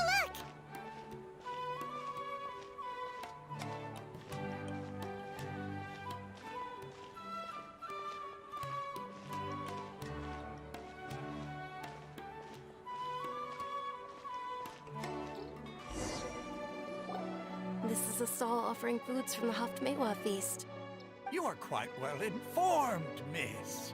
I thought most people nowadays wouldn't know. They're all plants! Oh, Paimon's a little disappointed. We've been through this. Actually, what is the Haftmewa feast you mentioned just now? It's one of the Subzerus festival's traditions. People used to set their tables with 7 different foods to symbolize the 7 virtues of the Dendro Archon. Something feels really familiar. Appear to be in the form of the moon. Really? Paimon thought it looked like some kind of food. The moon signifies... It's escaping me for now. Wait a moment. Is he really looking it up in a book? Oh, right. It means illusions and lies. But if you trust your intuition and overcome your fears, the sun will surely rise. Is this deja vu? Yeah, that's exactly what I am Understood. thinking. I'll keep that in mind. Oh, it's nothing. I'm just learning as I go. Guess that was still pretty interesting. Okay, on to the next stall. So, where to next? This is so odd.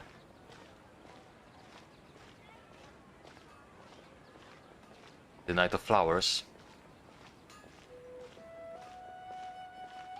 I'm guessing.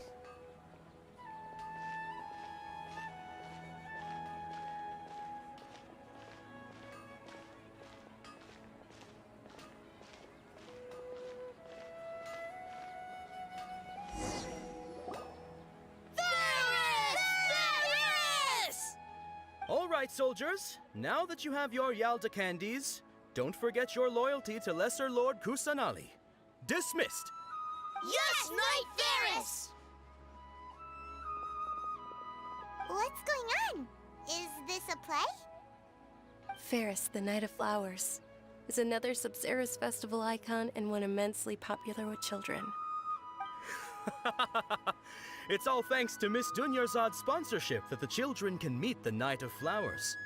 Oh, do you want some Yalda candies? I happen to have some boxes ready here. Take a look and pick whichever one you want. What's to pick? Don't these boxes all look the same? It's not that simple. Each box contains a random flavor. It's up to the luck of the draw. Flavors include lavender melon, hara fruit, sunsetia. Ooh, how interesting.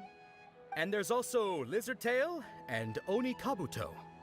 Ugh, why do those flavors even exist? Traveler, help Paimon pick one. Paimon wants to eat the sunsetia flavor.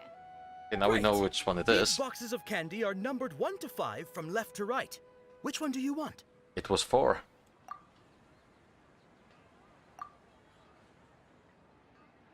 Ah, excellently chosen. Number 4 is indeed Sunsetia. Paimon bet you had incredible luck, and Paimon was right!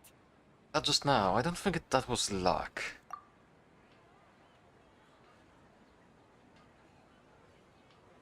I don't know why, but I knew it must have been number 4. Huh? How's that possible? It's obviously random. Why do I keep having this sense of deja vu? Maybe we didn't sleep very well last night. Or maybe we slept too much. I'm sorry, Dinnerazad, but I need to leave for a moment. Oh, sure. Huh? Where are you going? You're just gonna walk off like that? The flavor of deja vu. Wait. Not this tavern, apparently. Or inn, should I say.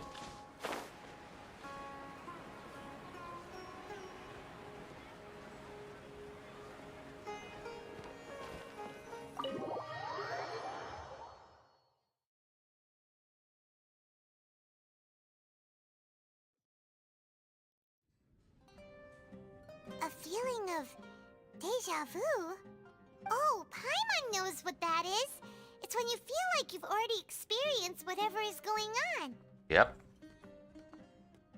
In that case, Paimon also felt something like that today. But that's just our brains playing tricks on us, isn't it? So why'd you run here in such a hurry?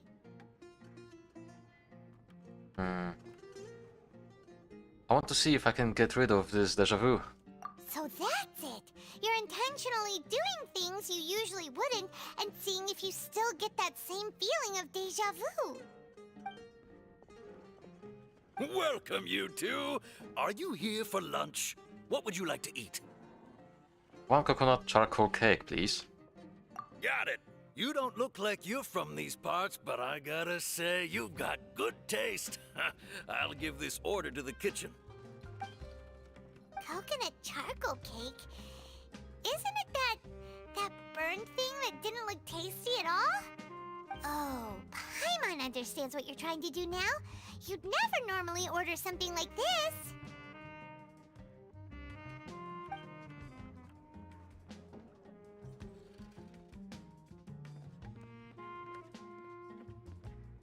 That thing? Are you really gonna eat it? Yes. Isn't this going a bit too far? Here goes.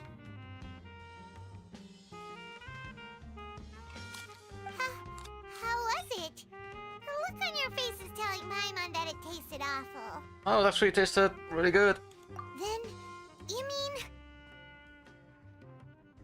I've definitely eaten this before. That's impossible! We were just talking about how gross it looked! So, would this be a case of taste bud deja vu? It looks like I tried this before. Paimon also gets the impression that we've been here many times, even though we aren't regulars. How about we go out again and try something else?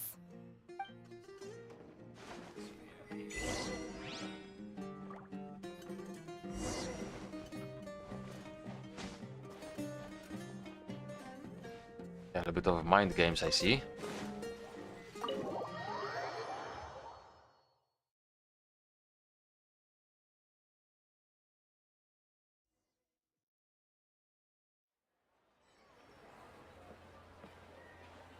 That bird again.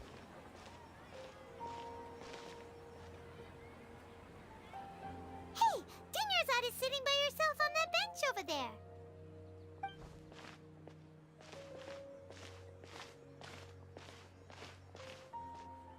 What a coincidence, Dinnerazad. We meet again. Why are you sitting here all by yourself?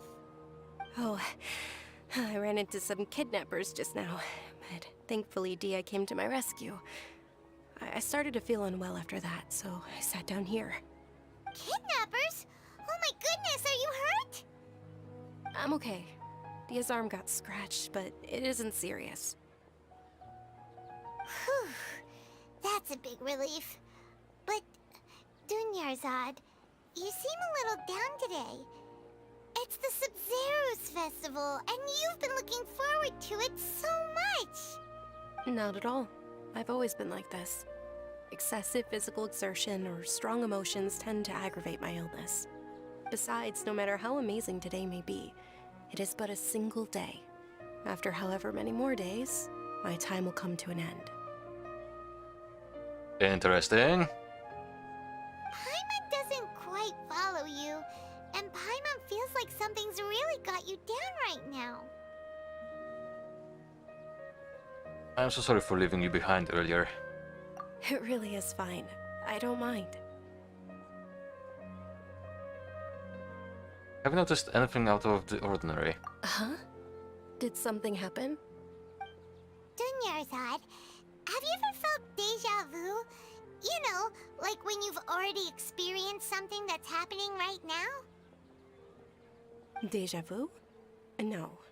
But my days have been the same for years now. Even if I were feeling deja vu, I suppose I would already be used to it. Oh, Paimon sees. Then, is it only the two of us? It's almost time. Huh? Time for what? Nilou's Dance of Sub-Zeros is about to begin. Let's go.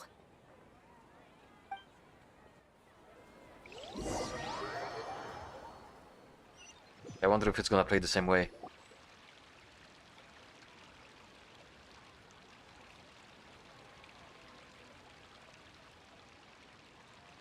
Yep. There it goes. With your lack of intellectual credentials, I do not believe you are qualified to debate with me.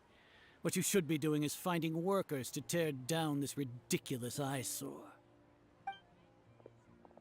When we return, have the scribe draft an ordinance before the next Nyargarbaha Day that prohibits public art performances. We will publicly announce it later through the Akasha. Understood. I will inform him when I return. The Sub-Zero's festival. Go celebrate the birth of that god to your heart's content.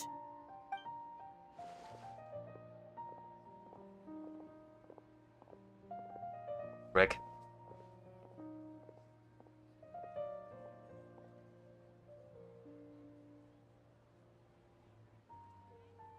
Nilou, are you okay? Oh, Dunyarzad. The Grand Sage ordered us to stop the performance. It's okay. There's nothing we can do about it. But you've been really looking forward to this. I don't want you to have any regrets. It truly is unfortunate, but I don't want to cause trouble for anyone. Didn't the Grand Sage say that he might investigate the organizers? True, but... well, okay. I'll just have to try again next year. The next festival. I probably won't be around by then. Wait, what did you just say? No, nothing. I'll be heading back to rest. Thank you for your help, everyone. Paimon can't believe what those heartless geezers did!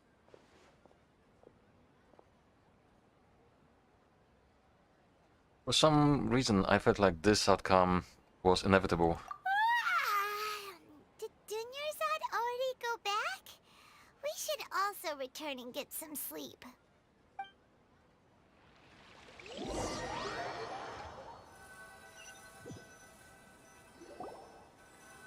So, in the end, you still couldn't figure out what that deja vu feeling was all about? Apparently. Maybe it really was because of exhaustion.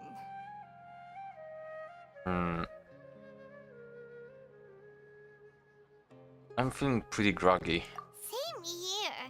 That's why Paimon stopped thinking about it halfway through the day. Then, how about we settle in and get a good night's sleep? For now, we can chalk things up to exhaustion. We could do more thinking tomorrow. Beep. Observing a modest drop in the output of Jnana energy, but values still remain within normal parameters. Continue to monitor for variances in the data and find the cause as soon as possible.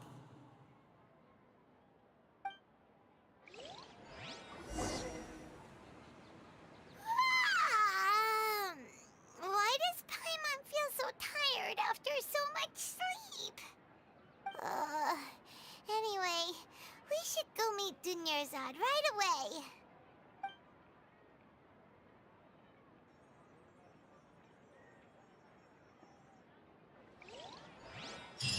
Okay. Round 3, it seems.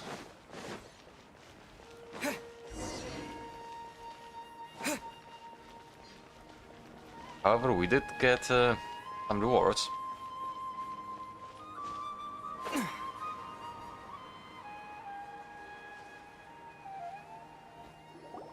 Good morning, Dunyarzad.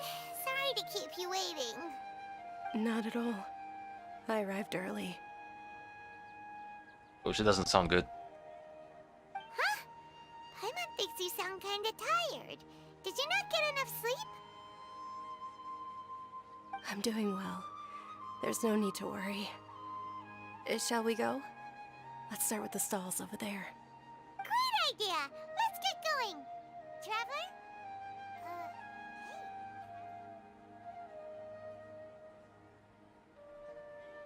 What a strong sense of deja vu.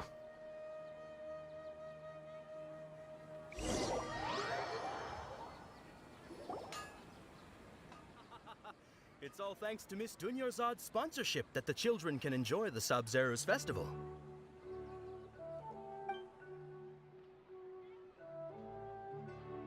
Oh, are you interested in Yalda candies? I have some boxes of candy here. Pick whichever one you want.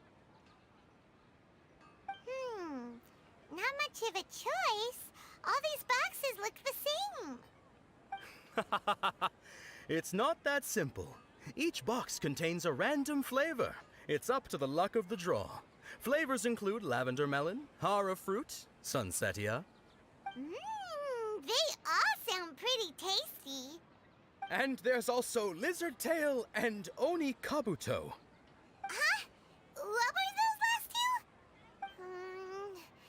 He'll help me choose. Paimon wants to eat the sunsetia flavor. No problem. These boxes of candy are numbered 1 to 5 from left to right. Which one do you want? All of the options are number 4 now. Oh, I like your confidence. No hesitation at all. Oh, congratulations! Number 4 is indeed sunsetia.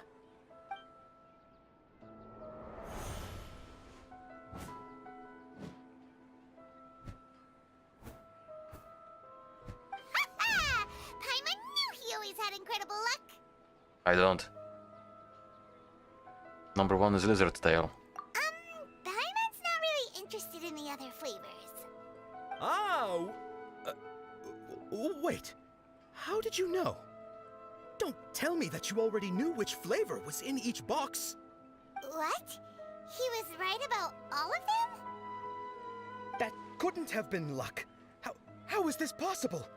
I packed all those boxes this morning and they've been sealed ever since. You couldn't have known beforehand.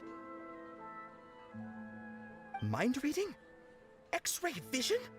Or some kind of magic trick? This is way too freaky. Tell us what's going on! Since when did you get superpowers? Traveler? Oh? Just now. That was... Hey, where are you going?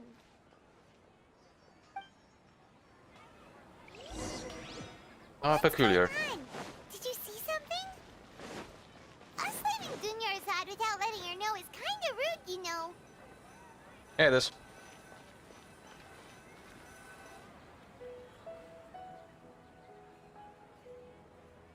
Okay.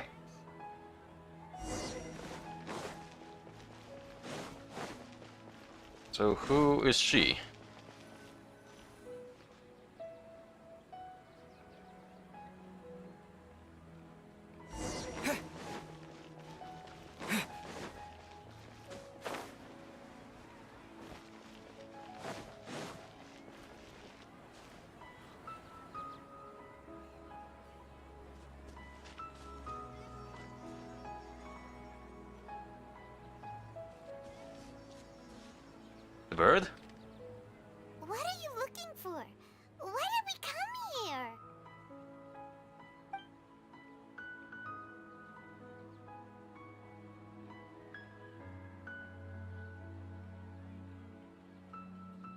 traveler.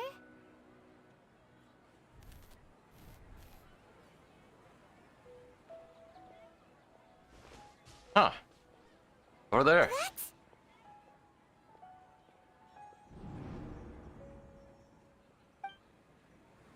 Ricky. Actually see anything happening? No.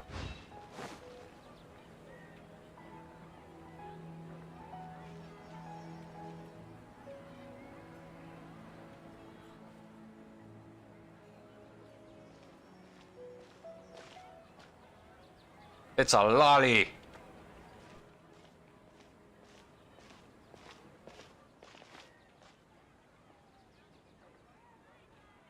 Dot, dot, dot. Look! That's... Isn't that Dunyarzad? She was still with us just a moment ago. What's happening here? Why are there two Dunyarzads?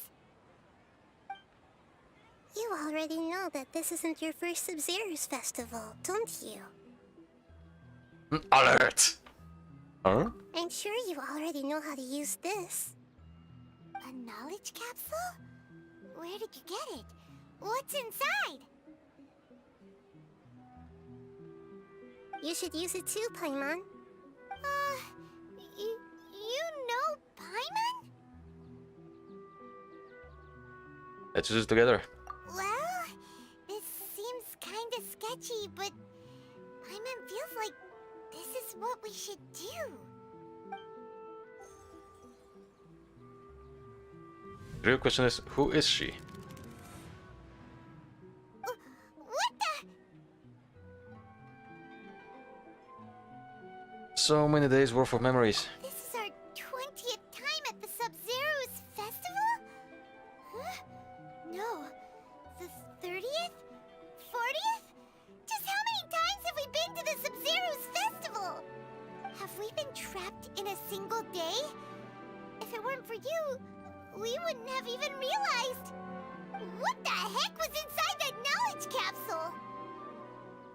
Hey, hey. Your memories are still scrambled? Try your best to remember. This isn't the first time we've met, and I answered that question a long time ago. Let Paimon think. Oh, it's coming back. Meeting you was the real catalyst for restoring our memories, and the knowledge capsule was just your means of showing our minds the way. What about everyone else? Why are you only helping the two of us? Your sense of deja vu is stronger than everyone else's, yes? As for an explanation, you two received the blessing of Dendro, and you also have special, sensitive constitutions. It was as if a single sheet of paper was separating those memories from your consciousness. What's wrong with the Dunyarzad over there? A familiar question. I think this is the 7th time you asked that. As you can see, she isn't doing well. You probably sensed it too. The Dunyarzad you were just with is different from the first Dunyarzad you met. That first Dunyarzad is in front of you right now, and she doesn't have a lot of time left. Break out of the cycle? Yeah? Looks like you're almost done sorting out your brain. Oh yeah, I'm Nahida. Okay. I know you introduced yourself before. Did she? Good. You passed the test. What's happening? You can awaken our memories, and you seem like you know what's going on. Oh, wait. Please don't tell Paimon even you don't know. Everything in this world runs in a loop. This cycle is called the samsara. You, me, and everyone else are all stuck inside the one-day samsara. As for the truth, that's on you to find out. If you were told the truth instead of discovering it yourselves, it would literally blow your minds. I don't know how you'd be after that. I can only give you surface-level help, like bits of information and subtle hints. For the rest of the time, I'll be doing all I can to slow down Dunyarzad's illness. Yeah, this is quite an interesting story so far. Unlike some other games, this is actually well made as well, surprisingly. She looks like she isn't doing well at all. Her illness gets worse after each Sub-Zero's festival. If we can break out of this samsara, I might be able to save her. But as things are right now, she's just a small bird in the sky that's about to lose its last feathers. All I can do is raise a gale to delay her fall. You sure love to use weird analogies. Analogies are wonderful tools. They let you use existing knowledge to understand unfamiliar things. Okay, so, with what you know so far, what do you think the truth is? Let me collect my thoughts. I mean, there were already some sounds of people talking like if they were doing an experiment. Oh, when you enter a state of contemplation, you can choose any text entry to interpret it. This interpretation process involves analysis of the text entry and may yield new entries. Once interpreted, you may submit that text as a conclusion. What? Some text entries can be associated with one another once interpreted. Select Associate to choose the other text entry, then select Trigger Association. You can gain new text entries by performing accurate associations. The hell is this? LA Noire now? Press X to doubt? If one of the text entries on the current page can be used as a conclusion, then select that entry before choosing Submit Conclusion.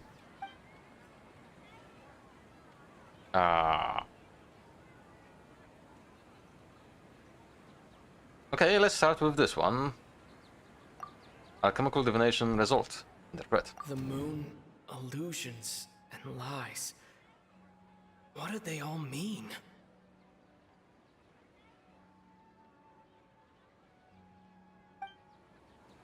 Can we have anything more? The moon, Nope. Interpret. The Grand Sage said, "Go celebrate the birth of that god to your heart's content." Did he mean something more?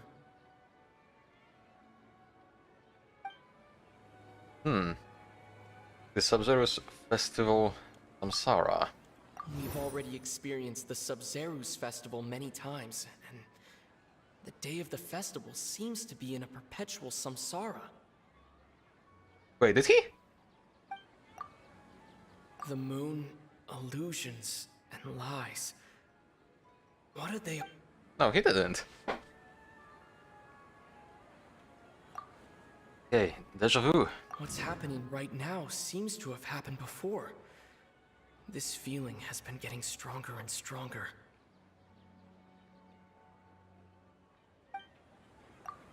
And abnormal mental fatigue. My mind feels exhausted, even though I haven't done too much thinking. What is going on? Okay, let's try with this.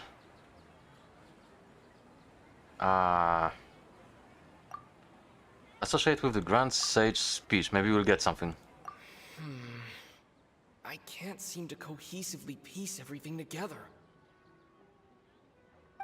Okay. So, with deja vu. Time loop?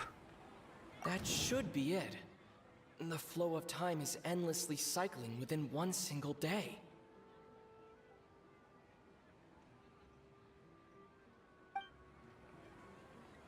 Okay, so... hang on. Just I'm gonna make sure. Once more. My mind feels exhausted. Even... Nope, nothing new, okay. Yeah, let's go with the conclusion then. Time loop. A time loop.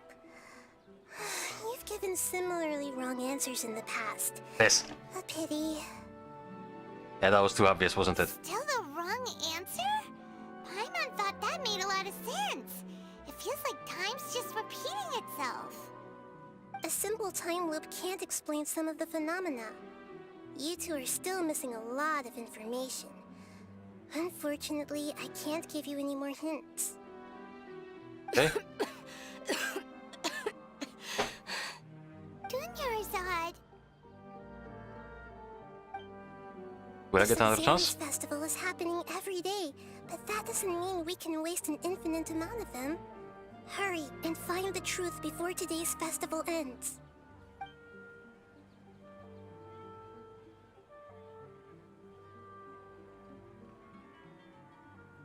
Let's think about our current situation. To save Dunyarzad, we have to escape the samsara of the Sumeru's festival. Yeah. And to do that, we need to figure out what's happening. The truth. Nahida rejected the idea of a time loop, so we must have missed something, right? Paimon's memories say that we've already done this many times, but let's go talk to people again. It's more productive than sitting here and scratching our heads. Why don't we start with those stall owners? Not again. Oh, damn it.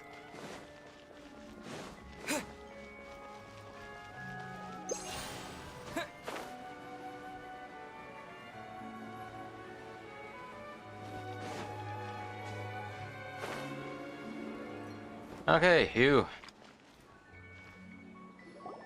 Hey there! Hey, it's you guys again. Where's your cultured friend? She's feeling a little unwell. I see. Did you come back to buy something? I guarantee the freshness of my products. I harvested them from the forest just yesterday. Have you felt anything strange lately? Huh? What brought this about? I hurried back from the forest yesterday, and I'm selling produce here today. I haven't felt anything strange. To put it another way, if you really think about it, was yesterday truly yesterday? Did you actually come back from the forest yesterday? What kind of philosophical nonsense is this? Are you two daydreaming? Well... Didn't you know that no one dreams in Sumeru? Go somewhere else if you want to find someone to daydream with.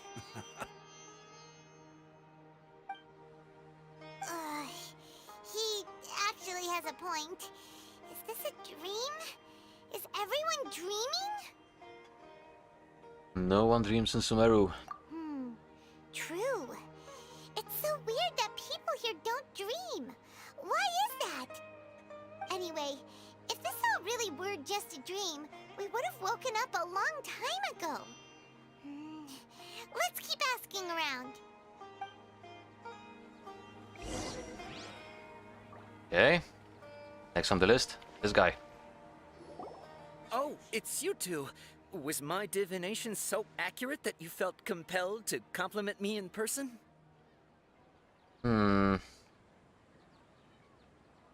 We actually did run into a situation.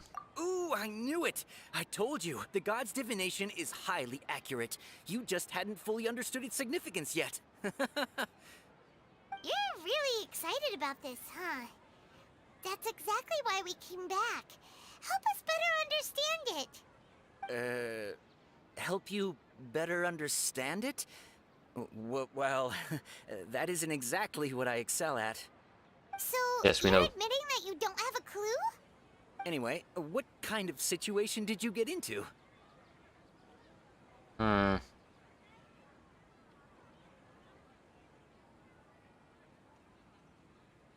We're all trapped in the day of the Sub-Zero festival. Yeah, let's go with it. Huh? Hold on a second. I thought you guys just lost your wallet or fell for a scam. What you just said, are you serious? Does that kind of thing actually happen in real life? I knew you weren't going to believe it. Marvelous. Truly marvelous. I believe you. Recall the interpretation of your divination. The moon, illusions, and lies. It really felt like an omen. When you say it like that, the divination does sound like it's related to what's going on. Can you read any more into it? I believe that the Archon's revelations are never more than vague hints. Anything more specific is beyond the reach of mere mortals. The book only says, if you trust your instincts and overcome your fears, the sun will surely rise. Instincts, eh? So that's how it is. Looks like fortune-telling is just fortune-telling. It's no good for practical problems. We haven't made any progress. Who else can we talk to? Well, if it's about instincts, then we're fucked. Let's try talking to Dia again. Paimon remembers that we tried talking to her a couple of times, but she always thinks we're playing pranks on her. You think she'll brush us off again? Let's try talking to her to see the real Dinarzad. Yeah, if we tap into Dia's strong sense of responsibility as a mercenary, then she'll definitely take us seriously. At this time of day, Dia's probably just finished beating up those kidnappers. Let's go find her. This is such an odd story so far. I'm fine, my lady. It's just a scratch. Perfect timing. Both of you are here. Paimon, Traveler, you came at just the right time. Listen, there was a dangerous You just defeated a gang of kidnappers. Huh? You saw? Then why didn't you jump in earlier? If someone was protecting Miss Dunyarzad, I could've went all out. Anyway, can you do something for me? You want the Traveler to take Dunyarzad somewhere to rest up while you check to see if there's still any kidnappers around. Did Paimon get that right? How did you know what I was going to say? We need to say something convincing. Say more.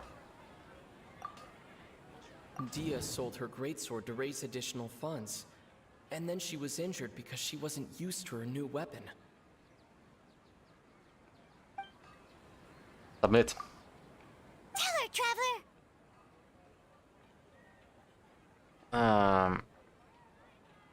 You sold your greatsword to support the festival. I didn't tell anyone about that. Including Miss Dunyarzad. You couldn't have known. And just now, you literally took the words right out of my mouth. What's going on? All right, so this is the situation.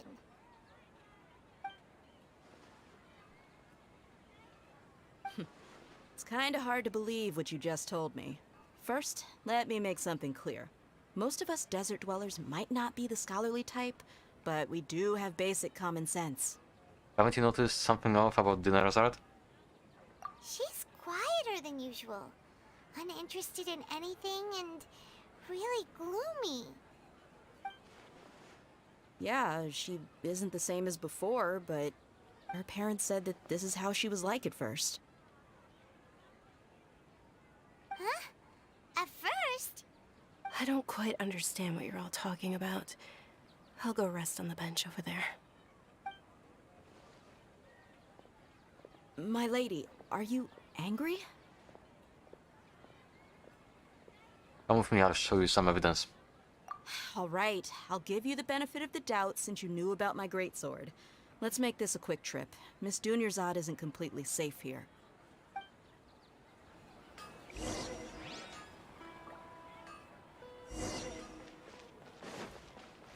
No, we are not going there. We're not going to Inazuma.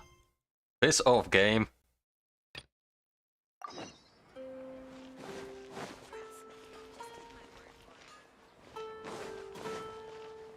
Wait. Oh, this way. I'm still not used to this city.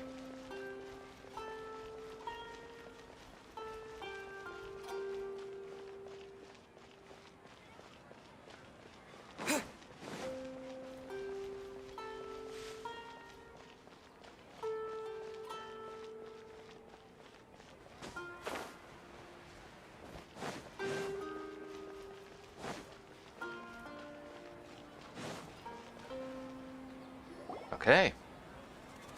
This bird again. Nahida, we brought a friend. Are you busy? I thought I told you that it won't help to bring anyone here. We We just wanted her to see the real Dunyarzad's condition.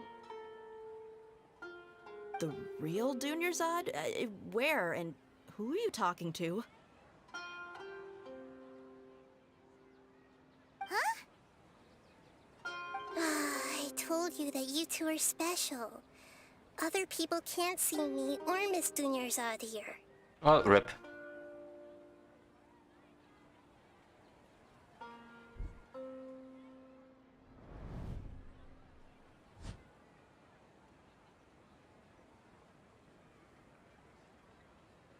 Hold on. Over there. Is that? You can see her. Wow. How perceptive. Does she have invisible antennae? Miss Dunyarzad, she's lying down here, isn't she? How's she doing? Her condition's really bad, and she's basically in a coma. How did you know she was here? I can sense her aura. There are also lingering feelings of something like regret or disappointment. What happened? Do you believe us now? The Sumeru's festival has been repeating itself. So, you think the sages are behind this? Yeah, they've always been against us. Wouldn't surprise me if they're using the Akasha to intentionally repeat the Sumeru's festival as a sick joke. You have a point. Aside from the Dendro Archon, the Academia's sages are the only ones in Sumeru who could pull off something like this. Maybe there's more to the Akasha than we know. Nihida, can you tell us anything about the Akasha? Right! Didn't you awaken our memories using something that looked like a knowledge capsule? That means you must know something about the Akasha! The Akasha relies on the power of a gnosis to operate, as it is the manifestation of the God of Wisdom's power. It compiles the wisdom of the entire populace, and it grants knowledge to the people. Is she the Archon? Is she the Archon?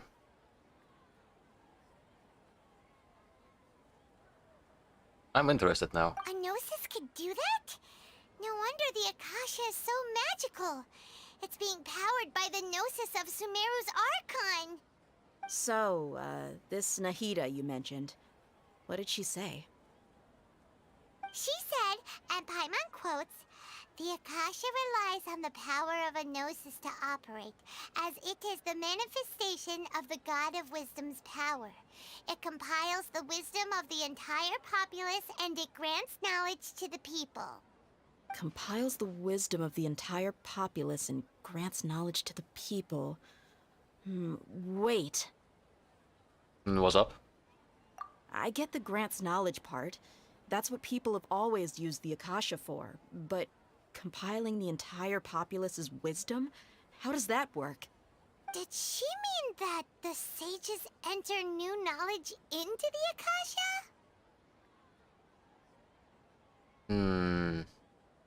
Most information in the Akasha comes from Irminsul. Oh, yeah. That sounds about right. What do you think?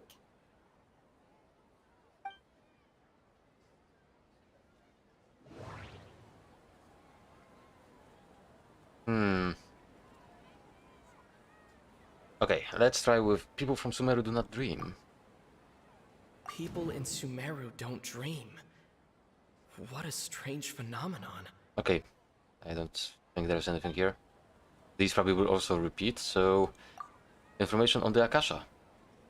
Okay, Nahida said the Akasha relies on the power of a gnosis to operate, as it is the manifestation of the God of Wisdom's power. It compiles the wisdom of the entire populace, and it grants knowledge to the people. Okay, let's submit. That doesn't sound right. I need to carefully think things through. I need to connect stuff, eh? My mind feels exhausted. It's the same.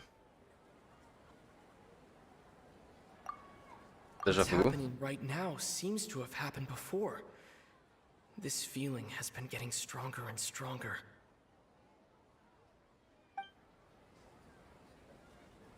Hmm.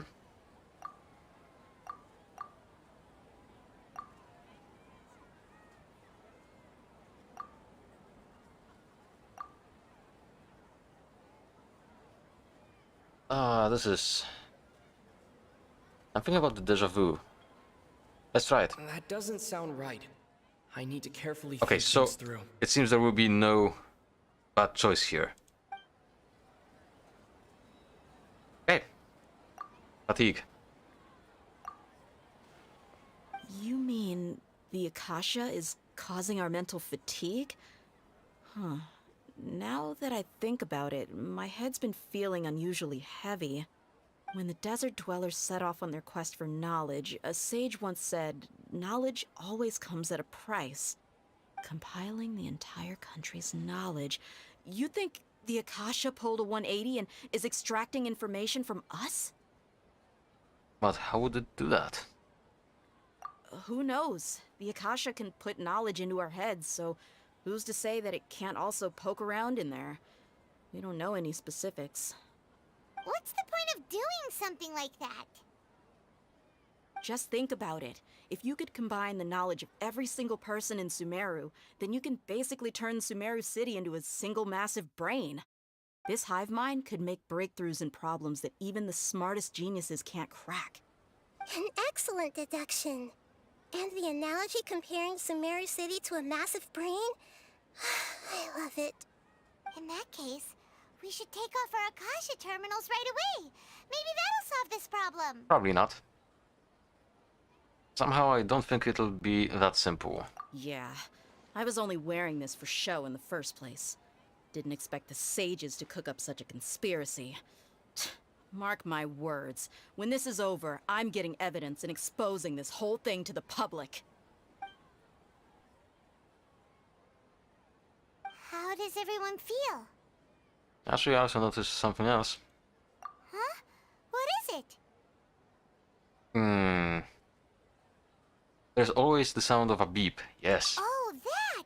Paimon knows what you're talking about. It's a single soft beep that sounds like it's coming from the Akasha terminal. The sound of a beep. Could it be a prompt tone for when the Akasha is operating? I heard the same sound in Port Ormos. That's probably an important clue. We weren't using our terminals, but we heard a beep anyway. That beep. Traveler, did you hear that? I heard it too. Our ears aren't messing with us. There was definitely a beep, but it sounded like it was coming from inside my head. We took off our Akasha terminals. You did not. I guess. Phase runtime has exceeded its expected length. At this rate, there may be casualties. But we cannot lose all of our progress. Another time?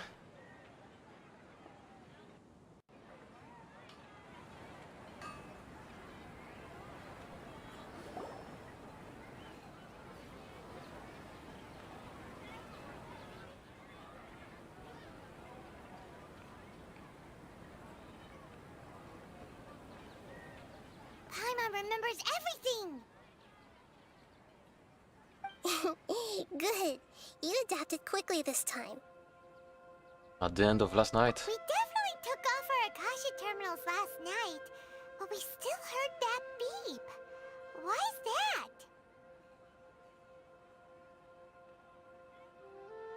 We felt that severing our connections with them? But now we can at least confirm one thing. The Akasha definitely has something to do with whatever's trapping us in this cycle. Oh, Paimon doesn't get it. Why would the Akasha go this far if all it wants is everybody's wisdom? It's extremely difficult for lab rats in an experiment to understand why they're being treated the way they are. If we're lab rats, then what are you? Nahida, you've never told us anything about yourself. I guess I'm the moon. The moon? Wasn't that the result of our divination? It was. Anyway, knowing who I am won't help you get closer to the truth, so you should focus on other things. Don't get distracted and miss any clues. Okay then. Dia helped us a lot yesterday, so let's go find her. If Paimon's reading the time correctly, those kidnappers should be showing up soon. Oh.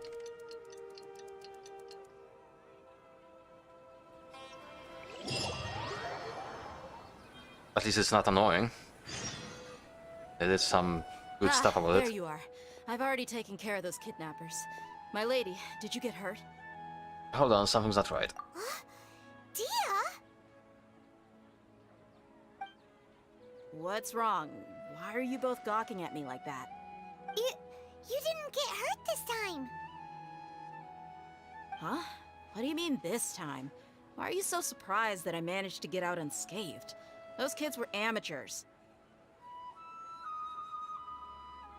Aren't you still getting used to your new greatsword? Shh! How did you know about my greatsword? I haven't told anyone about it. Please, don't tell Miss Dunyarzad.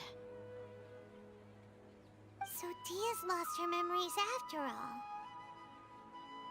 Did anything feel strange? Anything strange? You already know that I got a new greatsword. If I had to say something, it's weird how such a new weapon could feel so familiar.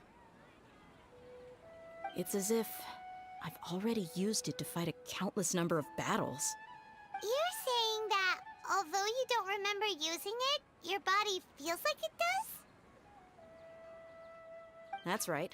Both mercenaries and warriors heavily rely on muscle memory. Only knowing the theory of battle won't get you anywhere. Traveler, what do you think?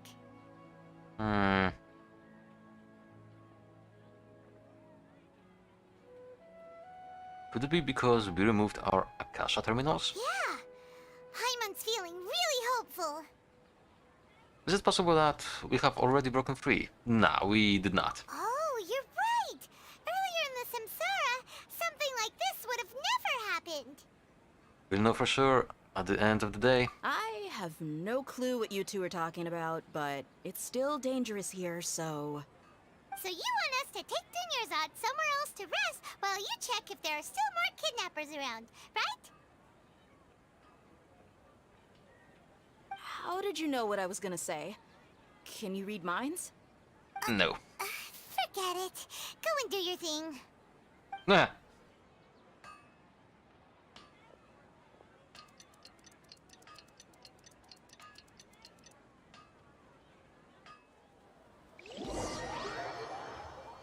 Okay, what's the result? Whew. It's finally nighttime. Aside from Dia not getting injured, everything seems to have stayed the same. Listen, Nahida, we found out that Dia got out just fine today, even though she got injured every other time she fought the kidnappers. Do you think the Samsara has been broken? Have we saved Dunyarzad? Probably not. Really? Good job on all that progress. Get some good sleep tonight. Hey, what kind of an answer is that? Tomorrow will come. Everyone assumes this is common knowledge, but the only way you can know that for sure is if you experience tomorrow. How many todays has it been? Is it possible that today will be followed by yesterday? Does tomorrow truly exist as anything beyond a made-up concept? It's even possible that this entire world is a lie, and the history of the whole world has just been one endless Sub-Zero's festival. Okay, no more. Paimon's brain is already shut down. That's why it makes no sense to waste your energy thinking about things you will learn tomorrow. Get some good rest. You know, use the bathroom and flush your anxiety dookie away. Anxiety dookie away. What? Hold on, what did you just say? Did Paimon hear you correctly? Huh? People always say they feel a sense of relief after they take a duk-duk. That's why I suggested you could try that. Is that so strange? It's so strange and so against common sense that Paimon's at a loss for words. You were sounding kind of smart just a minute ago, we're going to go get some rest. Yeah. Even though it's happy and lively at Fucking the Duke Sumeru Duke. festival every day, it feels like it's been a long time since we've really gotten to relax. Let's go back to our room. And there's the beep again. Continue the harvest. Compared to what we stand to achieve, these sacrifices are trivial.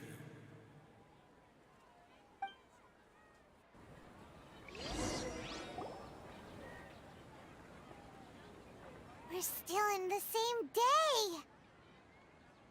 As expected, it's not as simple as we thought. Nahida, you already knew last night that we didn't break out of the Samsara? Why did you tell us? Would there have been a point? You would have spent the night with new worries, with tomorrow still out of reach. In that case, you might as well rest within that brief moment of hope. An opportunity like that doesn't come by often, and I thought it might help you clear your minds. Paimon thought that Duke did that! Yeah. Whatever. Guess you were looking out for us after all. Of course. In the time we've been together, you two have been everything to me. Paimon's flattered and everything, but maybe you're taking things a little fast. What I mean is, even though I had asked you to solve this puzzle, you two are still the only ones who can see me and sense my presence. In other words, if you weren't here, I may as well not exist. That's why you two have been everything to me. Get it? Nahida's talking about confusing stuff again. Anyway, that's enough chit-chat. So, Traveler, did the new clues yesterday help you gain a new understanding of the situation? The time loop theory is indeed incorrect. Huh? Why are you scrapping your previous theory? Because of the people talking.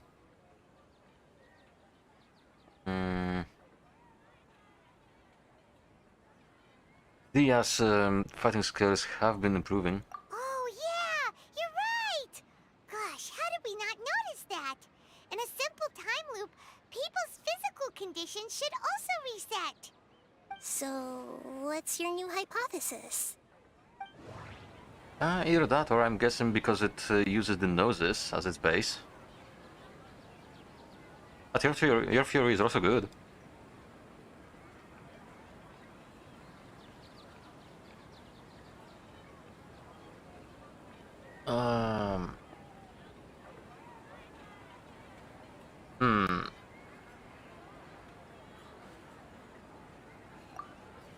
Interpret? The beep is a prompt tone for Akasha operations. We still hear it every night, even though we removed our Akasha terminals.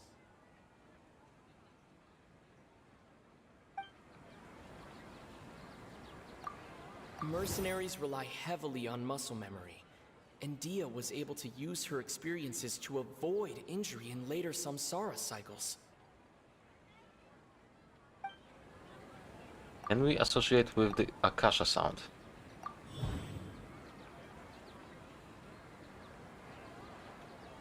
Ooh.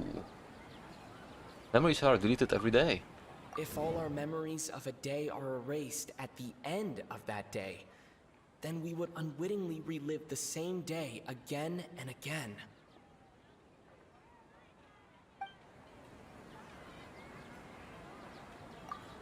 Okay, Nahida said the Akasha relies on the power of a gnosis Okay, to there's nothing operate. new here. I'm just checking if I can connect something. We've already experienced the sun, No? the moon, a loop. Okay, so I'm guessing we're going with this. With conclusion.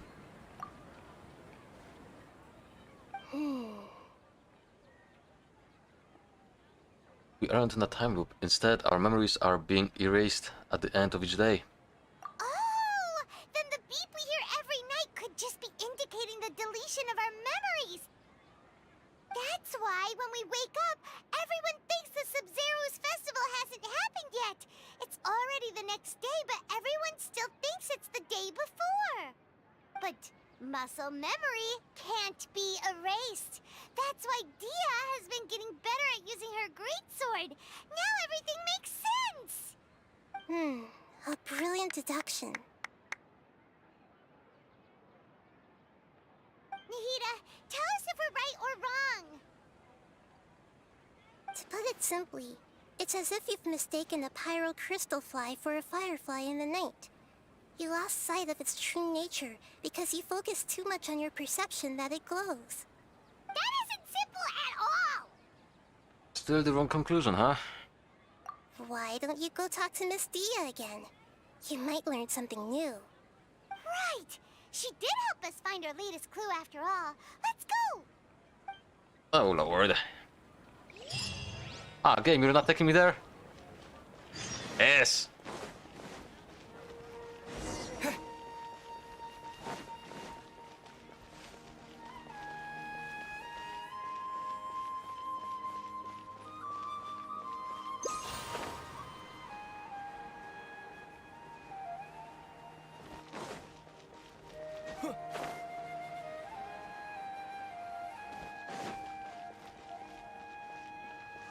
Okay, another deja vu.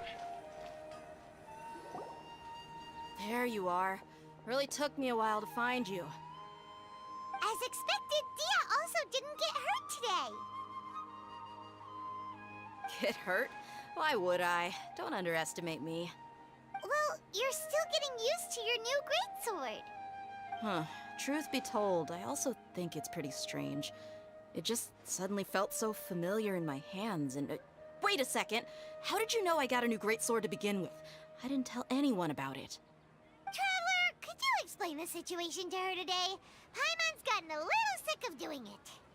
Let's just get straight to the point. Oh, that works! You suddenly became proficient with your greatsword because...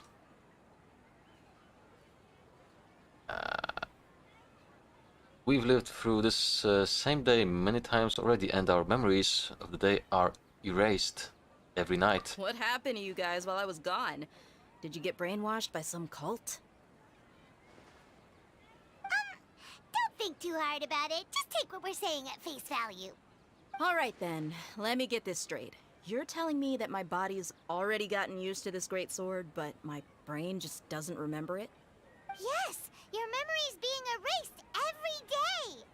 Then I'd have to disagree. That's impossible. Oh? Why do you think that? If we've actually been reliving the Sub-Zeru's festival day after day, then what happened to the things we used, the money we spent, the food we ate? Common sense says my wallet should have emptied itself a long time ago. There's no way I wouldn't have noticed that. I thought about that too. But the sages were behind this. Right. Oh, there was another... to record this. what everyone did that day, and then use the city's resources to replenish everything. It's not very likely, but it's also not impossible. No, it is impossible. I've got proof. You have proof? Where? You two are surprisingly serious about this nonsensical discussion. Fine, I'll play along for a little longer. Come with me, Miss Dunyarzad. Please come along as well. I still can't guarantee that this area is safe.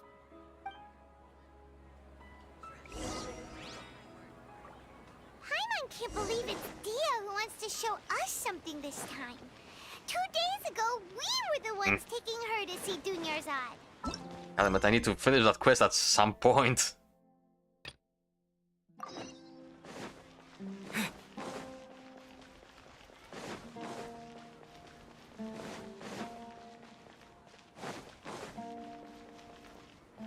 Okay, what are the proofs?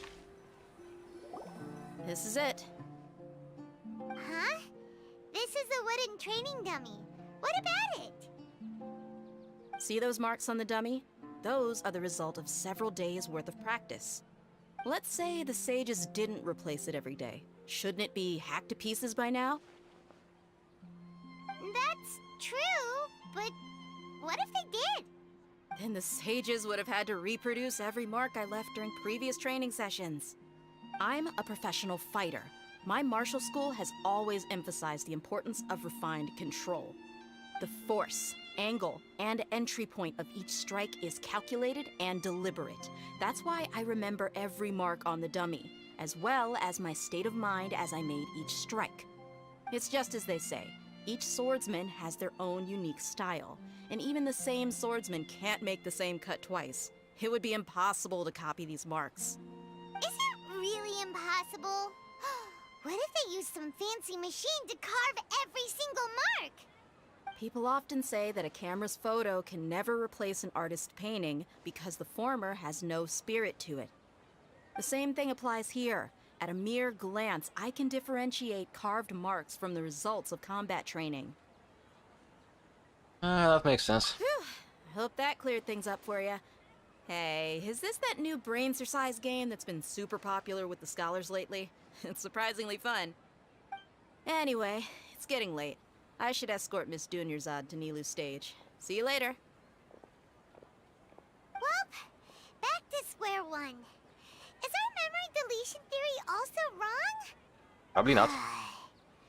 But at least we've reached some other conclusions in the meantime. Well, we are not in the real world. Yep, that's true. So, can we think of any new ideas right now? Let me think. Strange? Paimon feels like everything's been strange lately. How come we've never thought about leaving the city? Huh? Leaving the city? You're right!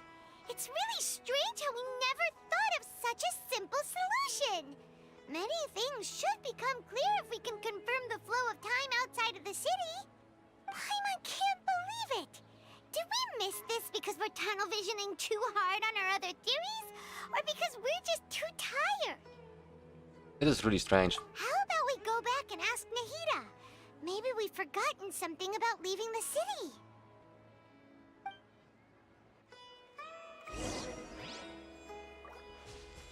Okay.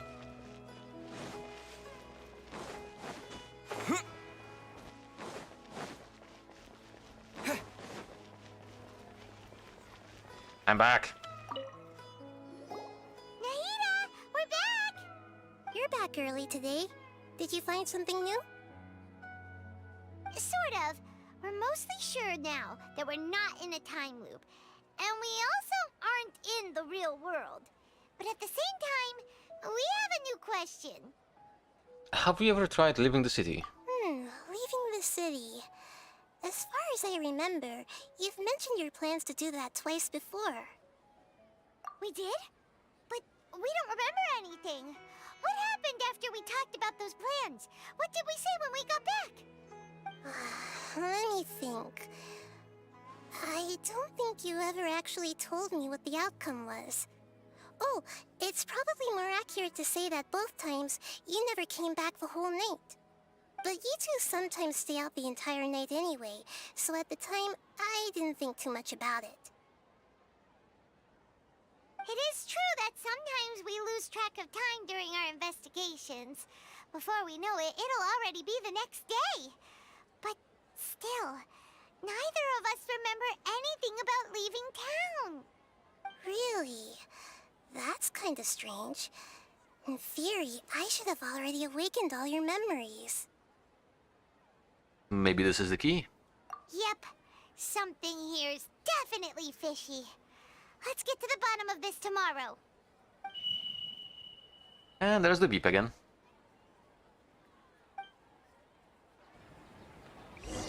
No comments this time. Our memories are back! Let's go and try to leave the city. About that...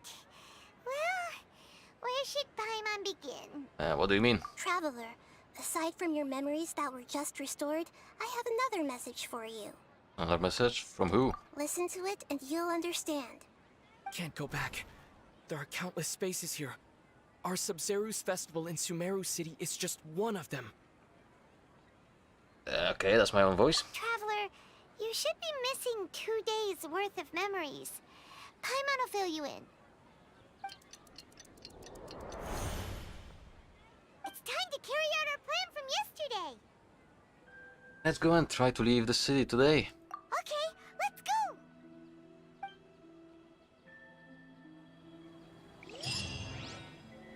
Okay, we are reliving this.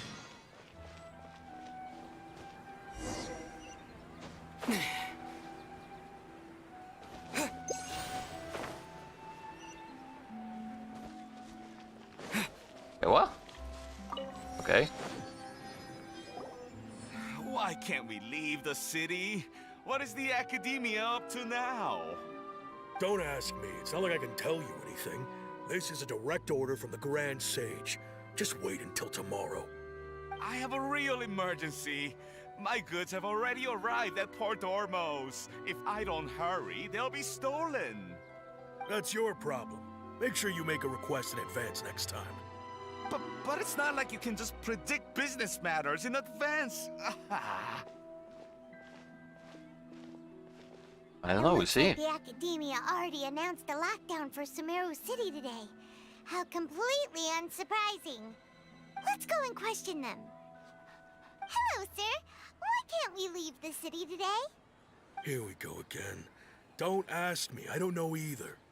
We just received an order that no one is allowed to enter or exit Sumeru today. They didn't tell us anything else. So the Academia doesn't trust you at all? Angering me won't get you anywhere. If I had that kind of insider info, I would have left this stupid post long ago. It looks like he really doesn't know. If we can't get anything out of him, let's take matters into our own hands. Why don't we climb over the walls? Those guards can't be everywhere at once. This is a good spot, and the guard hasn't noticed us at all. Let's hurry! Stay here. Huh? Why? Are you going to leave Paimon behind? We need someone to stay and witness events from this side. But what if things get really weird out there and you get into some trouble? Then Paimon won't be able to help you. Oh, Paimon knows that Paimon can't do much, but we've always been together, haven't we? If we leave together, it'll just be same as before. Okay. Paimon will wait for you. Promise Paimon that you'll come back as soon as possible. Just a quick look. Okay, okay. And please, be careful.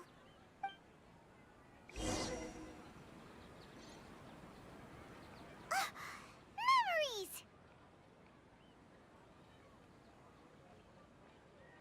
Yeah, let's go and try to leave the city today.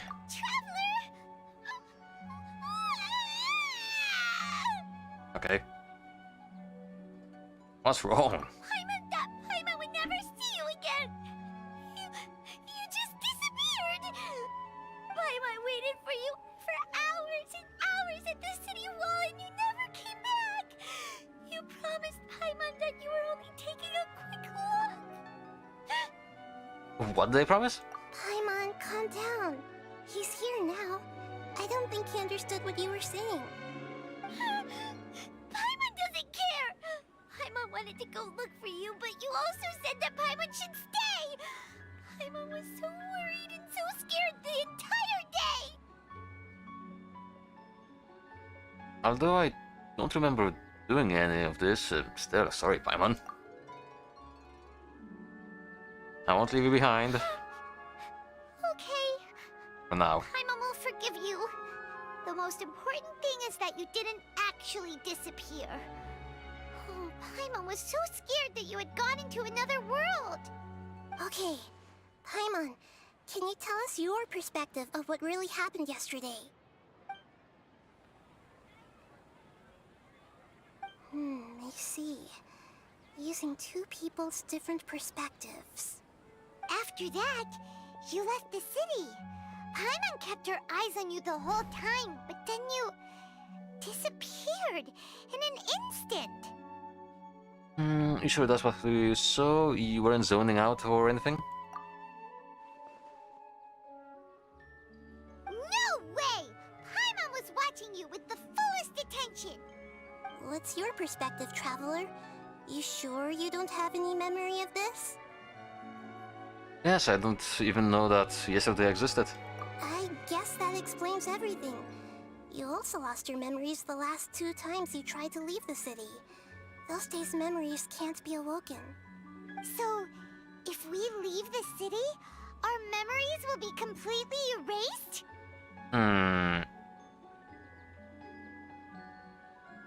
So they didn't just restrict access to Sumeru City, they're also erasing the memories of those who leave.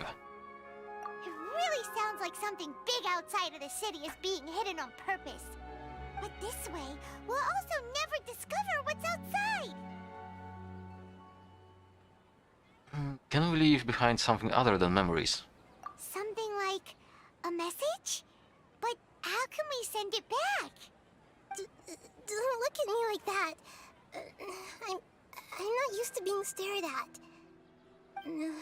Well... Okay. You want something that can pass on messages, right? Give me some time and take care of Dunyarzad for me. Yep! Now we're talking!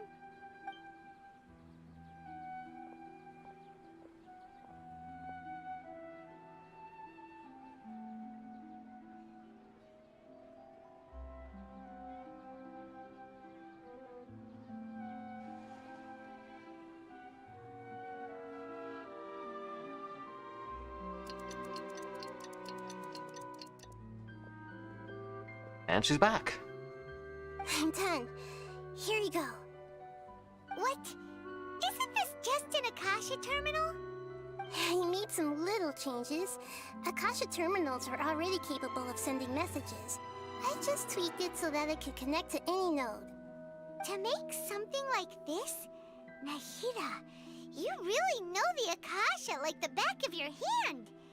Anyway, we can use this now to record a message, right? Yep. I'll help you save the messages. It should be pretty easy to use. I just can't guarantee the user's status and signal coverage when they're outside the city. We'll never know until we try. At least we're taking the initiative now. It's worth a try. Let's go then. Let's expose those sages. I still think you should stay. Alright. Paimon isn't as worried about being separated since it happened once yesterday. But Paimon still isn't happy about it. See you tomorrow, Paimon. Okay. See you tomorrow, Traveler. That covers everything that's happened so far.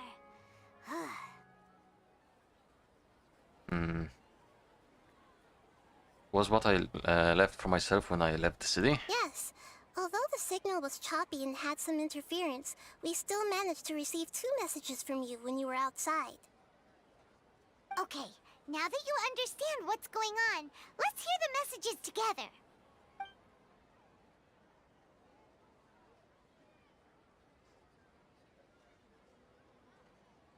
Can't go back. There are countless spaces here. Our Sabzeruz festival in Sumeru City is just one of them. I've entered another space. Before me are flowing sandstone and howling fish. Impossible and surreal sights. All these spaces are empty except for the occasional ones that contain mute puppets rather than people. I can't sense any human presence.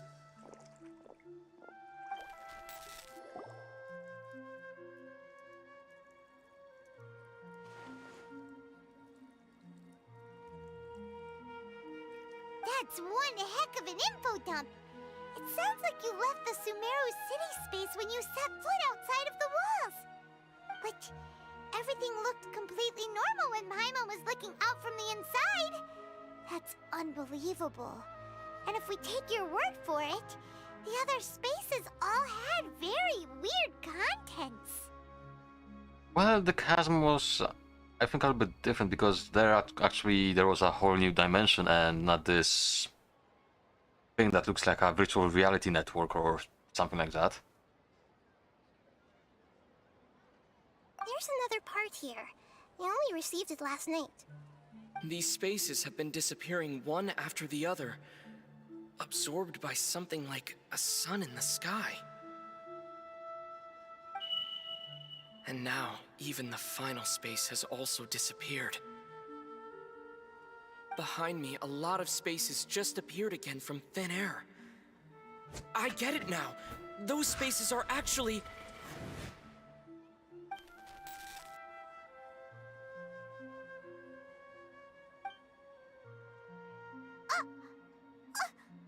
Why did the message end right there? What did the Traveler want to say? What are those spaces? Probably because yesterday just happened to end at that moment. Oh, right. Paimon did hear a beep from the Akasha. Did it come from here or from the message? The message. It should have come from the Traveler's Akasha terminal. After the beep, Traveler said even the final space has also disappeared. Traveler, what do you think that final space could have been? Well,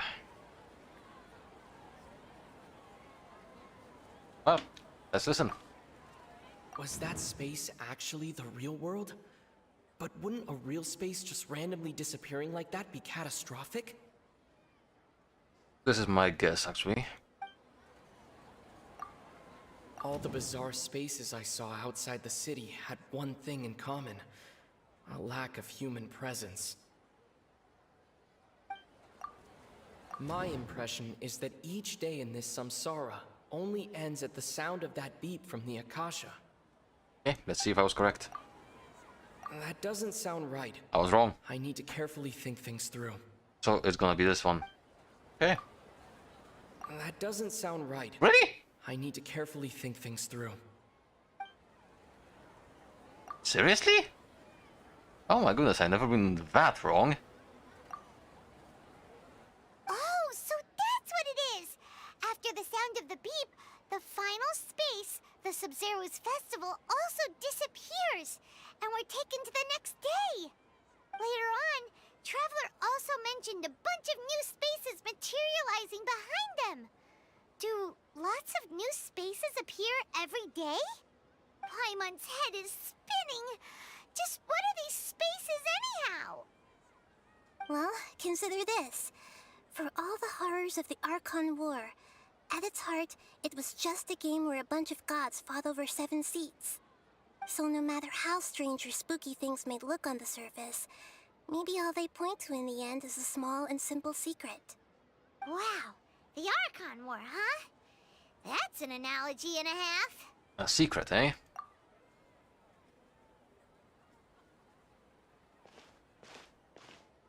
Give me some time, I need to organize my thoughts. Hey, where are you going? Okay.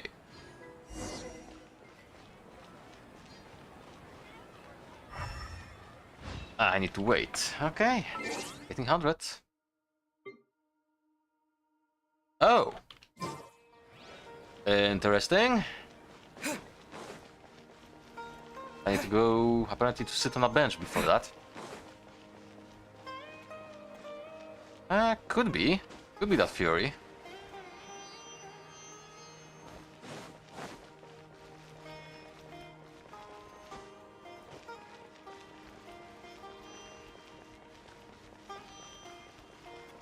Familiar bench, it was here, right? Yeah, there it is.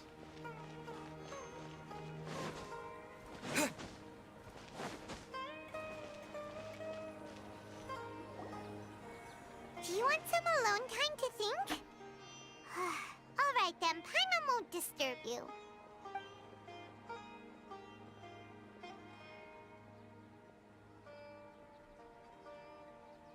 That's a nice view. I like this. This is screenshot worthy. The dance of Sub-Zeros is about to begin.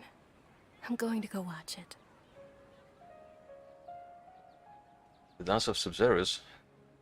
It's that time already? Okay. Why don't you go ahead, Dunyarzad?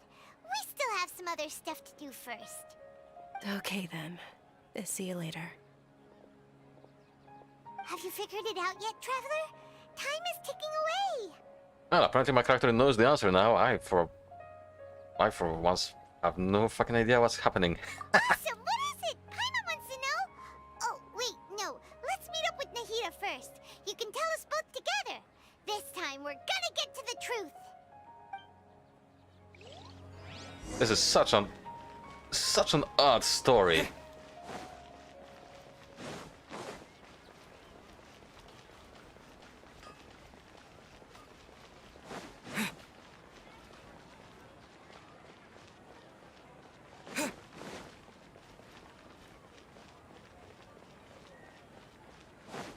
I have to be honest, all the zones so far, Mondstadt, Liyue, Inazuma, and now Sumeru, they all present with a completely different kind of a story. And, well, it's definitely not repetitive. I'll give them that. This one is confusing as hell, but still, I like it. You're back! I've been waiting forever for you two. Judging by the looks on your faces, are you ready to take your Sub-Zero's exam and graduate from the festival? Ask away. Okay. First off, have you discovered the hidden truth?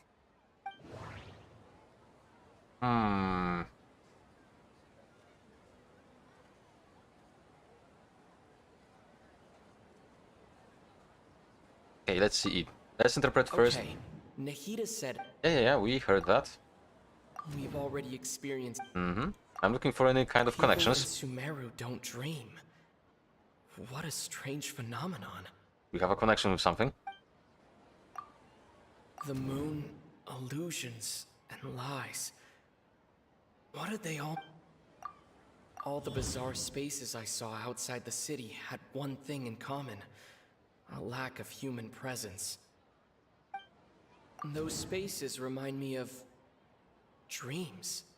Like the one I had in the Avidia Forest. Except these have no sign of human presence.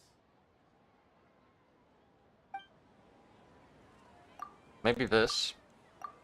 Associate with the Akasha? No, apparently not. I can't seem to cohesively piece everything together. Okay, so... if we would associate with this, perhaps. Hey, we got something.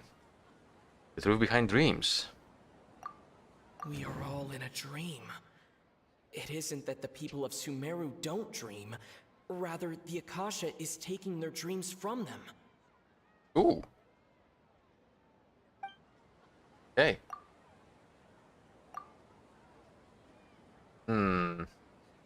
Okay, Nahida said the Akasha... this is the same. Just checking again if we have... all the bizarre spaces I...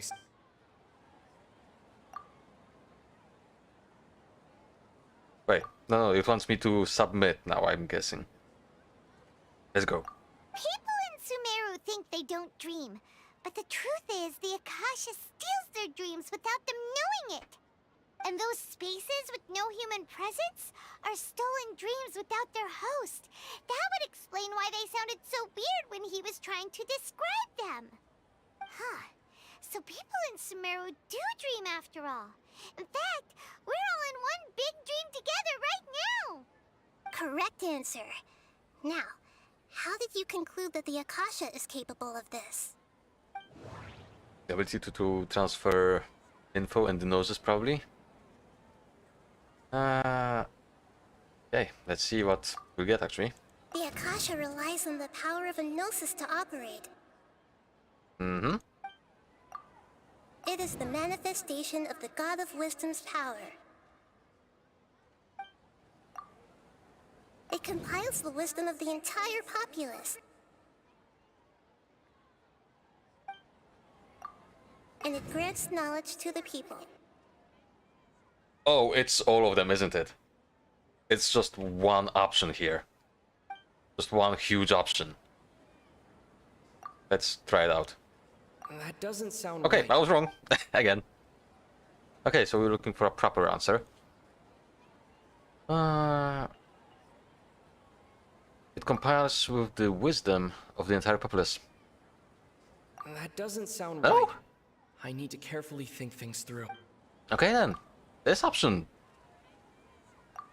Oh, okay. Those dream-controlling creatures in the forest also get their power from the Dendro Archon, right? That would explain why the Akasha has the ability to control people's dreams, too. But is stealing everyone's dreams really how the Akasha compiles their wisdom? Isn't there anything more to it than that? Dreams are fantastical, complex, and full of imagination. People's brains are the most active when they're dreaming. In other words, dreams are rich bundles of human wisdom. So in other words, The complete opposite of how Hypatia understood it. Paimon remembers her saying that the sages think dreams are foolish delusions, and the fact that no one dreams is a blessing from Greater Lord Rukkhadevata. So it was all a dirty trick? The real story is that the sages from the Academia are using the Akasha to steal people's dreams for their own use, huh? And they don't intend to stop there. Oh? By the sounds of it, you understand the current situation pretty well. So then, what about the samsara? God damn it! Can you not? I'm bad at this, okay? Stop! The beep is a prompt tone for Akasha operations. We still hear it every night, even though we removed our Akasha terminals. The appearance and disappearance of spaces. Those spaces kept disappearing before my eyes. But as soon as that beep sounded, many more spaces materialized. The appearance and disappearance of dreams. Those dreamscapes kept vanishing. But as soon as that beep sounded, more new spaces appeared. Grand Sage's speech. The Grand Sage said, "Go celebrate the birth of that god to your heart's content." Did he mean something more?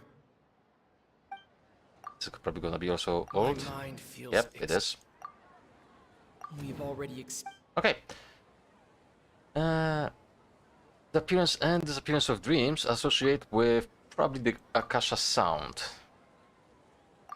No? Okay. So, with the appearance and disappearance of spaces, let's try. Okay.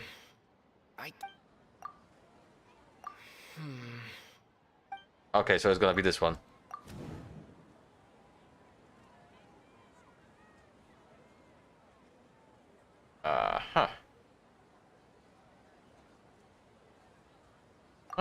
Correct. The Akasha is keeping each person's brain in a constant dream state, but also separating their consciousness from their own dream. Their disembodied consciousness is placed inside the collective dream of the Sumeru's festival along with everyone else's, while their now vacant dreams are harvested by the Akasha.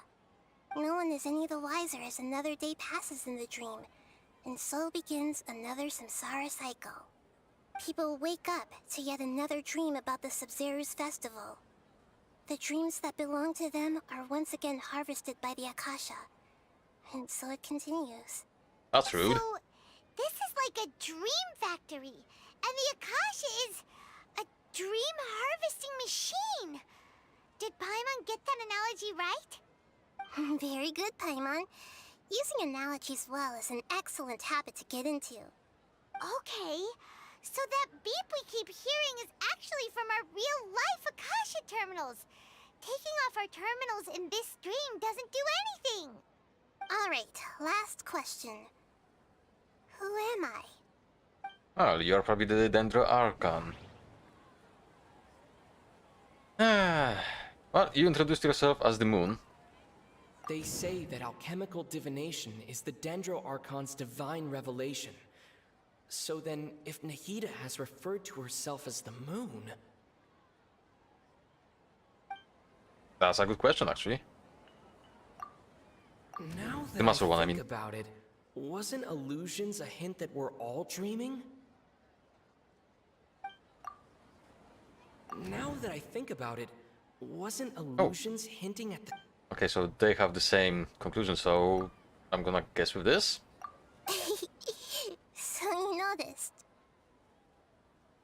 So, you are a Lesser Lord Kusanali.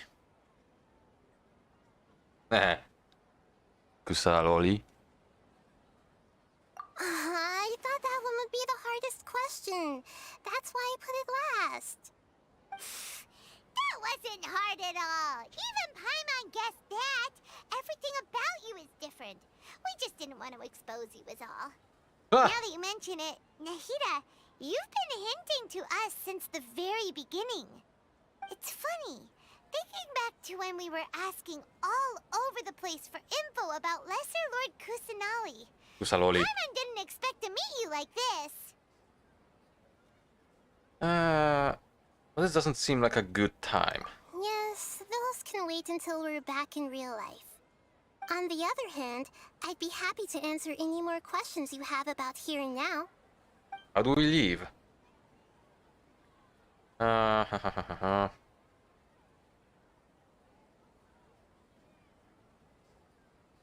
Actually, that's a good question.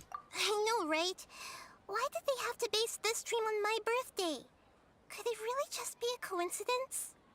Even you don't know the reason? Wow, now that's strange. The Academia sages are determined to harvest lots of dreams in a short time, no matter the cost. They have to be up to no good. Unfortunately, I don't know anything about it. Traveler, do you have any information?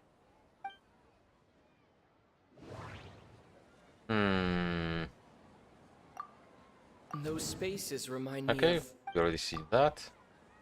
Okay, Nahida said the Akasha...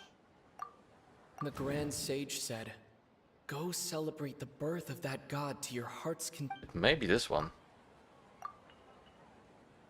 Celebrate the birth of that god? Could it mean...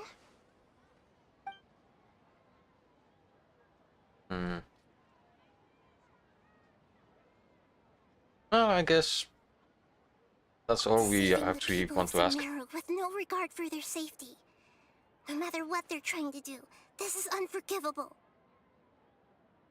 After we end the Sub-Zero's festival, Samsara, we have to look into them.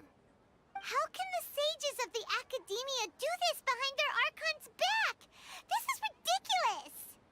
In the end, I'm just the moon.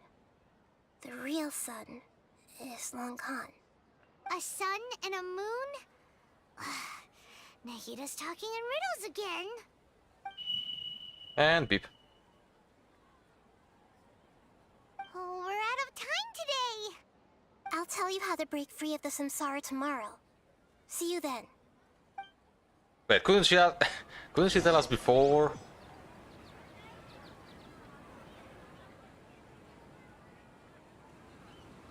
Good morning, Nahida. Wait. Now that Paimon remembers everything, should we instead say good morning, Lesser Lord Kusanali? Hey! Where what's is... wrong, Nahida? Yeah, the Not Narzat. too good.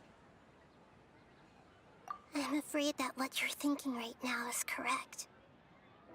Oh. Did Dunyarzad already disappear? No way! Are we too late? The real Dunyarzad's consciousness has indeed disappeared. It can no longer endure the constant dream harvesting. We were so close. Paimon can't believe it. Wait, so what about that other Dunyarzad? Just what is she? Is she also going to disappear? She's actually something like a puppet, but not completely. The real Dunyarzad's consciousness could no longer keep playing her role in this dream. So another Dunyarzad appeared to replace her in the dream. Just like the grass and the trees, that Dunyarzad is just a building block of the dream that helps to keep it going. But personality-wise, she's nothing like the real Dunyarzad. Puppets are stiff, and can't copy a living person's vitality. After all, they're just there as filler. You know, speaking of which, the old Dunyarzad might not have been too different from a puppet. Dunyarzad truly believed that she met you within her consciousness, and it was you who inspired her. So you do remember her after all. Yes. Back then, her family was overly protective of her. No one cared about her personality or thoughts. It was as if she only lived to stall her Elazar. I just gave her a little wisdom so she could look at life in a new way. So that she could be her own person. But even so, she's still... It still meant a lot to her. Far from it. I'm still a long way off from being a real Archon. I couldn't even save her. If I were a competent Archon, I wouldn't have let my most faithful follower die at the Sub-Zero's festival with so many regrets. Please don't beat yourself up over it, Nahida. It's the sage's fault, and theirs alone. I'm not beating myself up.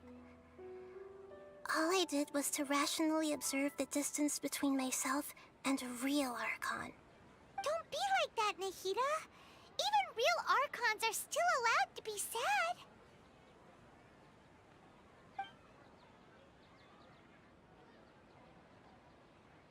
To prevent more tragedies like this, we must end the samsara as soon as possible. Great, but how do we do that? Although the Sub-Zero's festival dream is under the Akasha's control, only humans can dream. Even the Akasha is unable to create them. That means this dream belongs to a host who created it. That is.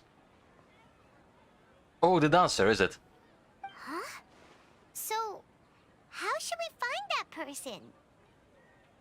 Well, if this is someone's dream, then everything here must come from deep within their consciousness. Which means, with the power of imagination, they can change anything in this dream.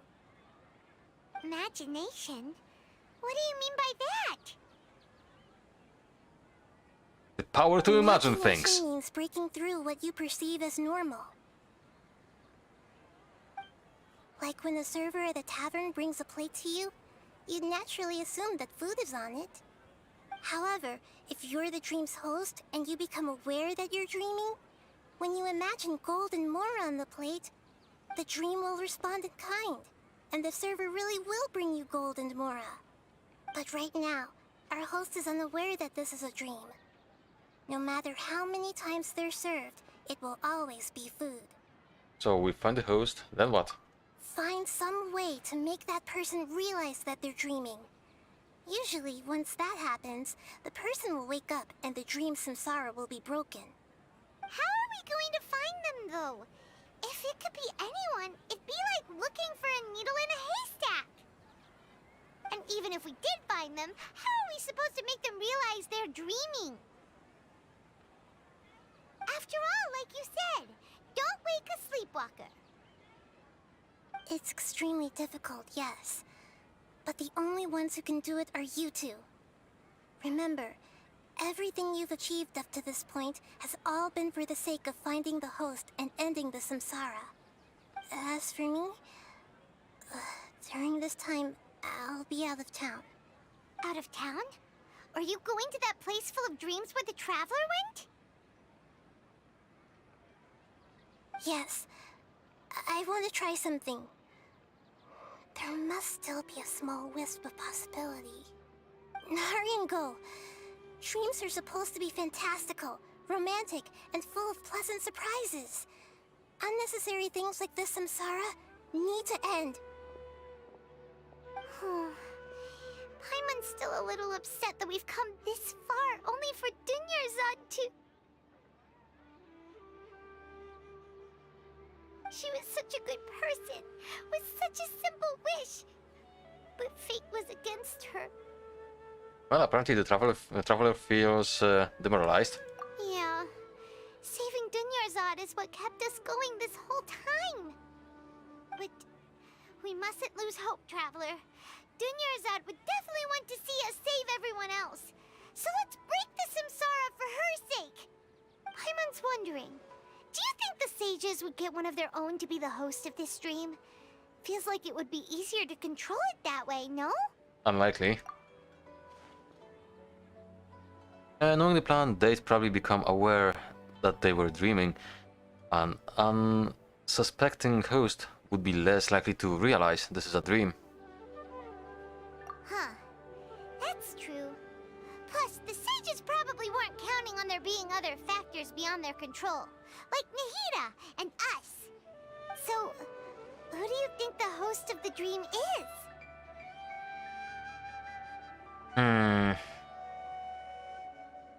Okay, I don't have the choice for the dancer lady. Well, let's try with Faris, the Knight of Flowers. Oh, that would make sense.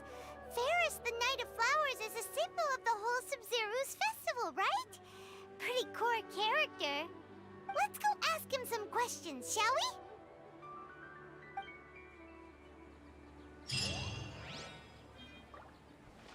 more Primo Gems. Actually, how many Primos did I get through this? Okay, not as much as I was hoping.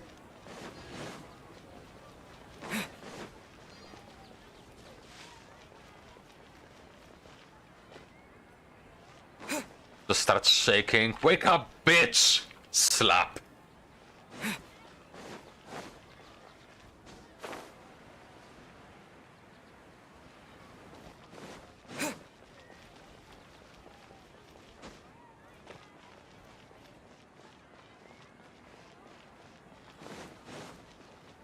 Oh. You're back. You left in a hurry last time. Is everything okay? Slap him. Everything's fine. Just, it's a little hard to explain. Would you mind taking part in a little experiment with us? An experiment? That came out of nowhere. I'm listening, though. What do you need me to do? Could you make a wish? Imagine your wish coming true before your very eyes. You want me to make a wish? Is that a new Sub-Zero's festival tradition or something? Less questions, more wishing! Okay. Okay. My wish. Okay. I'm a little nervous saying this out loud, but I want Miss Dunyarzad to be happy. Oh. Oh. I noticed earlier that she looked a bit down, and she wasn't really talking to anyone. She just doesn't seem like herself. She's always so gentle and kind, and all the kids love her. I've also wondered if the reason she asked me to be Fairest Knight of Flowers is because I'm special to her, or something. Oh. Well, So, you have a crush on Dunyarzad? Oh, is it that obvious? After what I just said, I guess it is. When she placed the hat of the Knight of Flowers onto my head, she said to me, I want everyone to have a happy Sub-Zero's festival. What she didn't realize was that I'm not that interested in how everyone else feels. In that moment, I just wanted to be her Knight of Flowers for the rest of my life. 50 years, 100 years, I'll serve her till the end of time. well, this is awkward. Sorry, mate. Okay, yeah, that was a bit much. Felt like the right moment to get it off my chest, but that was pretty embarrassing. Okay, I'm ready to make my wish. I would like Miss Dunyarzad to appear in front of me right now with a smile on her face. Here goes. Please come true. Okay, and... I'm gonna open my eyes. Oh. Oh. Oh! You're... What? Fucky? Sorry, but only one portion of Yelda candies per person. Back home you go. Wow. Nice try, you two. Anyway, never mind. I don't need to see her appear right in front of me. As long as she's happy. Guess he isn't the host of this stream after all. Should have expected it wouldn't be this easy. I'm still guessing the dancer. The dancer is still my guess. It seems like everyone who knows Dunyarzad loves her. But none of them has any idea that she...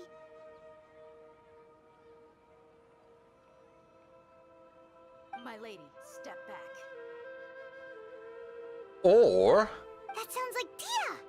Or Dia. This is when Dunyarzad bumps into the kidnappers. I didn't think about Dia. Well, I'll teach them a lesson they won't forget. Huh? But Dia can handle them. Hey, Traveler!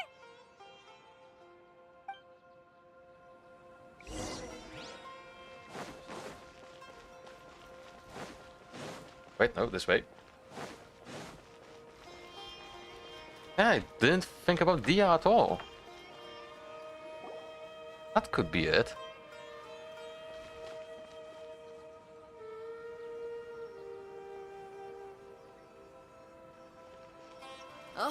It's you. Great timing. Please take... Leave the take the nurse out and leave. Hey, this is my job. The homie Yannis pay me, not you. You're wasting your breath. You... Fine, alright. Knock yourself out. Why are you so worked up anyway? It's not like I don't trust your fighting skills. Anyway, watch yourself.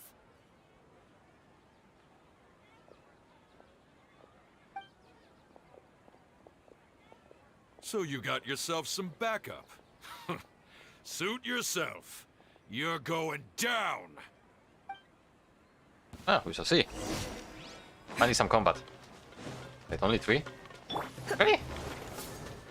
Let's spark things up a little. Germinate! Here!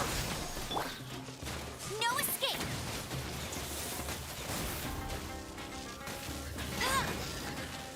Oh, you guys are pretty tough, actually. I'll race you there! No more tricks up your sleeve. That's close enough. Oh, there you are. Wait. Go, go, Baron Bunny!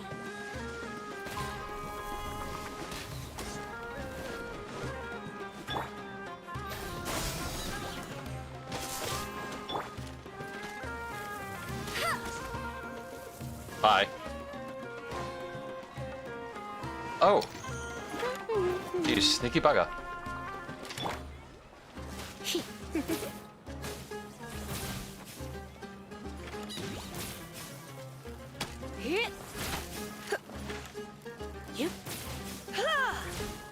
And now I can safely do this.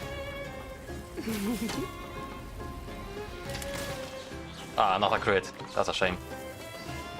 Law of the jungle.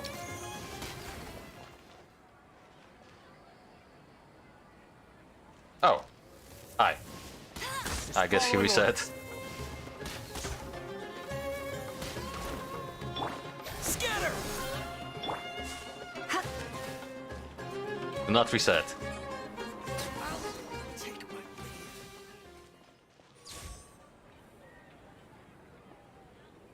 Traveler, were you just taking your anger out on those guys? I'm fine. You and Nahida both. Dunyarzad wouldn't want to see you two like this. Oh, and speaking of her, Paimon just remembered something. Remember how during the first Sub-Zero's festival, before the Samsara started, we came here with Dunyarzad because she wanted to pick something up? She said it was because she had forgotten something. Yeah, I actually do remember that. Yeah. Oh yeah, I'd forgotten all about that. Okay, so Paimon's memory is working so far. Anyway, Paimon also remembers that she is staying somewhere around here. She pointed it out to us the night before the Sub-Zero's festival. Maybe it'll give us some clues. Yeah, even if it's only a tiny clue, it'll probably still help us more than this needle in a haystack search.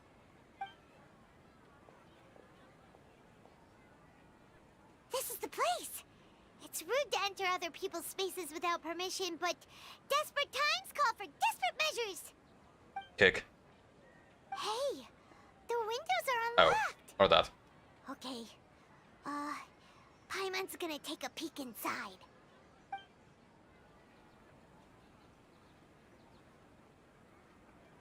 This was only a temporary residence, so there was pretty much nothing inside except this book on the table.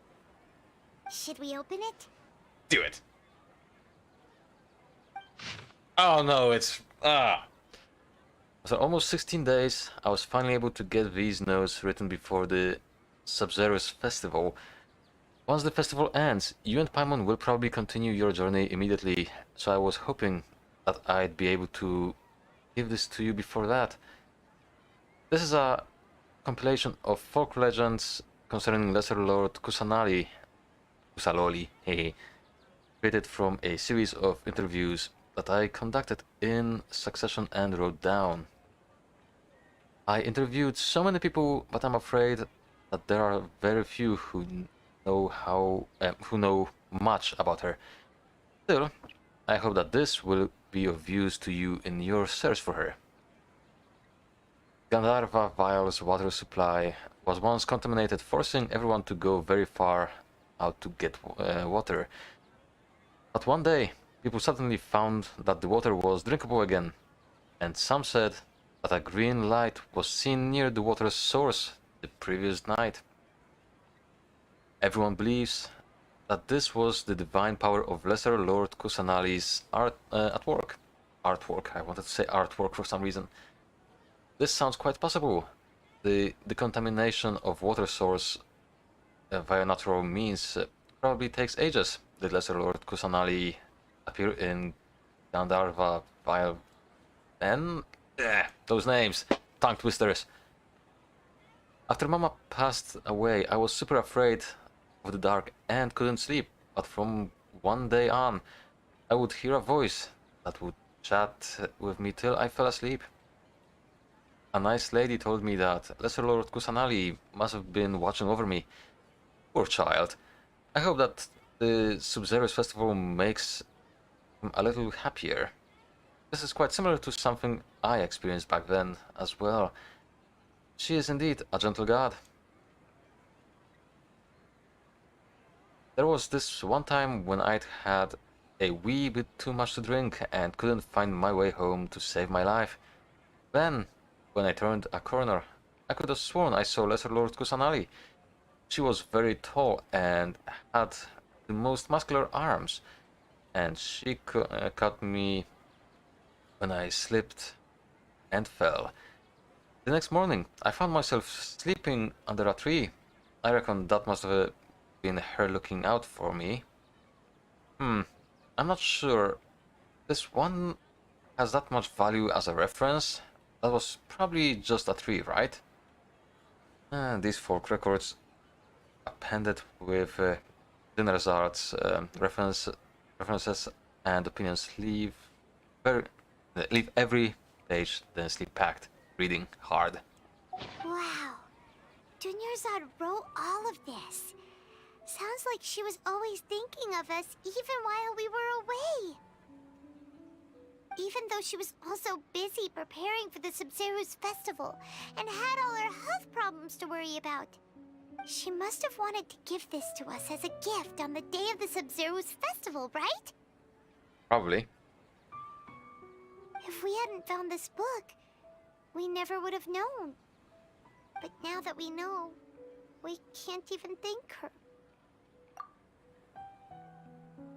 Hey! Where are you off to now? Good question.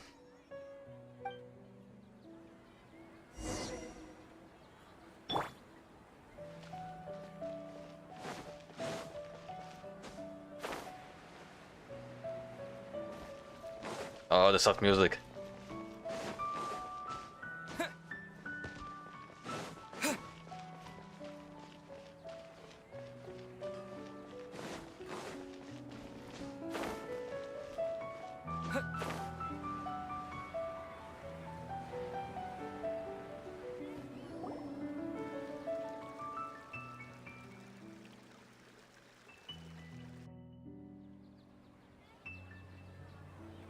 It's Dunyarzad's puppet.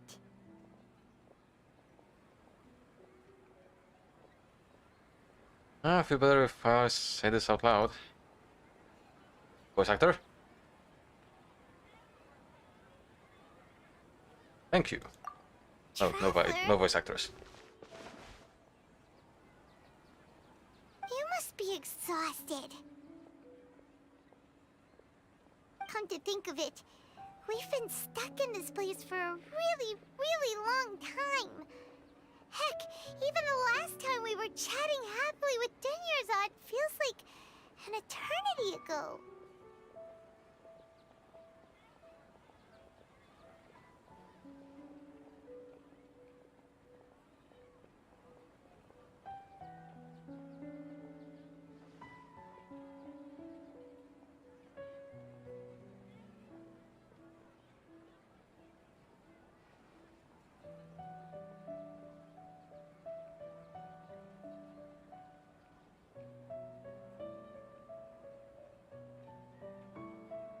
Paimon still remembers when we were sitting here, and the way her eyes sparkled when she talked about Nilu's Dance of Sub-Zerus.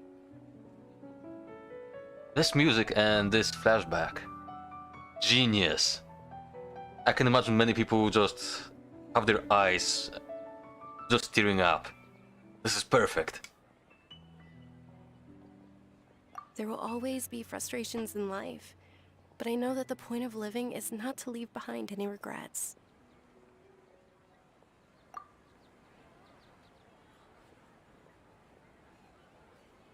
That was what the real Dunyarzad said, wasn't it? Does that mean... Dunyarzad? Yes, Traveler. What is it? Oh, so she's still just a puppet. But just now, how come... Let's go. What? Where are we going this time? Watch the dance of Sub-Zeros.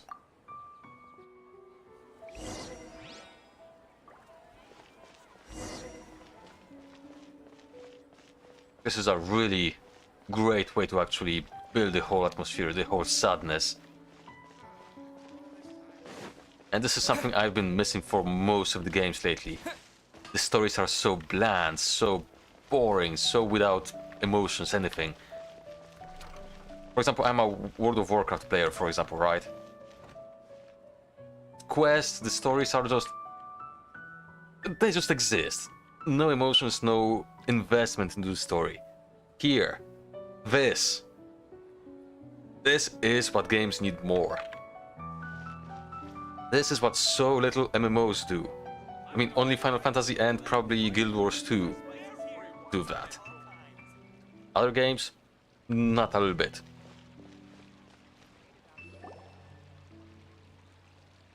If you continue to resist, we will have to order an investigation into every single event organizer.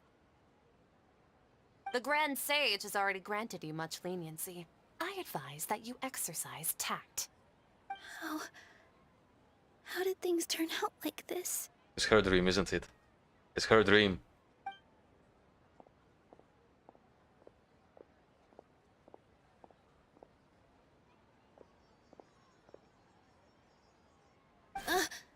Traveler?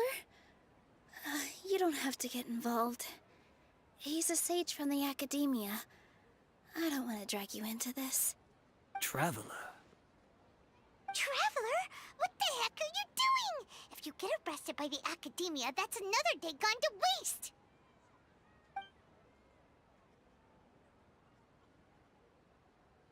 Okay.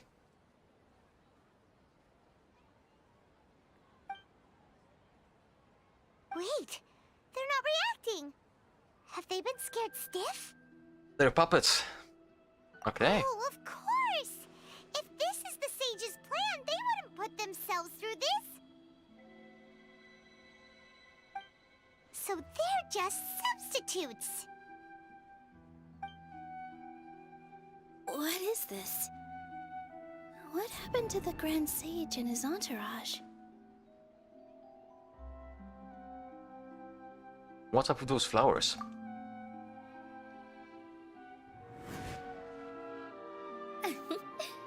Like I said, they symbolize the goddess of flowers. It's just a shame that all the real Bodhisattvas went extinct after her death. Yes. The Greater Lord brought forth new Padhisaras in memory of the goddess of flowers. But she ultimately could never truly replicate that beautiful shade of purple.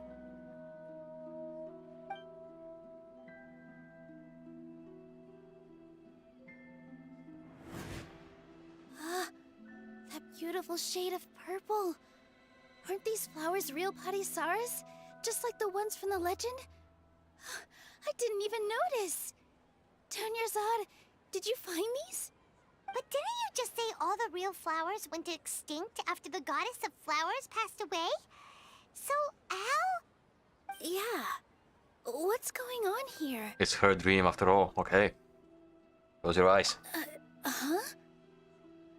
Imagine that the Grand Sage and his entourage are not here in front of you. You guys are acting weird. But okay, I'll try.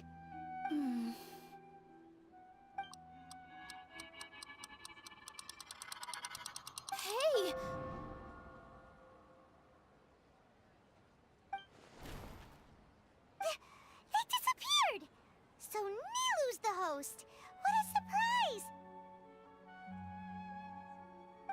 Patisaras don't exist in the real world anymore. But in Nilu's subconscious, they can appear as decorations on the stage. It's just like the example Nahida told us. People assumed there will be food on a plate, and Nilu assumed there would be real Patisaras in the flower pots. So when you saw the flowers, you instantly knew it was Nilu? Okay. Yeah, let's say. Correct. But if we want to end the samsara, we need the host to become aware that they're dreaming. How should we make Nilu realize that? Am I dreaming? Huh?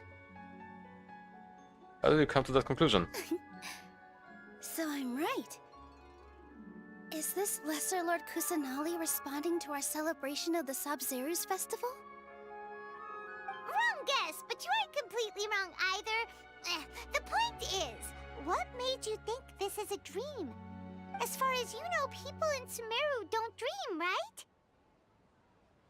Yeah, but have you heard the tale of the first sage? To prevent a calamity, he went on a journey to find the Dendro Archon. Ooh, sounds familiar. Dunyarzad told us a story like that when we first arrived in Sumeru City. So it was about the first sage, huh? Yep, but in the part you heard, he hadn't become the first sage yet. There's more to the story. His piety and wisdom were acknowledged by the Dendro Archon, and she finally gave her blessing to him. All kinds of spectacular scenes appeared in front of the first sage, as if all the knowledge in the world was being painted onto a canvas right before him. He was captivated.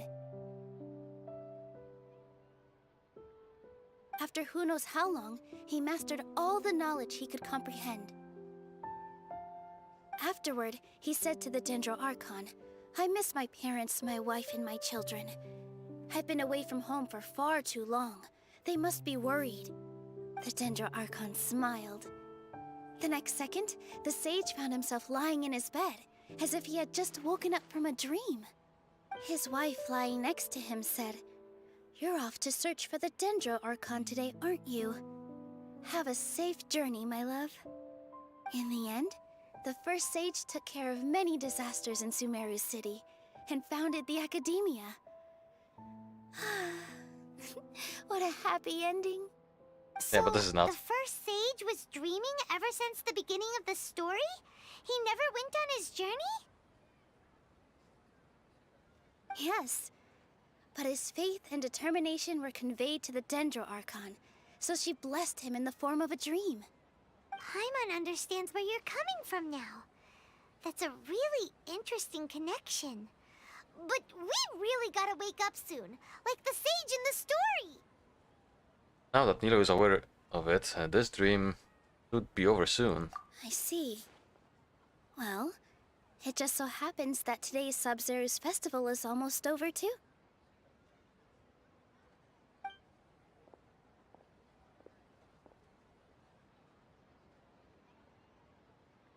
Since we're in a dream, let's make this final dance of Sabzeruz as beautiful as we can.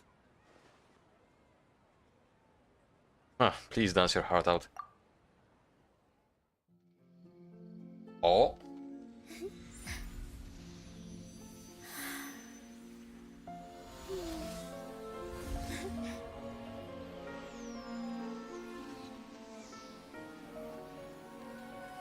The wait is over, everyone. I dedicate this to our god, the Dance of Sabzeruz.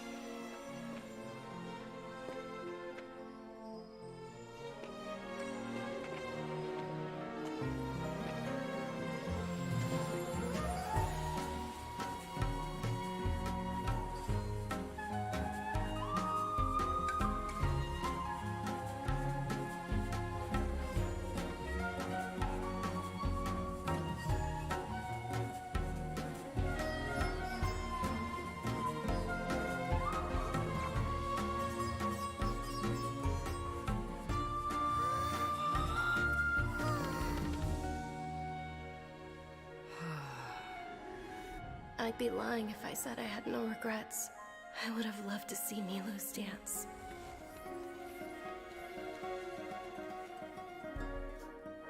Oh, hello.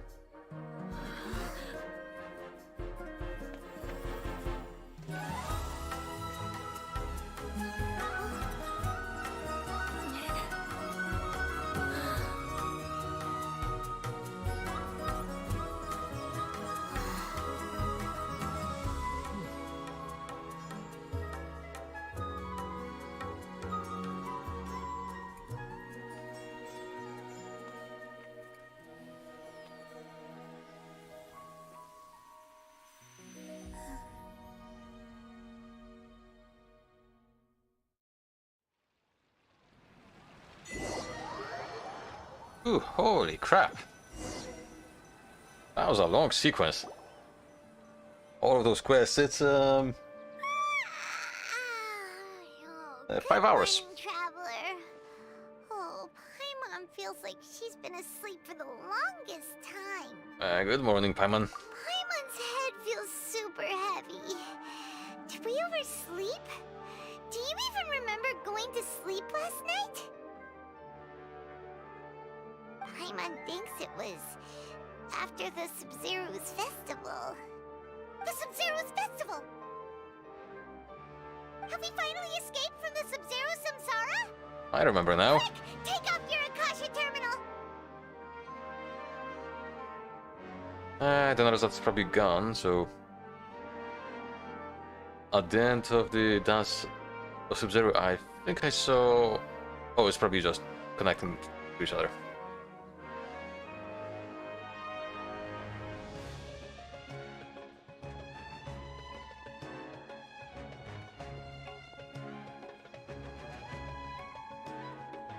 She's not in her room.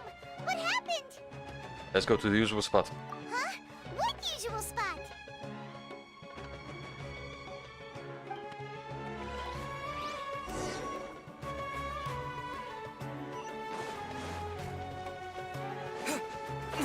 The spot where Kusaloli was taking care of her.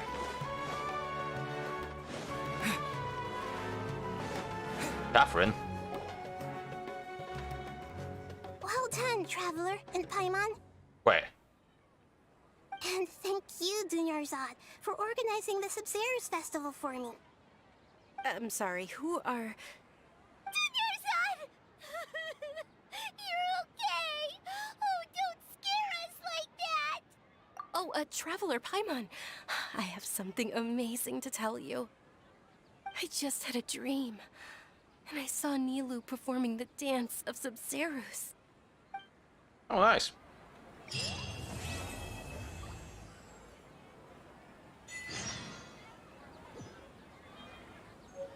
Ooh, what is... Oh, that's for my traveler. Hey, before we talk to Catherine, actually, hang on. Hang on. I've been streaming for 5 hours. I think it's time to end for tonight, for today. God damn, I was expecting to actually be finishing the whole story so far, but yeah. After Zorga's blade hits an opponent, it will generate more energy. Thank you.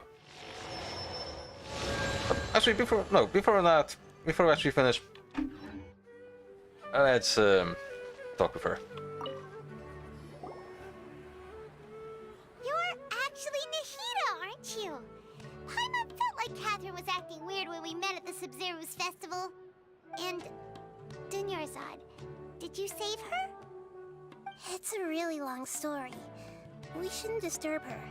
Her consciousness is still weakened. Okay, so Catherine is Catherine is an automaton. How about by the Traveler's favorite bench? Ah.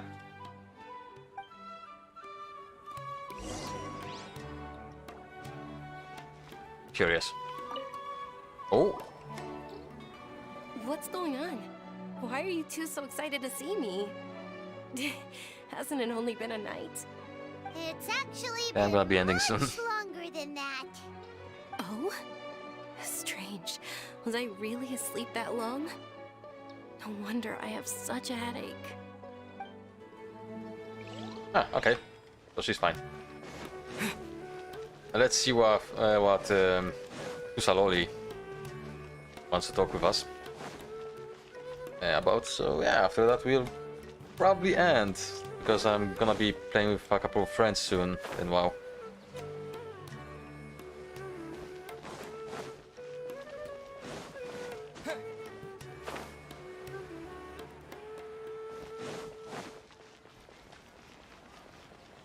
Yeah, I'm really satisfied with the storyline.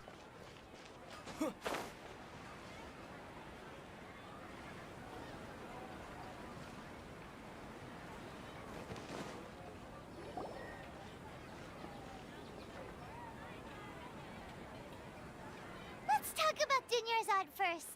It's such a relief that she's all right.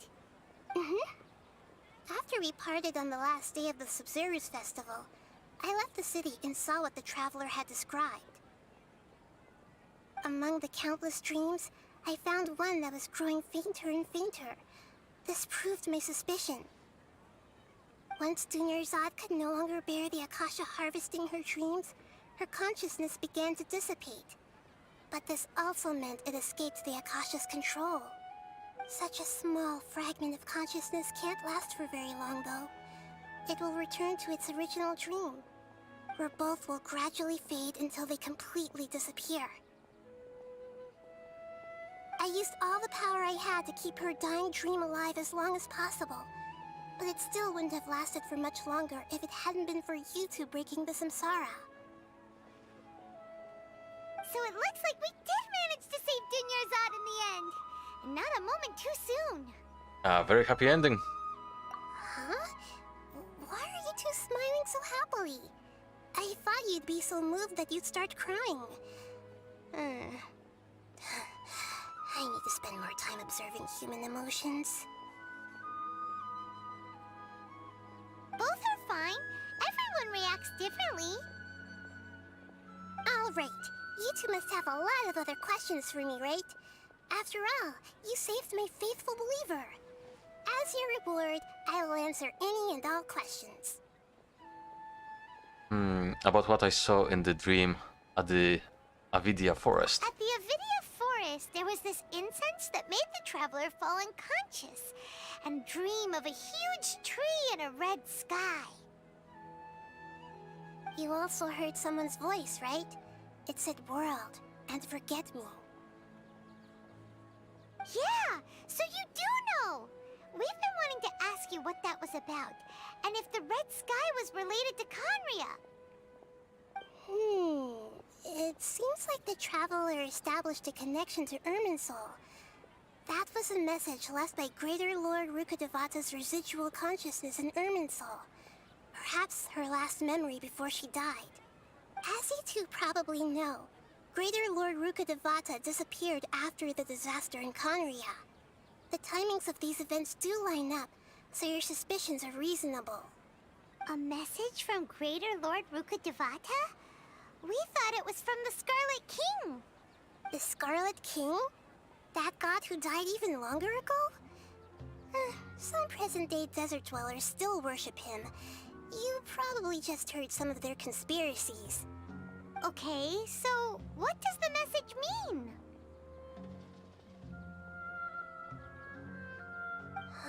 I still haven't managed to decipher it. Even the Akasha isn't currently capable of doing that. Greater Lord Rukkhadevata's residual consciousness in Irminsul seems to be contaminated with something that has a very dangerous aura to it. Many devoted scholars go mad as soon as they connect their consciousness. I've warned the Academia about this many times, but people still keep falling victim to it. But I believe this is the key to saving Irminsul. That's why I've kept trying to decipher it. Hey. So the tree in the vision was Irminsul? Oh, Tainari also said that Irminsul is sick! Is it because of the contaminated consciousness? But even if you can't figure out what that vision was all about, it seems like our search for you was all in vain. The Traveler wasn't affected after coming in contact with that consciousness. I've never seen anyone like that. With you here, we may have a chance at deciphering it. No, we must decipher its secrets. I've already eliminated all other factors that might affect Irminsul. This is the only one left. This puzzle has life and death at stake. It could determine Irminsul's fate, as well as Tevat's. Okay, why do you look like Catherine? To be accurate, I'm using the Akasha as a medium to occupy Catherine's consciousness. How did you do that? Poor Catherine. Does this mean you can also occupy other people's consciousnesses? No, the real question is she an automaton?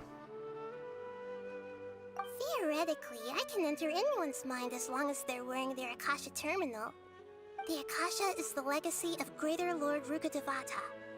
As Lesser Lord Kusanali and the first Akasha terminal, my consciousness has always been linked to the Akasha. I've always respected my people's free will, so I've never actually occupied their consciousness. When necessary, I just borrow this bionic Snezhnayan puppet. Oh, so this. Hold on. Did we just learn some deep, dark secret? So Catherine is... No wonder Paimon felt something was off about her. What about your own body? Why do you need to borrow other people's? Don't you live in the sanctuary of Surasthana? That story begins a long time ago. After Greater Lord Rukkhadevata disappeared, the sages found my newly born self and took me back to Sumeru. At that time, I was young and weak. The sages kept me in the sanctuary of Surasthana, ostensibly for the sake of protecting me. But I've hardly heard from them since. However, I do understand that they had hoped to find Greater Lord Rukkhadevata instead of me, a symbol of her passing. So, the sages basically put their new Archon under house arrest? How dare they! Why don't you teach them a lesson, Nahida? In some ways, they aren't wrong. Greater Lord Rukkhadevata was omniscient and omnipotent. Even after her death, the Akasha is still empowering this nation. And I'm still really far away from being able to call myself the God of Wisdom. Moreover, the Academia is also more proficient at governing this country. My existence has little meaning. To me, you're already an excellent Archon, and to everybody who has a loli complex. Or fetish. Or both. Not me, YouTube, don't ban me. Yeah, you got a lot of believers. Just look at the Sub-Zero's festival.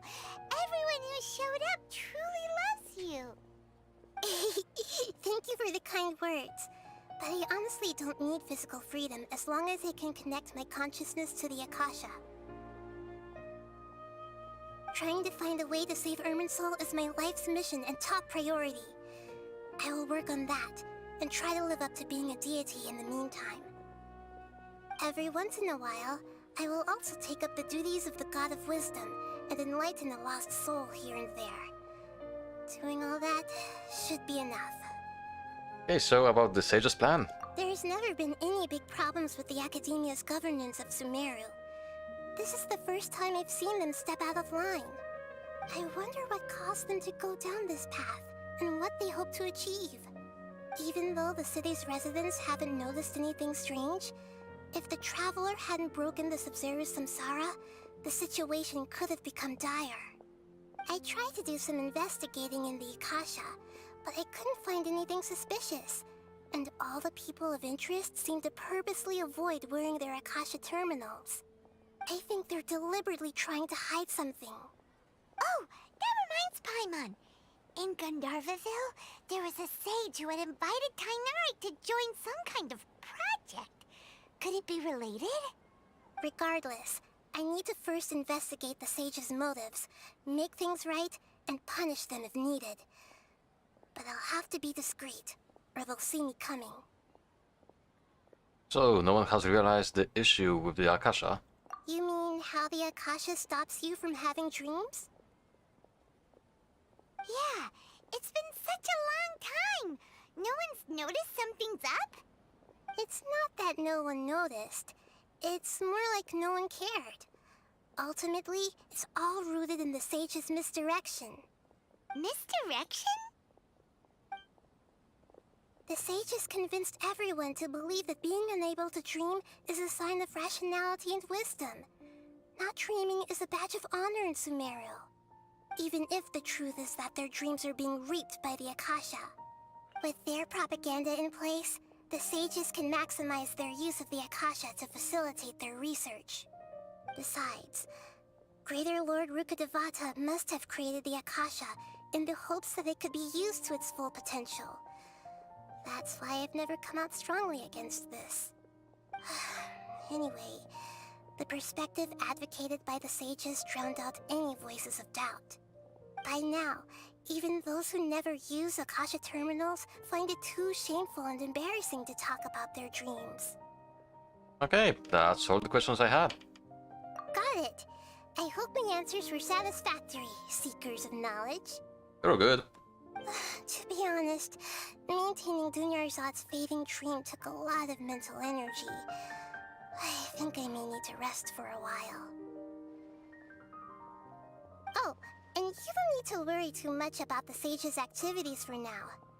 The Akasha won't be able to conduct another project on the scale of the Sumeru Samsara in the immediate future. Go and get some sleep. Leave everything to us. What a relief.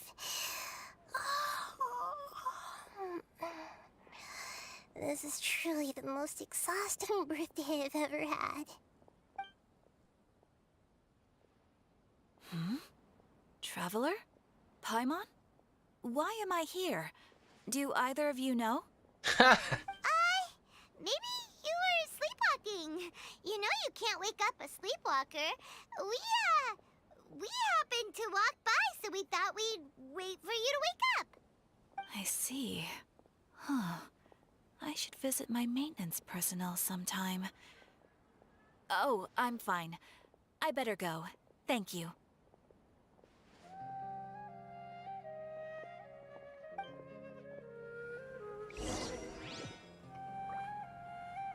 Oof. That was long. Oh! There's more. I thought that's gonna be the end for now. Like, till the next content patch. Well, I guess that's something for tomorrow. God damn, this is a long-ass thing. Sumeru's main story is long. It's probably even longer than, whatchamacallit, Inazuma.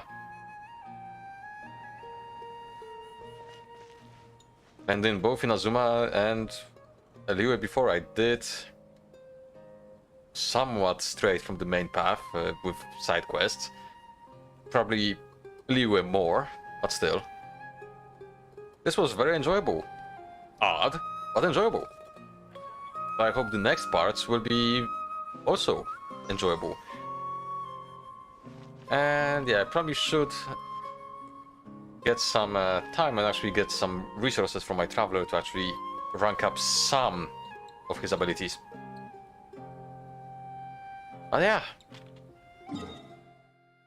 I still got a lot of stuff to explore, a lot of stuff to find. I still did not find any bosses. I know there's at least one,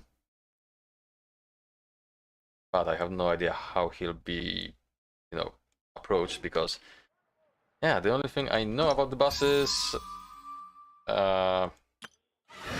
this. This is all I know about him. But I also need to fulfill the event, so maybe I'll take care of them tomorrow. And off screen, I'm also gonna take care of the test runs. However, I'm gonna leave Ainari and Collei. Those two characters I did not touch yet. I got Collei, but I did not use her at all. But yeah, thank you so much for watching, ladies and gentlemen. As per usual, I saw people dipping in and out. And thank you, Immature Baby, for dropping in again and keeping the conversation going. So yeah, I will be seeing you a lot probably tomorrow. Around the same hour as today, I guess. We'll see if time allows it. But yeah, have a good one, everybody. Bye.